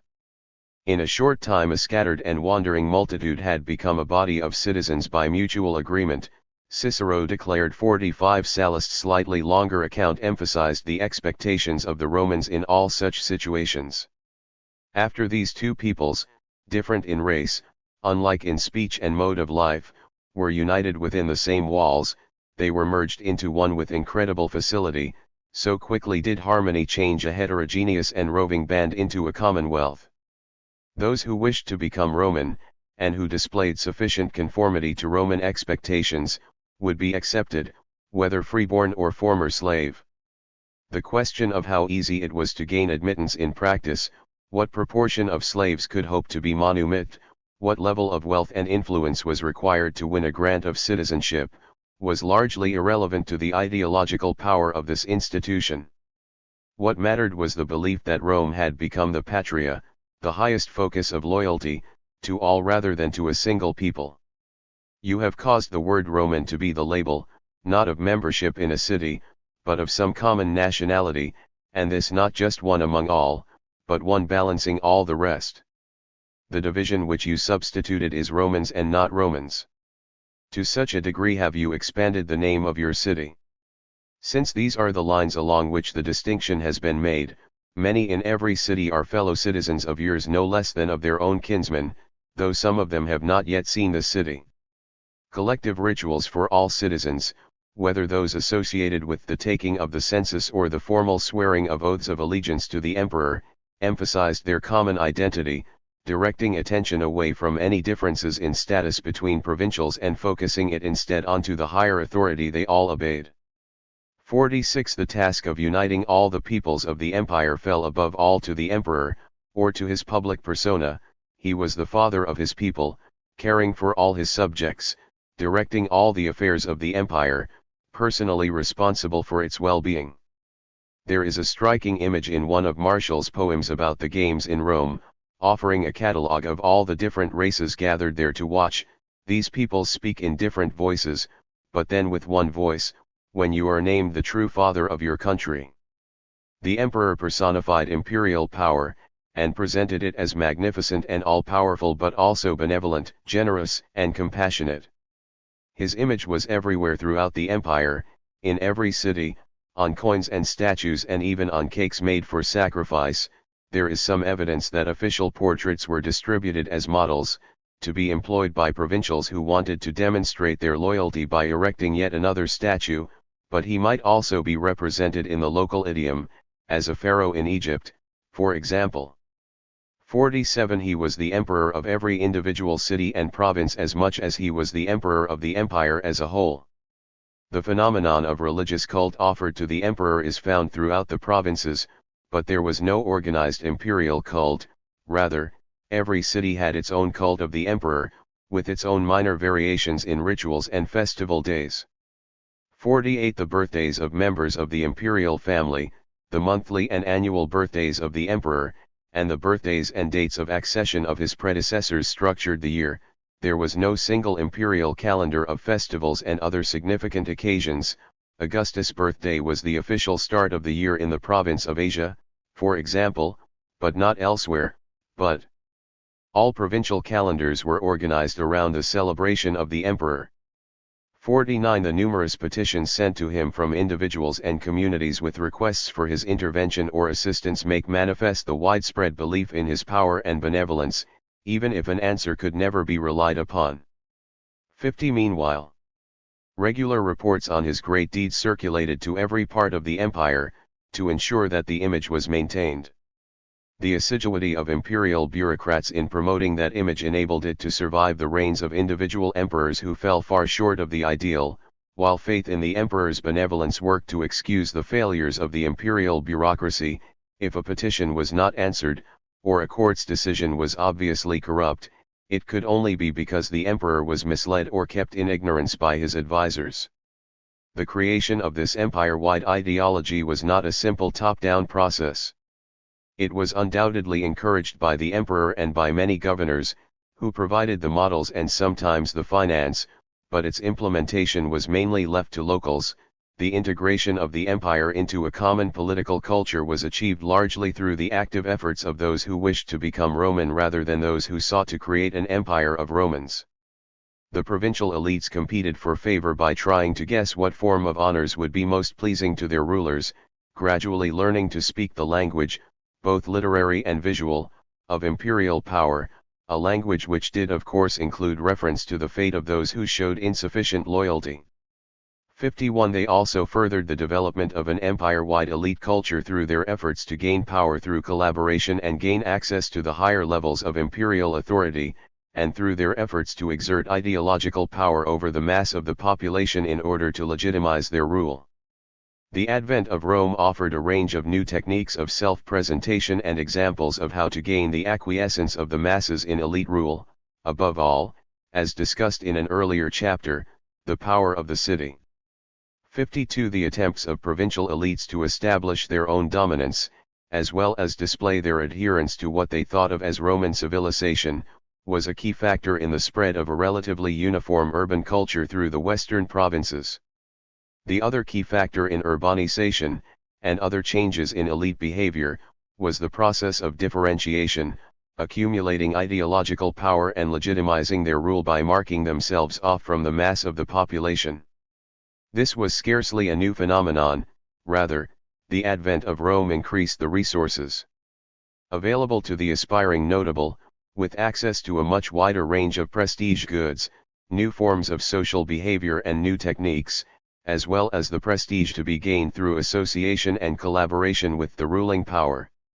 In some respects, differentiation worked hand in hand with integration, fostering the development of an increasingly homogeneous elite culture. However, this was at the expense of the integration of the empire as a whole, with wide discrepancies in power and access to power undermining any notion of the equal status of all Romans under the emperor.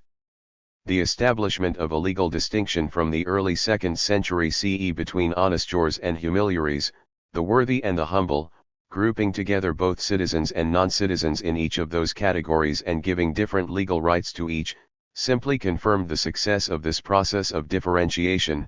The extension of citizenship to all inhabitants of the empire in 212 CE can be seen as acknowledgement of the degraded status of citizenship as much as a masterstroke of integration.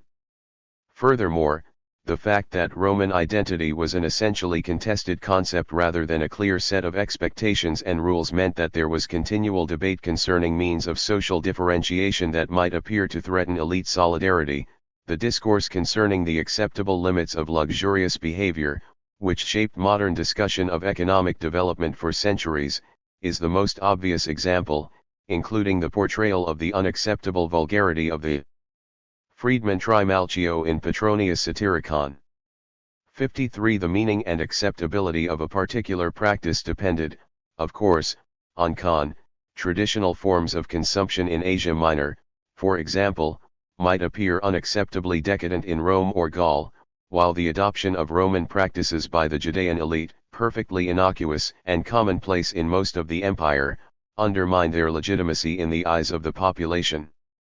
Whereas processes of integration were driven almost exclusively by the political elite in support of its own power, differentiation occurred much further down the social scale. The obvious problem in exploring this issue is that the consumption habits of the masses have to be reconstructed from material evidence alone, which shows how individuals were changing their practices but not why, whereas our perspective on elite behavior comes in part from their reflections and self-presentation in literature and epigraphy. 54. However, we can reasonably assume that consumption could be used as a means of establishing social position and membership of society, especially as citizenship no longer conferred significant political rights and duties as an alternative basis for social identity. The development of systems of distribution gave easier access to a wider range of goods, at least to those living in the cities, which could be employed as social markers, and the expansion of economic opportunities meant that at least some families had increased means at their disposal.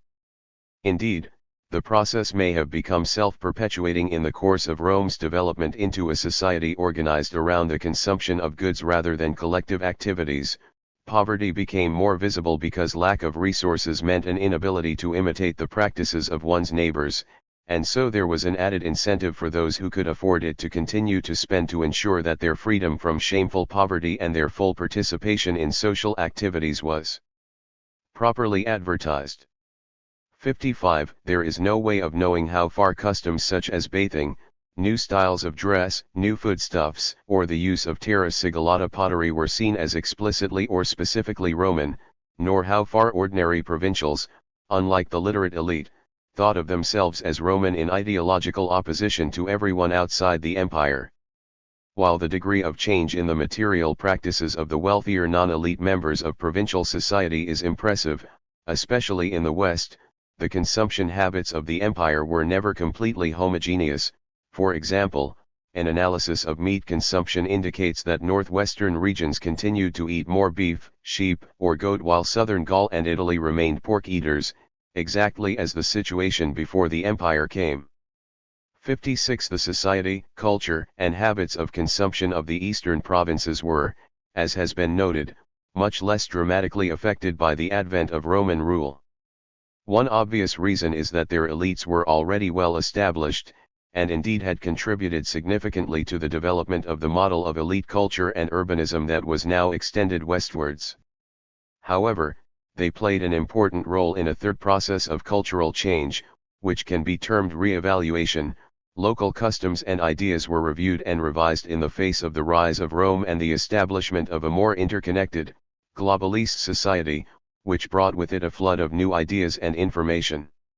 Writers from the Greek East thought deeply about Rome's history and its place in the grander narrative of world history, in the course of considering their own place within the new order and negotiating an accommodation with Roman power. 57. This echoed the re-evaluation of Roman history and identity that had begun in Rome itself towards the end of the Republic, in response to the encounter with alien cultures and with Greek culture in particular, and the consequent anxieties over whether Roman traditions were adequate to negotiate this new world.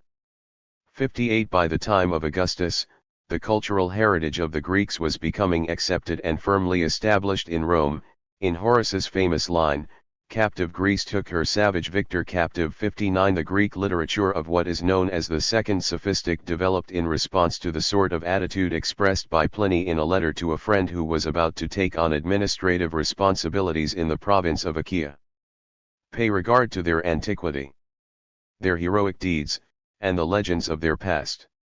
Do not detract from anyone's dignity, independence, or even pride, but always bear in mind that this is the land which provided us with justice and have us laws, not after conquering us but at our own request.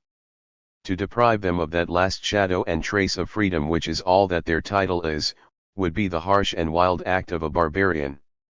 Greek writers established common ground with their new rulers in the dialectic of civilization and barbarism, presenting their own nation as the originators of civilization and treating the Romans as the agents of the diffusion of their culture to the world. A major theme in their writings is the consideration of the nature of Greek identity. Almost all of them were Roman citizens, and the invention of an idea of Greekness as something that could be acquired through education rather than birth ran in close parallel, and doubtless involving mutual influence, with the invention of Romanness. 60. Meanwhile, many Greek cities became transformed through the construction of new buildings commemorating past greatness, some built by Roman Hellenophiles, and some by local elites, into theaters of memory, reflecting and reinforcing the claims of Greece to a special place in the grand narrative of Roman power. 61. The Greek experience of Roman rule was strikingly different from that of many other provinces, above all because of its past. Elsewhere in the empire, the process of re-evaluation can be seen above all in the area of religious practice and ideas. The Romans chose to interpret the religions of foreign peoples in terms of their own, rather than regarding, say, the Carthaginians Baal as an alien god. They identified him as Saturn. Caesar's description of the religion of the Gauls is typical. They especially worship Mercury among the gods. There are many images of him. They claim him as the inventor of all crafts, guide for all roads and journeys. They believe that he has special power over money-making and trade. After him, they worship Apollo and Mars and Jupiter and Minerva. They have roughly the same view of these deities as other peoples, that Apollo dispels sickness, that Minerva grants the principles of the arts and crafts, that Jupiter rules heaven, and that Mars controls wars. The Romans made no attempt at exporting their own cults, which were closely tied to specific locations in Rome and its environs. 62 Roman colonies were expected to imitate metropolitan practices in such matters as the appointment and organization of priests, and measures were taken in some provinces to reduce or remove the power and independence of sanctuaries and religious groups like the Druids. Insofar as the empire could be said to have a religious policy, it was to export the Roman concept of religion, especially its control by the political elite, rather than its content. 63 Nevertheless, there were significant changes in the location and appearance of many cult sites, with an increasing focus on temples built in the traditional Greco-Roman style and located in the cities. This development could be seen as another manifestation of the elite's drive to control the population through the deployment of ideological power and the crystallization of institutions in the cities, and another example of the deployment of resources and imitation of new models as a means of asserting superior status and/or Roman identity. Other developments, however, are less easy to explain in these terms, above all, changes in the content of provincial religion. To judge from the epigraphic record, some provincials worshipped Roman deities, or the traditional local deities under their Roman identification, others worshipped composite deities, Sulis Minerva of Bath, for example, or apparently hedged their bets, to the god Mars Lenus or Ocelo Velanus and to the divinity of the emperor 64. Another approach is found in relief carvings that show images of divine marriage between a male Roman god and a native goddess. These could be seen as representing the subordination of the native tradition, if we assume the relief's creator or viewer shared the Roman view of the status of women, but it seems equally possible that the intended message was the domestication and control of the Roman by the native. 65. In either case, what is happening in such reliefs and in the syncretism of Roman and native deities is the active re-evaluation and reinterpretation of each religious tradition in the light of the other. The advent of Rome brought new ideas about gods, religious practice, and religious art, forcing the provincials to review their previously unquestioned traditions, not only the shifting identities of the gods they worshipped but also the changes in religious practice, and the architecture of cult sites should be understood not as the unthinking adoption of the superior culture and rejection of the old ways, as it was of course understood in the Romanization tradition, but as the active reinterpretation of religion in the light of new knowledge and ideas. 66. Just as the intellectuals of the Greek East had been compelled to reconsider their cultural traditions in the light of dramatically changed circumstances, a process which we can follow in much more detail, so the inhabitants of the western provinces re-evaluated their beliefs and practices under the influence of the empire. This process was encouraged above all by the concentration of people and resources, and the crystallization of religious, political, and social institutions in the cities, discussed in previous chapters. Those who wished to participate in social life under the new dispensation had to travel to these urban centers, where they encountered larger numbers and a wider range of people than their ancestors had ever done. Social interaction was intensified, and increasingly anonymous and segmented. More and more encounters were with strangers rather than kin or friends, focused on business transactions, and governed by external law rather than trust. The cities were the main point of contact between the locality and the wider world, the places where provincials were most likely to encounter new ideas as well as new goods, both brought in through the increase in connectivity and movement across the empire. This confrontation with alien practices and ways of thinking need not necessarily lead to changes in behavior, but traditional practices and ideas were now unavoidably recognized as one lifestyle choice amongst many rather than a given. The establishment of one's social identity was now a matter of negotiation amongst different possibilities. Provincials were presented with choices, and indeed with the necessity of making a choice, about who they were. One way of thinking about the processes of Roman globalization is as the expansion and proliferation of networks, shared forms of social coordination which require the acceptance of certain standards in order to be accepted into membership. 67. The obvious example is the network of the imperial elite, which gave access to the higher levels of social, political, and ideological power to those who met the standards of wealth, education, behavior, shared literary culture and so forth needed to be accepted into membership. However, one might equally talk of the networks of Latin speakers or the users of Roman law. One of the crucial insights of this approach is that it explains the way in which, in the experience of modern globalization and hence arguably in the Roman case, a free choice to change one's cultural practices can feel constrained. Power, in this model, operates as much through social structures and the apparently willing acquiescence of its subjects as through overt coercion. For example, In order for a member of a native elite to maintain his power in local society under the empire, it was necessary for him to gain admittance to the network of the imperial elite, and hence to adopt the whole range of Roman behavior and culture. What appears in the record as voluntary Romanization may have been experienced to varying degrees as Hobson's choice, unavoidable because the costs of not joining that network would have been too high.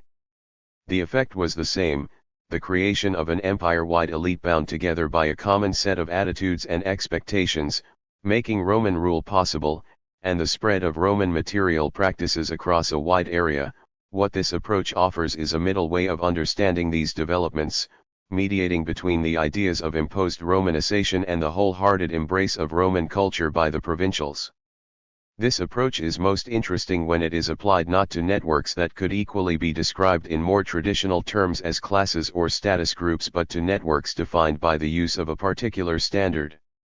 68 Roman rule, as noted previously, led to the widespread adoption of certain standards, weights and measures, coinage, law, language.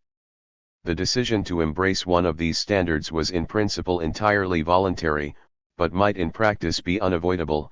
If one wanted to do business or had to interact with Roman officials, the costs of being unable to communicate with those in power, or of the business falling through because of the transaction costs involved, might be too high to leave any choice. The act of adoption of these standards does not require or imply identification with them, though in time that might develop simply through the habit of use. The adoption of a standard is not necessarily a straightforward act, it may bring with it unintended effects. Membership of a network brings an individual into contact with new information, interpretations, and practices, whether that individual likes it or not. The user of Roman coinage, for example, motivated solely by its practical utility, was as a result constantly exposed to imperial propaganda in the images on the coins. Moreover, the regular use of coins or official weights emphasized and entrenched the claims to legitimacy of the ruling power, expressed through its definition and enforcement of such standards. Latin spread through the provinces for a variety of reasons, among them the demands of army service and the convenience of a common language for business. It was not necessarily adopted for its own sake, or for becoming more Roman, but the usual mode of acquisition, learning the language through the traditional literary canon, exposed the learner to the Roman cultural world and, in the case of canonical authors like Virgil, to the ideology of imperialism. 69 Over time, certain standards became ever more dominant across the empire, replacing local practices, and their adoption became less a matter of a choice than an unavoidable necessity in order to participate in social life. This development was not only, if at all, because of the superiority of these global standards, but because they had the backing of the dominant political and economic players. Just as the development of a more homogeneous culture and a more unified set of beliefs and attitudes made ruling the empire cheaper and easier for the Romans and their collaborators, so the adoption of empire-wide standards favored those who operated, whether in the political, social, or economic spheres, at a trans-regional level. The benefits for peasant farmers from the adoption of Roman weights and measures or coins in place of local standards were marginal at best. The benefits for merchants and for the empire itself were enormous. Once we discard the assumption that Roman civilization was intrinsically superior to provincial culture and hence unquestionably desirable, the increasing homogenization and standardization of the cultures of the empire appears as a process whose benefits were unevenly distributed and in some cases of questionable value. Network power could be experienced as quite as restrictive and tyrannical as cruder forms of coercion and control, not least because it appears to involve the free choice to accept or reject new practices in favor of old ones. Moreover, it is more insidious and pervasive than the overt manifestations of globalization, such as the imposition of Roman rule or the articulation of an ideology of empire. Even if Romanization in its traditional sense remained for the most part a veneer, largely confined to the elite, not affecting in the least the sense of identity of the majority of provincials, nevertheless the development of standards based on sociability influenced and constricted individual freedom of action far more than the constraints of formal sovereignty. This is precisely the concern identified in Hart and Negri's conception of empire. It colonizes every available space, influences every discourse, and is impossible to escape without setting oneself outside normal social interaction altogether. The limited technical resources of Roman imperialism meant that there were always spaces within its borders that were largely free from its influence, but the dynamic of the system, as well as the ambitions of its ideological agenda, was to extend its reach as far as possible into everyday life and thought. If, as Hart and Negri have suggested, every theory of the constitution of empire is also a theory of its decline, then one of the most important reasons for this must be their dependence on the idea of Rome as the archetypal empire. Decline and fall is an intrinsic element of Rome's image in European culture, due in part to the power of Edward Gibbon's magisterial history, to the fact that the empire no longer exists, at least in physical terms, has been elaborated into an enthralling and deeply satisfying narrative of triumph and disaster, grandeur and decay, power and powerlessness, which raises questions about the permanence and stability of all human creations. If not even Rome could endure, what hope for any other society? In the Middle Ages, of course, the answer was simple: Rome fell because that was the divinely ordained course of history. It had been superseded by a greater power, a truly godly order, which had preserved the best elements of classical culture and set them to the task of building a kingdom of heaven rather than earth, in confident expectation of the fulfillment of God's plan. The progressive questioning of Christian teleology from the Renaissance onwards raised more complex questions about the fate of Rome, with discussion focusing now on the natural properties of political institutions. The Republic was taken as a powerful model of constitutional organization, while the example of the Empire supported a sense that even the most powerful states were subject to unexpected disaster. Rome offered, as always, a mirror for different aspects of the present. In the 17th and 18th centuries, for example, as well as sustaining the critique of monarchy and the advocacy of republicanism, it provided the vocabulary of luxuriousness and moral decay, and the defining narrative of their effects on society, as a basis for debates about the consequences of economic and social change. Towards the end of this period, different intellectual currents converged to transform the discourse once again. 4 new historical skills and a more critical attitude towards sources placed knowledge and understanding of antiquity on an infinitely firmer foundation. The emerging disciplines of the scientific study of society suggested new ways of interpreting the past as well as the present. New ideas about the state of contemporary society raised new and pressing questions about the relationship between past and present, and the nature of historical development. The results can be seen in the subsequent course of the debate on luxury, with the contributions of David Hume, Adam Smith, and other writers of the Scottish Enlightenment. The term was reinterpreted, abandoning the moral overtones of the classical in favor of a positive evaluation of the role of consumption in economic growth. Ancient evidence was reinterpreted and qualified, questioning how far Rome's problems were really due to luxuriousness rather than, say, to the establishment of autocracy and the loss of liberty. Above all, social and economic change was seen as progressive rather than as a sign of decay. In this debate as in others, Rome retained a significant role, but on very different terms. The focus of scholars was now on the differences as much as the similarities between past and present, with the sense that the modern era might be able to take a different path from that indicated by historical precedent. Modernity was increasingly seen as an unprecedented phenomenon, free from traditional constraints and limits. Past forms of society could no longer serve as models or examples. We are in an entirely new condition of society, declared the French economist Jean-Simon de Sismondi, while Hegel argued that each period has such peculiar circumstances and is such an individual situation that decisions must be made and can only be made on the basis of the period itself. However, that did not render the past irrelevant. Rather, the study of history would reveal the dynamics of social development and historical change, and thus the likely course of future developments. Inevitably Rome, as the past society that most resembled the modern era in its power and sophistication, was the focus of most attention, even if it seemed to raise worrying questions about the more optimistic views of the future.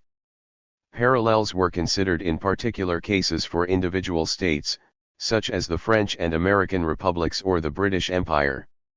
Even the forces which laid the Roman Empire low concern the modern world very nearly, more nearly indeed than do the reasons for the downfall of any other empire about which we have full knowledge, as Haverfield argued, but many writers in the Greater Britain tradition insisted instead on the range of differences that rendered any apparent resemblance insignificant. 6. Increasingly, however, Rome was compared not with individual states but with modern civilization as a whole. Modernity was conceived as an integrated unity, in which every facet of life shared in and reflected its unique and unprecedented qualities. 7. Rome came to be similarly conceived. Its historical fate was then understood not as the fall of a state or the crisis of a society but as the collapse of an entire civilization, raising questions not just about the destiny of individual nations but also about the entirety of modern civilization, and its conviction that humanity had triumphed permanently over barbarism. Kant remarked that the course which the human race follows on the way to fulfilling its destiny seems to be subject to incessant interruptions, with the constant risk of reverting to the original barbarism. 8. Most advocates of modernity proclaimed a more optimistic view. Because of the achievements of modern science, technology, social organization, and geopolitical power, the future would be radically different from the present, let alone the past, and yet recognizably the same, still modern. Because it would represent the progressive development of modernity. Despite such claims, however, modernity was still haunted by the past against which it defined itself, and by the threat of its return. 9. Above all, it was both haunted and fascinated by the ruins of Rome. 10. Parallels with Rome operated in a range of modes. The sense that the future might not be as bright and shining as was generally claimed could occasionally be a source of hope or satisfaction as much as a source of anxiety. A belief in the limited future of capitalism was, after all, a prerequisite for a belief in the possibility of true social revolution. Marx interpreted the symptoms of decay in contemporary society, exceeding those horrors recorded of the later Roman Empire, as a sign that an alternative future might be coming within reach, while William Morris welcomed the possibility of a return to a pre-industrial utopia as a relief from the evils of industrial society. 11. Far more often, however, this prospect was viewed with fear or resignation, especially in the years after the First World War, as in Oswald Spengler's account of the decline of the West or the gloomy outlook of the Russian émigré historian Mikhail Ivanovich Rostovtsev. The evolution of the ancient world has a lesson and a warning for us. Our civilization will not last unless it be a civilization not of one class but of the masses. But the ultimate problem remains like a ghost, ever present and unlaid. Is it possible to extend a higher civilization to the lower classes without debasing its standards and diluting its quality to the vanishing point? Is not every civilization bound to decay as soon as it begins to penetrate the masses? 12. These discussions could take a more positive or at any rate activist turn. Occasionally, parallels with Rome were employed to suggest how people might survive the coming disaster, most recently in the proposal of Morris Berman for a new monasticism to preserve the finest products of Western culture from the spiritual anomie and socio-economic breakdown of modern America. While the parallels between the Roman case and the American one are not exact, the analogy does suggest some transformative possibilities.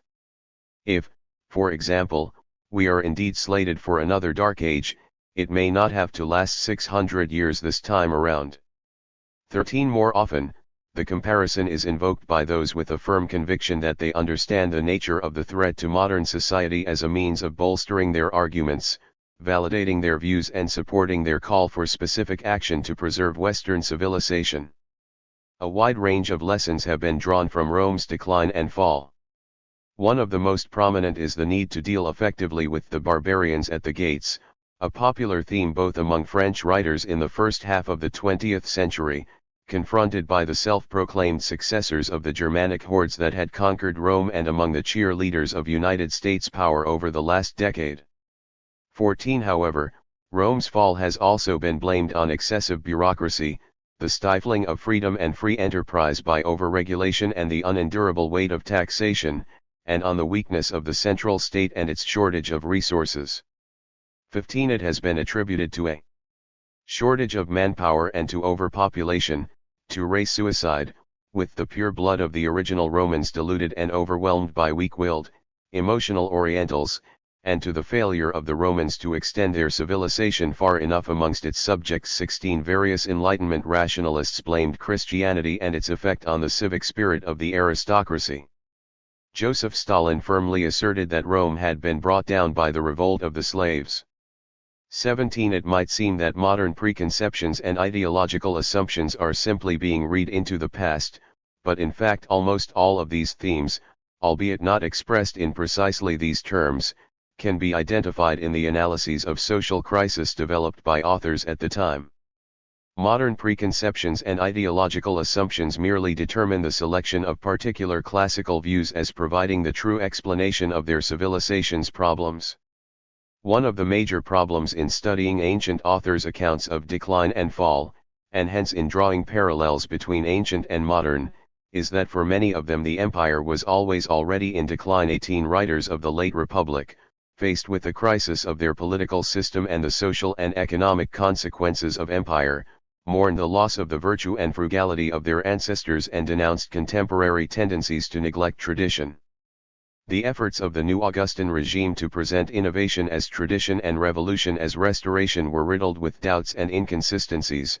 Virgil and Livy seemed to raise questions about the official line even as they promulgate it in their works, and plenty of authors of the early Principate mourned the loss of the liberty of the Republic and saw the corruption and luxuriousness of their own society as presaging the end of Rome. A long Christian tradition, building on Jewish precedents, emphasized the flaws of the empire and of the whole worldly order as an argument for the need for spiritual renewal and a new view of the relations between God and man. Traditionalist authors of the 4th century blamed it all on Constantine's rejection of everything that Rome stood for by converting to Christianity. At all these periods, it should be noted, there were also plenty of sources proclaiming the happiness of the times and the magnificence of the empire. 19. A full account of the history of the later Roman Empire and of the characteristics of the period known as Late Antiquity far exceeds the scope of this book. It is a rich and complex subject, which is no longer interpreted solely in terms of the decadence of the classical and the collapse of civilization into the Dark Ages, and as such it is almost entirely irrelevant to the use of the image of Rome in modern discourse. Arguments about whether the period might be better conceived as a transition from one form of society to another count for nothing in the face of the power of the image of decline and fall in the Western imagination. That image is vague in the extreme, there is little precision, and little sense of any necessity for precision, in defining what is supposed to have declined and fallen when. By the traditional end date of 476 CE, the power of the Roman emperor in the West had long been negligible. It would have made little difference if the line had been broken decades earlier or persisted for another century, if not for the loss of the irony that the last emperor of Rome, Romulus Augustulus, carried the name of its founder and the diminutive of its first emperor. Meanwhile, the Roman Empire actually maintained its power more or less undiminished for centuries afterwards in the wealthy eastern half of the Mediterranean. Only the power of the Roman Church, ignorance of the Greek language, sheer insularity and general prejudice against the East persuaded anyone otherwise. Furthermore, this line of argument carries with it the assumption that Rome should be understood simply in terms of its political organization at the highest level, so that the end of the lines of emperors must mark the end of everything. If one considers the economic, social, or cultural structures of the empire, let alone the life of the countryside, then the chronology of change appears very different, and in many cases much less dramatic than the images of catastrophic collapse. Nevertheless, the idea of decline and fall, resulting from some combination of external barbarians and internal weakness, and dominated by images of destruction, slaughter, and the collapse of civilization, continues to haunt the Western imagination. At the heart of the problem is the ambiguous relation of the Roman Empire to Roman culture. This is rarely defined or clarified in modern discourse, not least because blurring the distinction between the power of a polity and the nebulous, inoffensive power of culture is a crucial element in the repertoire of imperialism. Culture is seen as natural, and hence stable. Cultural change therefore requires explanation. Empire is thought of as unnatural, and hence inherently unstable. The real question, historians from Gibbon onwards have asserted, is not why Rome fell but how it succeeded in enduring for so long. The fate of the Roman political order, which did indeed come to an end in the West in the 5th century, is projected onto the whole of Roman culture, so that cultural change is interpreted as cultural. 133. 134. Collapse. All evidence of disruption and change in every area of life is accumulated to demonstrate the severity of the catastrophe, evidence of continuity or of a lack of drama.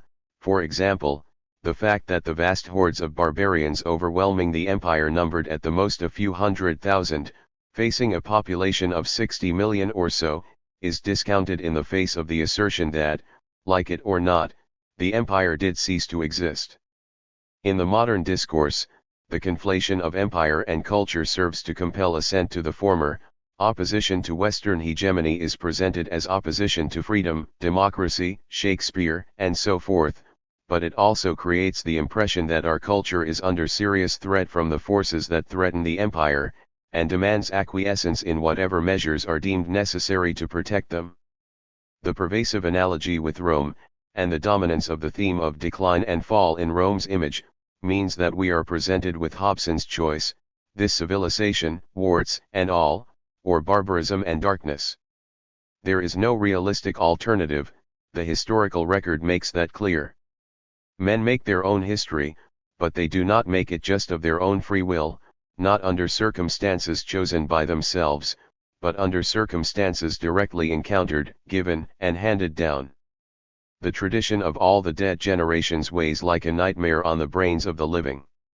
And if they nevertheless seem engaged in revolutionizing themselves and things, in creating something that has not yet existed, precisely in such periods of revolutionary crisis they fearfully conjure up the spirits of the past to their service, borrow from them names, battle cries and costumes, in order to present the new scene of world history in this time-honored clothing and with this borrowed language. Thus Luther masked himself as the Apostle Paul. The revolution of 1789 to 1814 draped itself alternately as the Roman Republic and the Roman Empire, and the revolution of 1848 knew nothing better than to parody, now 1789, now the revolutionary tradition of 1793 to 520. Karl Marx's essay, The 18th Brumaire of Louis Bonaparte, remains one of the most important and insightful discussions of the power and pitfalls of drawing on the past. On the one hand, historical examples can be a source of inspiration and courage, magnifying the given task in imagination rather than fleeing from its solution in reality. Analogies with Rome not only sustain the extension of Western imperial power across the globe, they also inspired the radical political traditions that opposed such brutality and oppression, not least through Marx's own reflections upon ancient history.